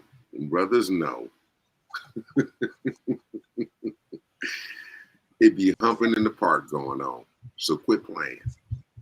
Okay. Back in those times, it was a lot more regulated by the community. And so there was the laws and regulations. And if you got caught outside of that, it was what it was. You know? You can't defraud the father. He got to get his. You know? Because his son's going that's going to be his retirement plan, if you will, his IRA. But his daughters, they go off to another house. So that's why I got to get mine up front. And you can't defraud me like that. You got to break off bread. So that's one area that he was talking about. The other area was just straight taking it. And that's what happened in Shechem. And that was, well, y'all know what happened with that. Anyway, Don P gonna shut up. It was a very powerful lesson, man. Y'all brought up hit a lot of good points. Kjudah and Shar Sham, man, y'all did good. The spirit definitely was dwelling with y'all brothers, man, and that's all I got to say on that, man. Appreciate it. All praise to the Most High and Big Brother Yahshua. Con.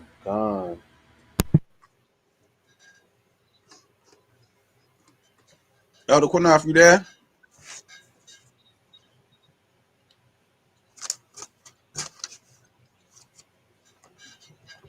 Elder Qanath. He probably there, his phone off. But yeah, family, oh, I didn't know this thing was gonna be 4 hours. But thank you to everybody in the chat.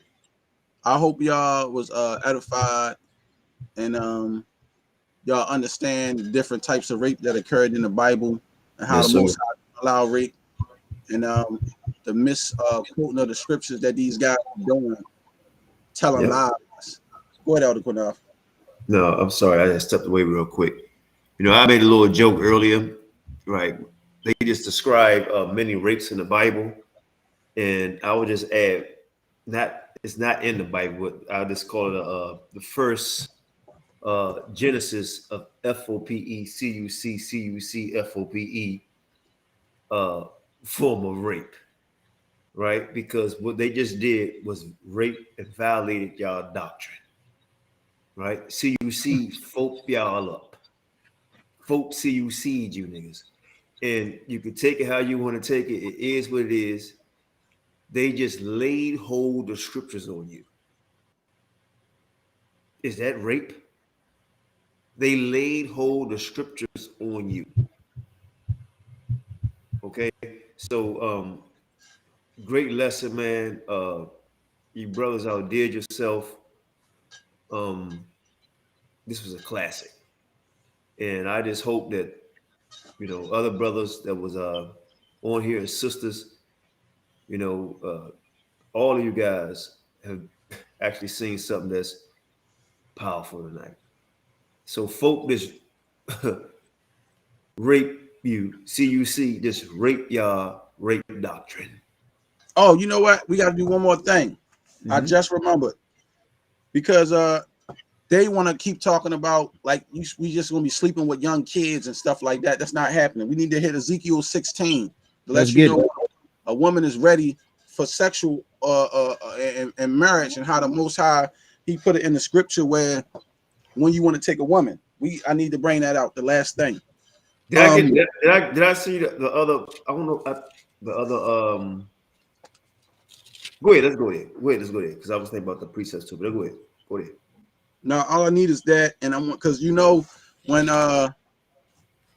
Ezekiel 16, and I think we start at verse 6. Hold on, let me see.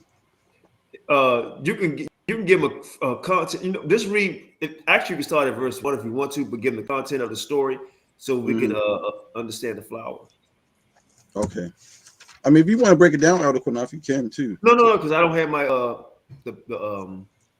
Oh, go ahead. Just read it. Why King Judah reading it? That's what I was saying. But if you, I mean, go ahead. It's not a problem. Because what I was trying to do was right. I was linking this up with how Rebecca, Isaac's servant went to Rebecca and gave her the jewels, and how he made her a wife. It's the same story here. You see what I'm saying? And he put the jewels and the raiment on her for marriage. But go ahead, K. Judah. We can just start.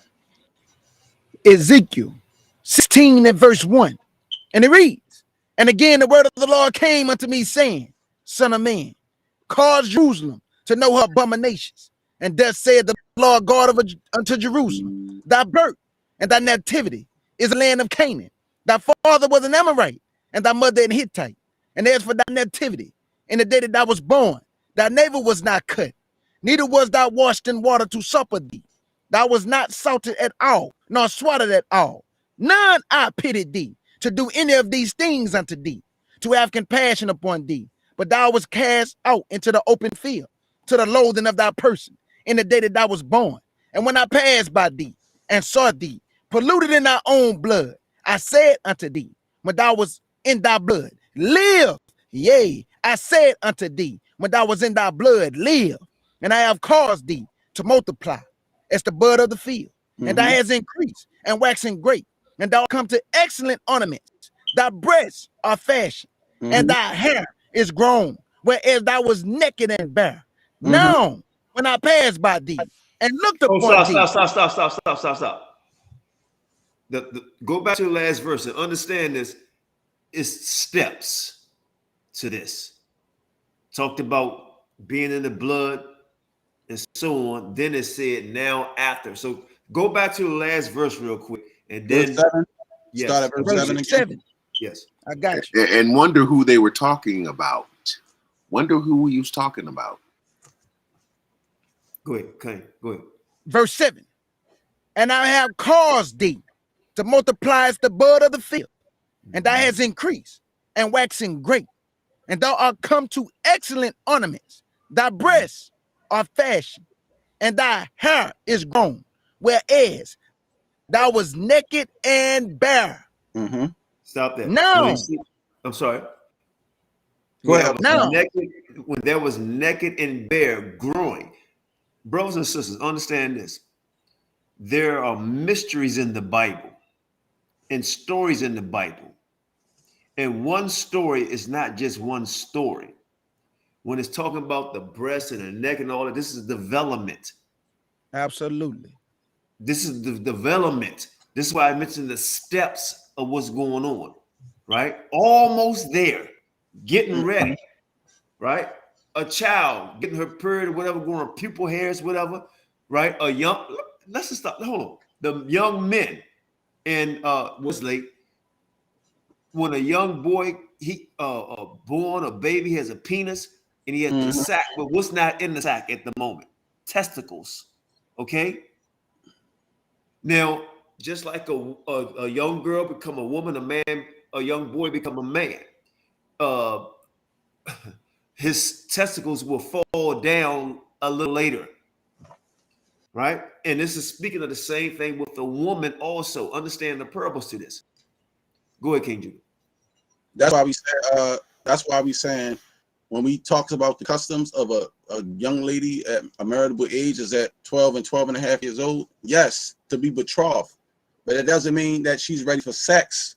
It's just, okay, we're going to set the marriage up with this family and that family, meaning we like your son, promise, like your daughter. So we're going to write that covenant down with each other and say, yeah, they betrothed to each other. So if somebody messed with them, they committed adultery. So they already really married. So when some people are like, well, I was married when I was 12 years old or 13 years old. You're right. They have been, but not sexually consummating. That's all it is. Let's not only put the picture in their mind. Let's give them an example. Everybody remember the movie Coming to America, right? Where Eddie Murphy was promised to another king's wife, a king's daughter, a queen's daughter, and vice versa. But he didn't want to be with her. Right. He wanted to get somebody leftovers. Right. Go ahead, King. I'm sorry, Salaki. No, you good. And if I can say this, like Elder Qanath said, she started as a baby. She was polluted in her blood. He cleaned the girl up. And he did not go into a covenant with her until when, family? When she was a reasonable age, when the breast was fashioned. The hair was grown thick. So I'm going to read that. This is verse 7. And I caused thee to multiply as the bud of the field, and that has increased and waxen great. And thou art come to excellent ornaments. Thy breasts are fashioned, and thy hair is grown, whereas thou was naked and bare. Now when I passed by thee and looked upon thee, behold, thy time was the time of love.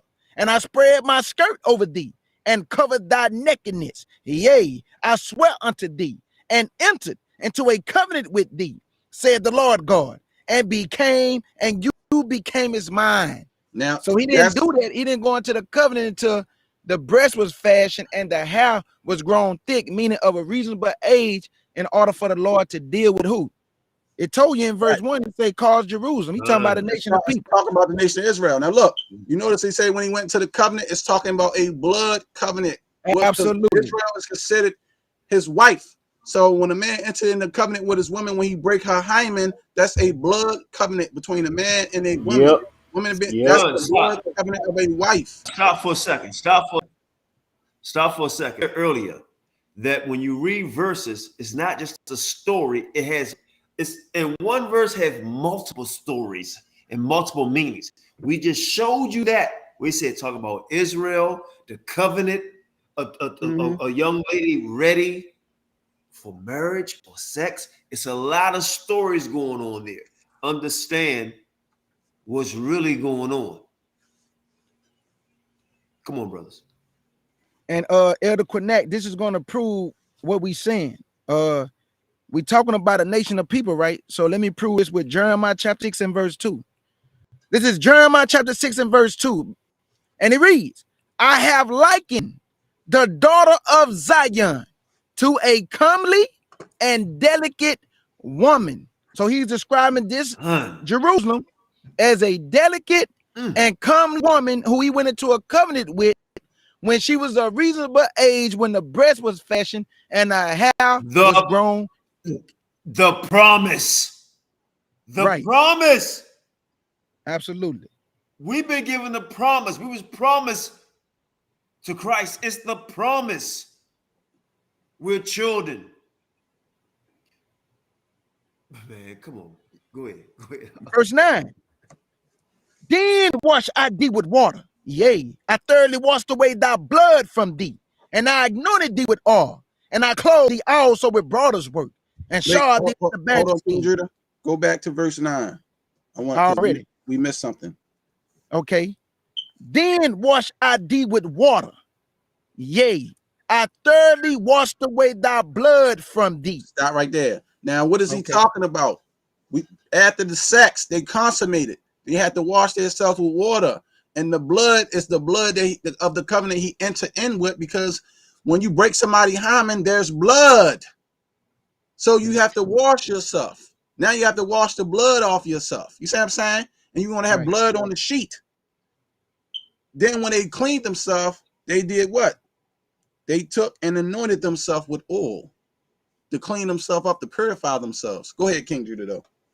And another good point my brother's saying, he did not put the badger skin, even though we know he's talking about a nation of people, but he also breaking it down as a husband and a wife. Right. He did not deck the woman out into what Shar Sham just proved after the blood. Meaning when a man sleep with a woman, she become his wife. This is a king. And what do? He decked that woman. Yep. So God decked this woman after the consummation. Yep. Verse 10. I clothed thee also with broader's work, and shod thee with badger skin, and I girded thee about with fine linen. After the covenant, family, after he went into the covenant, now he decking the woman out, giving her fair jewels and all the beautiful things that a husband would give a wife. Because that's Verse his 11. prize. That's his right. prize. Go ahead. Verse 11. And I decked thee also with ornaments. Now, and I put a bracelet upon hands and chain on thy neck. Now remember the ornaments, y'all. I showed them the ornaments that we found that the daughters of Zion wore, the nose face ornaments and the things. And that, he said the bracelet. The bracelets is a part of marriage. You're supposed to give a woman 2 shackle gold bracelets of a certain weight, a nose ring for her nose, and he put a chain on her neck. Now, this don't sound like no so-called white people to me that's doing this kind of customs, because they don't even rock jewelry like that. This niggas flashy with this. Well, go ahead, Doc. Already. Hey, real quick. Hey, Shar Sham and King Judah. Please write that verse down. I don't want to mention a lie, but something came to me. And I want to tell y'all, please. Oh, hold on. Sarnetta in the chat, Qanath. Let me give me a pen. I got you, Elder. What verse, Qanath? The last 2 verses y'all read about the chain about the neck and the blood and the promise. Oh yeah, he talking about 9. Yeah, verse 9. Yeah. I got you.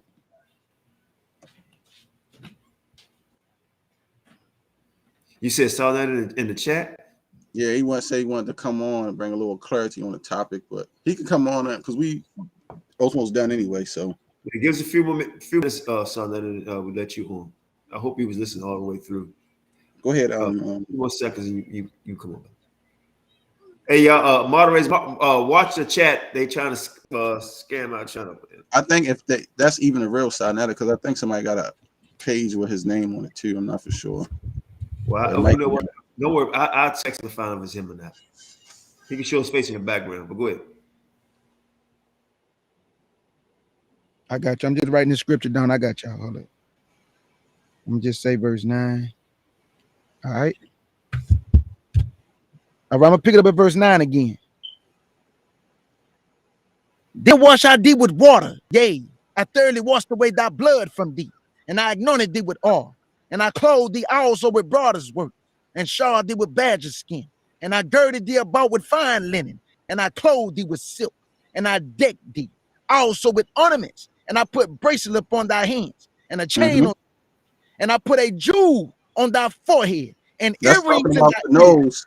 That's talking That's about the jewel of the nose that's on your forehead. Because a woman's supposed to get a nose ring when she married. Go ahead.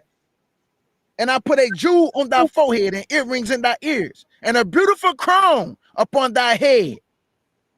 Thus was thy deck with gold and silver, and thy raiment was of fine linen and silk and broader's work.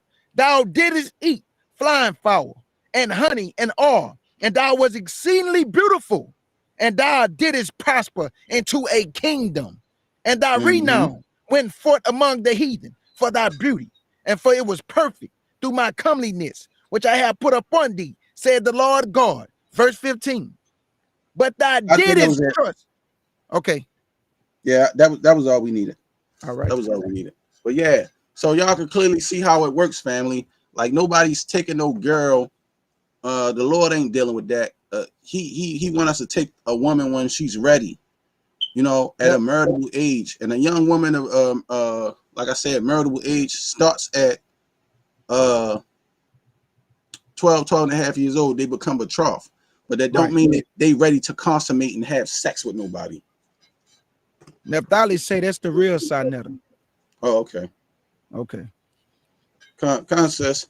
Nap, you come on too if you want to, sis, and give your thoughts. Hey, look, go ahead and let Sonnet in the back room, because this is no, he's not in yet. I already put the link in.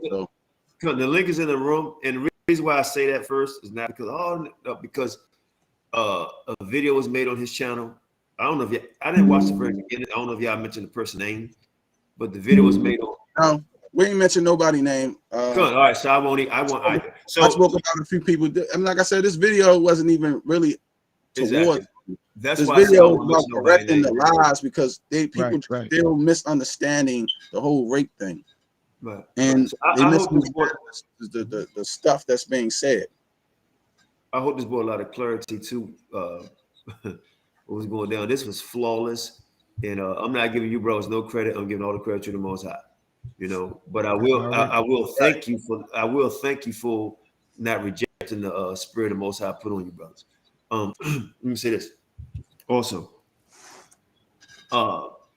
this was not, and I know it's not. It was never a personal attack on anybody. What the brothers did, like the brother says, for our people, edification. See you up. You know, so beautiful, man. That's all I can say. It's beautiful.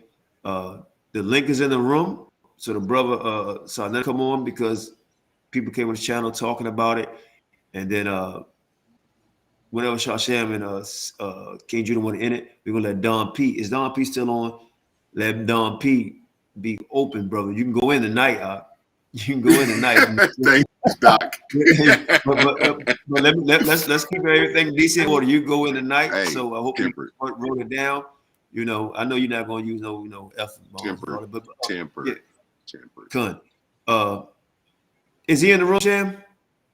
No, I don't know if he coming on or not, but he floated in or whatever. So okay, all right. So I'm let you guys go and do your thing, and then you know. I mean, that was it. We done now, so ain't really. Okay, so it's Don P time, man. You know, everybody know that. Sometimes Don P get a little excited. You know, she be like Don, and we end up getting into it, but it's all love. We understand the passion, and I think tonight, just like I told the comment section, go in, you know, and abbreviate or whatever. So tonight is a night for Don P. I don't know where JT at, but tonight is a night for that. Because we don't like no rapers or anybody supporting. Point blank, period. Point blank, period. And then the brothers to get the final word. Go ahead, D. Qanath, I mean, even go in like that tonight, man. My heart is so hurt. If you seen any of my comments tonight, brother, my heart is hurt. I'm just hurt, bro. Straight up. And see, the problem that niggas don't realize is this. My heart is hurt like that. There's a reaction. So you might not see it on the front end. Don P yelling, yeah. No, bruh. It's the back end. And that's where your actions have repercussions and ramifications. And so I'm gonna kind of leave it at that, man. Because, you know, Shar Sham, I was waiting for y'all to bring this out, man. I got in a little late, but I was excited about it because I wanted to hear what you and JT. This is what I love about F.O.P.E. This is the part I love. Teach, brothers. This is what I love. Teach, edify. You know, they try to bring you brothers down to their level on the skirmishes and bullshit that y'all are way above in terms of your scholarship. And y'all just keep rising above that, okay? Keep rising above that. JT, Shar Sham, Kjudah, man, Kjudah, you did a teaching the other day, man, that was all over point. And it's just, you know, the F.O.P.E. family that have the ability to come on and bring that truth. Man, come on, because we here. People like me have a luxury that we get to be here 24, you know, or 16 at least, because we got to sleep 8. But we here and we man, we love y'all as a family and what y'all bring out, what y'all support. And the thing about it is, what does Don P always say? Where's your receipts? F.O.P.E. always got receipts. I love y'all, man.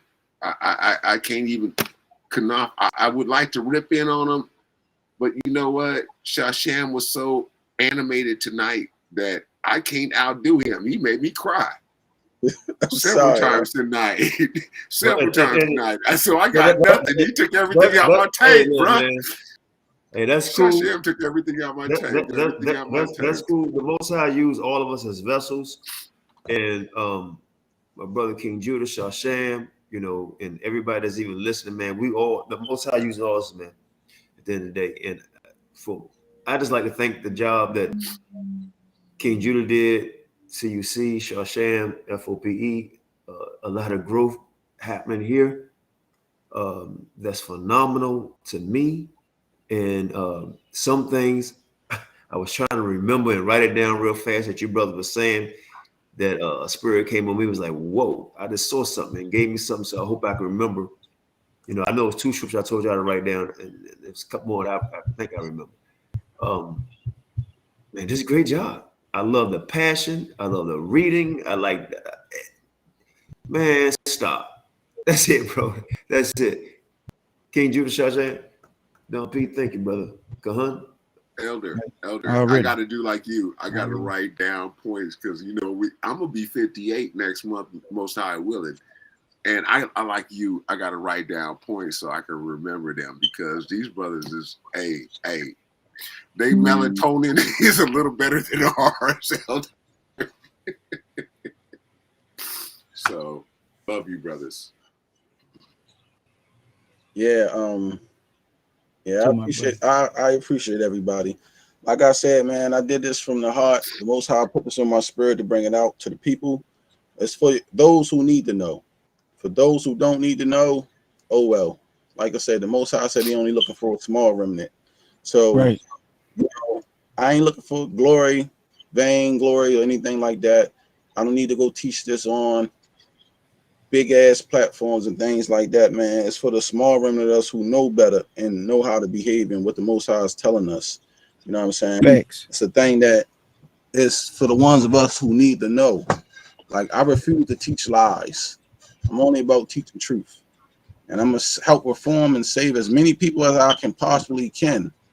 Because the scriptures tell us about Israelite men out here that's speaking damsel heresies in the nation. And they got mouths that need to be stopped. You know what I'm saying? And they destroying the nation of Israel.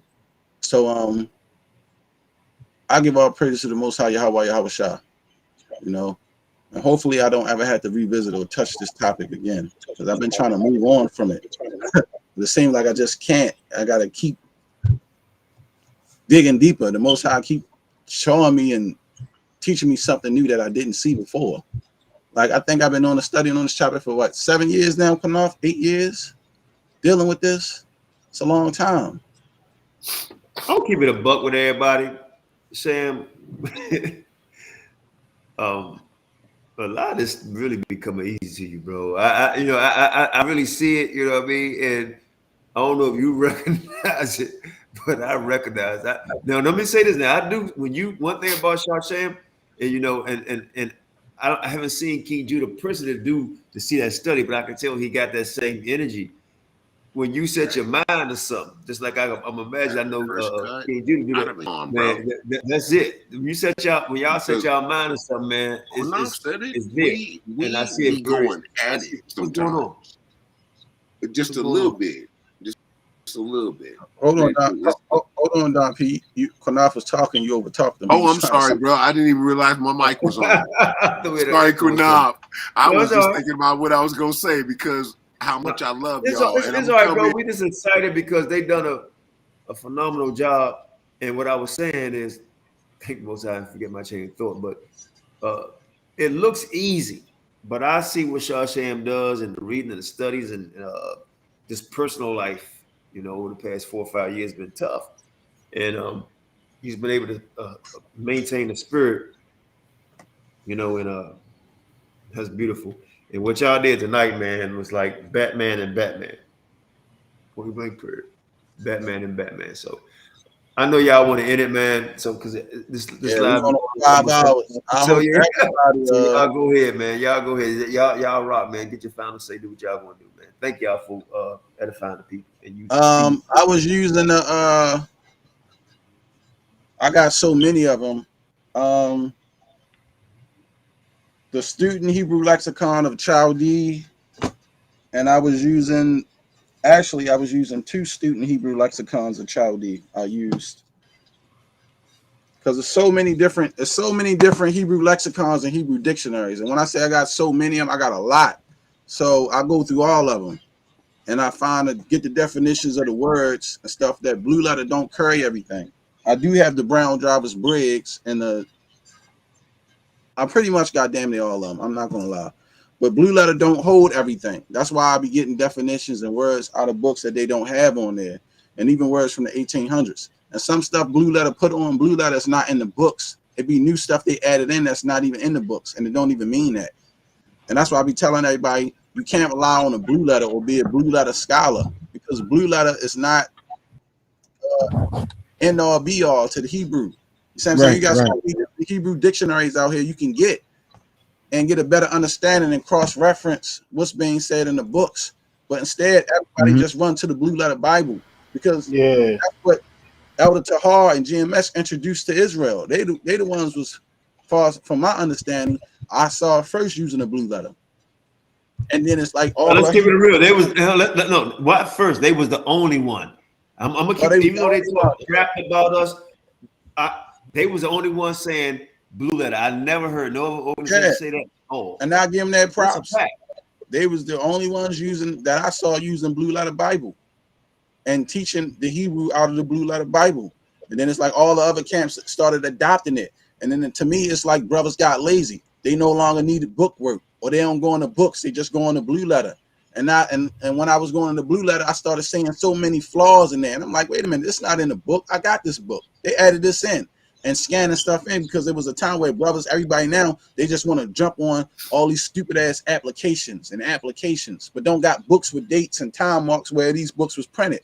So they getting into all these applications now, and they adding stuff in, and they be like, see, because this is a scan of the book. But then when you look at the scan, they added something in, and it looked like it's actually in it. But then when you get the book, it's not in there. And that's what I was telling them. Let me say this. A lot of people don't know, and that's why. And I tell Shay, we don't brag. Let's stay cool. That whole Blue Letter, we went through that thing. Not just the Blue Letter, like Sham going to the Hebrew And I was going to and what was I going to, Sham? And I don't even talk about it. The You was blue going letter to used Hebrew, and what was divines. I going to? I got 3 of these books here. Oh, yeah, Divines. You'll see this on there. You'll see. That's why I be trying to tell you. All them books that the blue letter show, I got the actual books. So some of that shit that's on there is not in the books. And I be trying to tell these guys, but they don't want to believe me. Hey, I'm like, Sham, you know, that's like talking to when you was reading the New Testament in the Hebrew, and you were studying that, what language was I studying? You were studying Greek. We bring none of this out. Y'all just don't know. We be laughing, talking stuff, because I'm like, man, because it's not to bring something out to try to cut somebody, just to edify. And how long ago was we studying the Greek and the Hebrew? Man, we been studying Greek and Hebrew for years. I started studying Hebrew when I first came in. And we made a bet. We say, hey, I'm going to do the Greek and do the Hebrew. Because, yeah, when I met Qanath, I already had my Hebrew books. I had brought all my stuff from the house of David. That's why I always show y'all my Torahs. My first, here it is right here.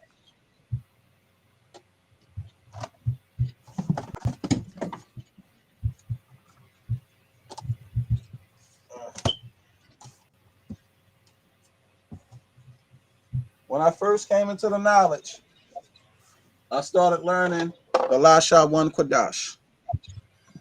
And here it is, my first Hebrew Torah. Still got it from years ago. I even got the Hebrew New Testament and the ancient Lasha 1 Kodash from my elders of the house of David. Everybody know this. So I always started studying in Hebrew. And then once I started dealing with the brothers from the Old Testament community and stuff like that, and we met Elder Shael. Elder Shael, we were dealing with Hebrew with him. He the one put it in my heart and started telling me, he said, Shar Sham, you keep advancing, Ak, and these dudes not going to like you. But you can beat them even more because they can't beat you because they're not using books. They one-dimensional. They just going to stay on a website. He said, you keep advancing in the books. He said, you can beat them easy. He said, learn all the scripts. Learn all the linguals of Hebrew. That's why he said you can study the Yiddish. He said, study the Sephardic, study the biblical, study the Lasha 1 Kodash.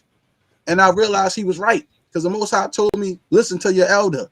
And I said, you all right, Elder Child. That's why I was like, I got the Yiddish Hebrew, and I can show you the differences and stuff like that. And you can see the difference pronunciations and how it is in Hebrew. They don't do that, man, because they one-dimensional. You cannot win only doing something one-dimensional. Like, they don't want to advance themselves. So, like I said, if you stuck doing something from years ago, from 1969, regurgitating old information, and information is outdated, information is not right, how can you win? You can't. Blue letter not going to be around forever. I just want people to know that. What's going to happen when they shut the net down, shit like that? You're going to need some books to fall back on. How you identify yourself? Facts. And that's all we trying to tell brothers. The books, you ain't going to even be able to take your books with you. That books is going to have to be in your heart. And, you know, I love you, brothers, and I love what you're doing. Look at this one. Different. Another Hebrew Torah. Different script. This is an ancient pictograph Hebrew. See what I'm saying? That's how much I read Hebrew. I got all Hebrew books, but just pure Hebrew, no English. And I be reading them and studying them just like that now. Hey, let me say, hey, Sham, real quick. Hey, Sham, real quick. And Shar Sham and I, well, I know I have, and I know Sham, he looked at it. We talking about the books. We found the book. And we have yet to find out what that language is. Remember that? Remember I showed, we was like, what the hell is that? We don't know the language of that. We was trying to figure it out. I'm not sure if that was Pig Latin, but yeah, I don't know. It was no Pig Latin. Whatever it was, but yeah, we did have a book and didn't understand what language it was. And we still, and I have put it out for other people, and it's like, this is crazy. You know, and we got books in the 1700s. I remember I got a book, one was 1785, 1700s. Shar Sham got a Bible that has no date. Yeah. There's no date. I'm always looking at the date of 1885. If it's old, or excuse me, 1889. If it's older than 1889, I do not consider it authoritative. And between 1889 and 1859, I consider that less authoritative. Well, you know what I do, The writings. Hey, Don, you know what I do when I read books? Not all the time. I'm not gonna say and lie, but sometimes some books I say, "Damn, this book seems fire." So what I would do sometimes, I would go into not the story of the book, but the person, and then that person, who they study under, right? So I can find out if it's fact or fiction. You know what I mean? And then if that person was knowledgeable that they were studying on, and then find out where they got everything. Because some books you have fairy tales sound good. Boy, when I tell you they keep spamming this chat tonight with this naked crap, man, I don't know why, bro. I didn't block them. Man, I get tired of seeing this shit, man. But I didn't they call do it y'all on need channels, top but heads. on ours is a fight. I ain't never seen it. I mean, yeah. Chop heads. It's a bot. It's a bot or something, man. Like that's what it is. It's a bot. It's a bot. It's a bot. Just chop heads, mods. Just chop them. Yeah, but That's I can't remove it because see, even when I block it on the YouTube, the restream still show it in the chat. That's what I hate about it. That's why I was like, you know what? Maybe I need to stop using restream now because when I put the chat up, because I like to use this so people can see that comment. It be on StreamYard too. Yeah, but it don't, not like this. But it don't show it on the screen. Get rid of it. You see how you see it coming? See how the chat is on the screen and it's still showing the screen? Yeah. I can't remove it off the restream stream. It'll still show it. That's what I hate. Like I can't like block it out or delete it or just I can like put it in timeout, block, add to block list to stream chat. Yeah. Oh, StreamYard will chop it though. No, they still show it on the screen though. See what I'm saying? Like to the right. I don't know if they can see the right of our screen, Stan. It shows you. It shows it chopped. No, it's showing right to the left on the comments. Yeah, StreamYard it shows it chopped. Seeing it on the screen, it's showing. This is not StreamYard, it's Restream. You see where it says that on the screen where the people comments coming down. That's what I'm saying. When I do it, it's like I can't remove it off so it don't show on the YouTube so people don't have to look at that stupid message. That's what I'm saying. Gotcha. Hey, let's not spoil let's not spoil this lesson y'all did with this talk. So let's end that so people can watch the lesson and move forward. Great lesson. Because we keep talking and people gonna be just So the lesson is over. So I'm gonna drop the link one more time. Anybody want to come on, say something? Y'all can come on. Other than that, we great hop off. We've been here 5 hours pretty much. I'm tired now. I need a break. I need a nap. I've been up since early. Thank y'all for tuning in. Shalom to my sister Oracle 007. I appreciate you, sis. Thank you for coming on over here. I hope you enjoyed the lesson. I know you like to get on your brother, but I appreciate you, sis, and I love you. She does be good on you out. She like to get on Shar Sham. That's my buddy, though. She's all right with me. She's all right with me. I like it. We're going in, man. That's the CUC family over there. I don't mind. But you know, I understand that, Qanath, because some sisters, you know, they got expectations of us and they hold us to that, like, you know. And I understand that, especially when we out here swinging the sword the way we did. Like real men. They're like real men. That's what we trying to get out. Brother. We swung that sword today. You did a lot of reading out and brought out a lot of precepts, and I appreciate you swinging the sword. Yeah, that's why I came, man. Shar Sham, King Qjudah, y'all some real, and Don, y'all some real Negroes. Hey, nephew, Shar Sham, I'll be running 2 screens, bro. So throw me a sword so I can help out in the chat, bro. Because I run 2 screens. You gotta ask Star and Lima about that. I ain't got the power. Well, well, if you ain't got a problem with it, I'm sure my darling nieces wouldn't have a problem with it either, because I love them and they love me. No, I'm just saying they run the moderation. I got you. That's their part, and y'all handle the teaching part. I got it. Y'all always made that. You know what? Y'all always made that distinction clear. We choose our moderators. We let them handle that, and we handle the teaching part. If y'all get what I was saying was because of them. What I was saying was, if you wanted to be a moderator with a wrench, it has to be up to them. Right. That's what I'm saying. Y'all keep it separate. Oh, right. Yeah. So y'all do the teaching part. I mean, That's like I what said, all you got to do is ask them. They in the chat. Oh, well, you know, Yeah, but you know, y'all know this is your channel. But I But understand they, because you did make it distinctly clear that the mods handle the chat and y'all handle the teaching. It's two separate things. Y'all trust them and y'all do your thing. So I completely understand what you're saying, brother.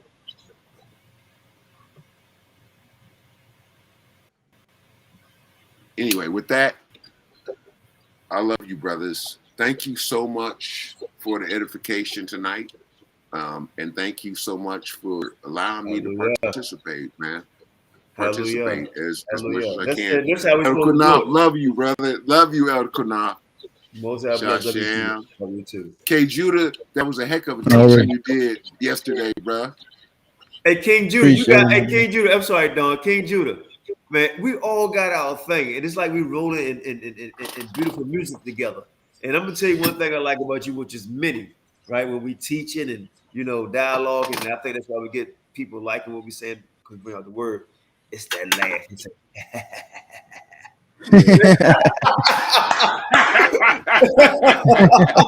Yeah, K Judas. K Judas. Okay, Judah, what you say, man? Too much talking make it seem real, man. Bring them scriptures out. Swing Hey, that Hey, sword. hey, but my Kabar, brother you Shar got Sham though. My brother Shar Sham tonight, man. Well, yesterday night, man. Big salute. And I'm gonna just say this. I hear a lot of people, they say stuff like, hey, brother, I ain't praise you, brother. But hold up, time out. If you go read the scripture, the Bible say, let us praise you. So the work that the brother doing, I praise the brother for it. You know, I respect my brother. I love my brother, and I thank the Most High he came to me and wanted to do the lesson with me, and I just was here to help my brother out, man, and we moved in the spirit. So I praise my brother for the work. I praise folk for the work that they do. So we got to get out of that mindset that we can't, uplift each other and honor each other and praise one another. The Bible said it, man. And if the Bible said it, hey, we know we're not putting nobody but the Most High. But why we can't praise each other for the work that we see another brother doing instead of being jealous and having animosity towards another man's gift? Everybody knows Shar Sham blessed, man. With the sword, the Hebrew, the way he breaks certain things down. We should praise that brother for the work that he putting in, man. And don't be a hater, be a congratulator. You right, Kjudah. I mean, Khan, Brother Khan, you need to be on some voiceovers for Popeye chicken commercials. Just because you got that your voice, I'm serious. I'm not, bro. This is what I do. I got a studio, and I'm telling you, based on what people have told me my whole life, you have a certain type of voice for a certain type of region for a certain type of project, and honestly, you need to look into it, brother, because you do have that is so distinct. So anyway, I'm gonna shut up. Well, hey, Don P, that was funny as hell. But you need to be a selling. We need to use your voice for State Farm, Negro, because you was selling your shit. Why are you trying to put me with Dennis Haysbert? I love you, Negroes. Hey, family, before I jump down, hey, F.O.P.E, I salute y'all. I thank the Most High for the work that y'all do. Y'all waking up thousands. Y'all might not see it. Y'all might not, you don't see everybody that you touching. But the fact that y'all teaching our people the truth about the chart, y'all done woke up thousands. The fact that Shar Sham just broke this lesson down, then touched the minds of millions. Y'all just can't see it, but now people know that you cannot rate, man, according to the scriptures and according to the righteousness of the Most High, which we know everything this man do is right. Nothing that the Most High do is wicked, wrong, abominable. No, it's all right. So you cannot rate nobody because we just proved when rape come, death come. So Shar Sham, I salute you, my brother. I salute my F.O.P.E family, Uncle Don, Kahan, and the family in the chat. Big salute to my CUC sisters who also have a channel family called Shebrew Talk, Muslim Me No More. where they're gonna be touching the minds of sisters to encourage and uplift them. So I love y'all, family. Yes. Big salute, and y'all enjoy the rest of y'all day. Hey, real quick, King Judah, I'm not going to say it, and this is a challenge to all the listening audience. If you don't know, within the first King Judah, let's say 10 seconds. No, that's too long. No, I give him 10 to 12 seconds to type in what the CUC means. Oh, you playing Qanath. No. And if nobody hasn't seen, if they haven't seen that the trailer that they did, y'all need to go watch the trailer. Y'all need to go watch the trailer, because that trailer is fire. For my sisters, that trailer is fire. Go watch that trailer. For real, for real. And the other thing I wanted to say was this: when Sham was like, "Hey, Don P," I was praising you guys to myself, and I didn't realize my mic was open. We appreciate you, Don P. King Judah, big salute, King. Pleasure swinging the sword with you.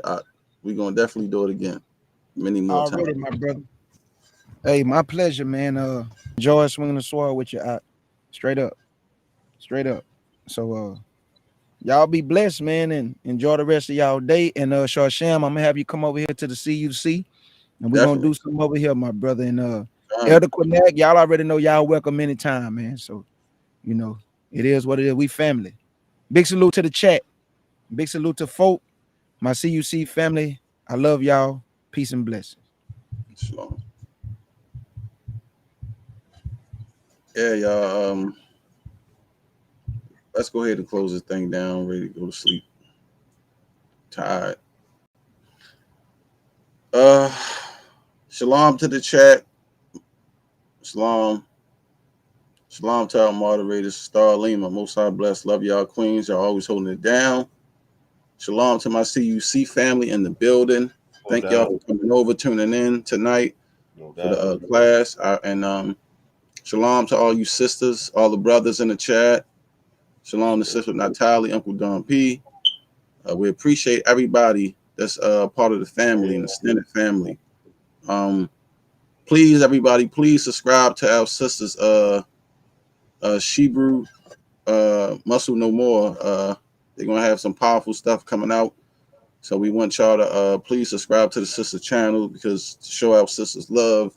They in this fight too, because they are part of the nation of Israel. Point blank, period. And for my sisters that we supporting this channel, don't y'all come weak. Y'all better bring it. Don't y'all come weak. You know, I'm not respect a person. I don't care if you're sisters or not, or little children. We supporting this channel, and I know y'all gonna bring it. See you, sister family. Yeah, man. Support our sisters, man, because they're gonna bring some fire. And we need, like I said, we need more powerful sisters in the nation. We just can't have a Naphtali. You know, she needs some other sisters with her, helping her do her part, because she's out here in the front line. But Naphtali and Oracle. Oracle, and like now we have another Oracle 007, because she's a sniper like James Bond. That's why it's CUC sister. But yeah, man, we love y'all. So Elder Qanath, you want to close out, or Khan, you got anything you want to say? Let Khan speak. I'm good. Hey man, you already know, man. This is F.O.P.E, baby, and it's up there and it's stuck there, and it's always gonna be there. So it is what it is, man. We gonna constantly keep edifying, and that's just what it is. This was a powerful lesson. I'm glad the Most High, man, revealed certain stuff to you to bring this lesson out, Shar Sham. And I'm glad, man, we able to, man, to fellowship, man, in unity, and bring this word out in all sincerity. And like I said, this F.O.P.E, but it is what it is, man. Shalom. All right, family. Shalom. We'll see y'all till next time. Thank y'all for tuning in.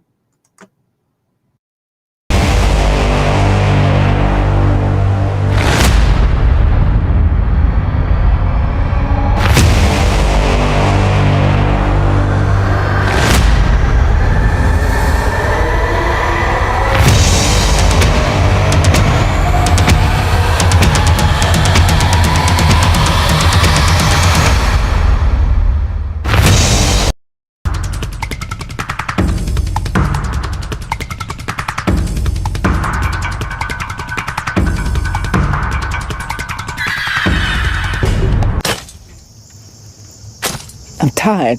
I've been on this plantation all my life. I've been enslaved all my life. I'm tired of being pushed and pulled. I'm tired of the master doing his bidding. I want to leave.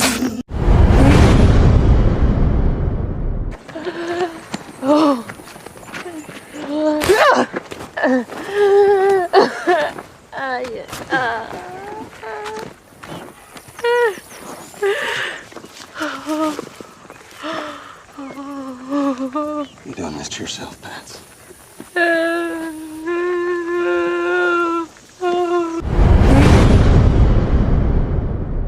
You know why we not afraid? What?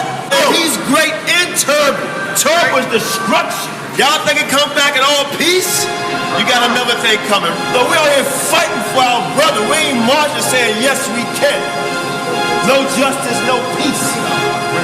Go! Fight for your sons and your daughters. I'm not rap too tight. Got 400 years on my back. I'm angry dog. I'm black like that. Won't contact with you whites. And all the niggas I stand here with, they share my same sentiment. I'm fucked up tonight. Won't kill my brothers no more. Want all the smoke, motherfucker popo. This my battle cry. Whoa. Isaiah 14:21, that ancient version of that gun that fool. They stole our name, they stole our shit. We real Judites, motherfuck Jewish. We lords. Generals, arm your soldiers. We fight tonight like we supposed to. They inherited lies. I'm referring to all whites. I'm referring to riches, white privilege given through genocide. And they gotta pay for that. God say Jacob gon' take it back. I cry aloud, I spare not. This good bread, my sharecrop. This lily grew through concrete. We march to our own drum beat. We the chosen. No inclination to kick it with y'all. Raise Babylon to the ground, then watch it fall. Obadiah said you'll be wiped up for theft. These are just words, worry about what come next. It's for Negroes, Latinos, we better than all, not equal. My natives no red dot that feather. Me primo be smooth like that leather. Until it's time to bring the war dogs out, put the headdress on. War paint and I'm not rap too tight. Got 400 years on my back. I'm angry dog, I'm black like that. Won't contact with you whites. And all the niggas I stand here with, they share my same sentiment. I'm fucked up tonight. Won't kill my brothers no more. Want all the smoke, motherfucker popo. This my battle cry. I got the spirit of grandfathers past. Front porch sitters, Nat Turner dangerous. A real life illustration of angry and Nat painting. Of Malcolm staring out the window with patience. One hand on the curtain, right hand on the AK spits. 47 rounds, all to bring down Satan. Same way Abel was killed by Cain. This will be an introduction from the fuck shit into the fire. Probably join the list of artists who died before they retired. Most High said I'm hired. Sire will never spit a line aimed at my kind, less meant to uplift. Toughness will be redefined in my rhymes. A squad of men with the spirit of God, with an affinity to point their weapons not at the brethren but at the enemy. Khaki colored kids, baptized in the flames of combat, fashioned in the trap we escaped. Our fate was to be great and noble. Moses reincarnate, so be hopeful and know I bring word from A and O to Pharaoh and white folk. Let my people go, cause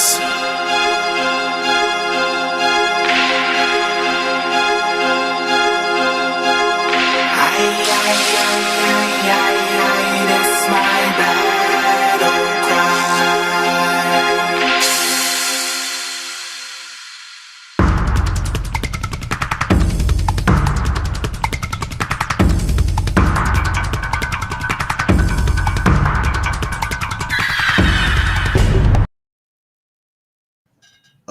Oh, Shalom. Weez, I'm sorry, sis. I be forgetting you. You right. You F.O.P.E. I apologize, sis. Don't kick me in the rooter to the tutor.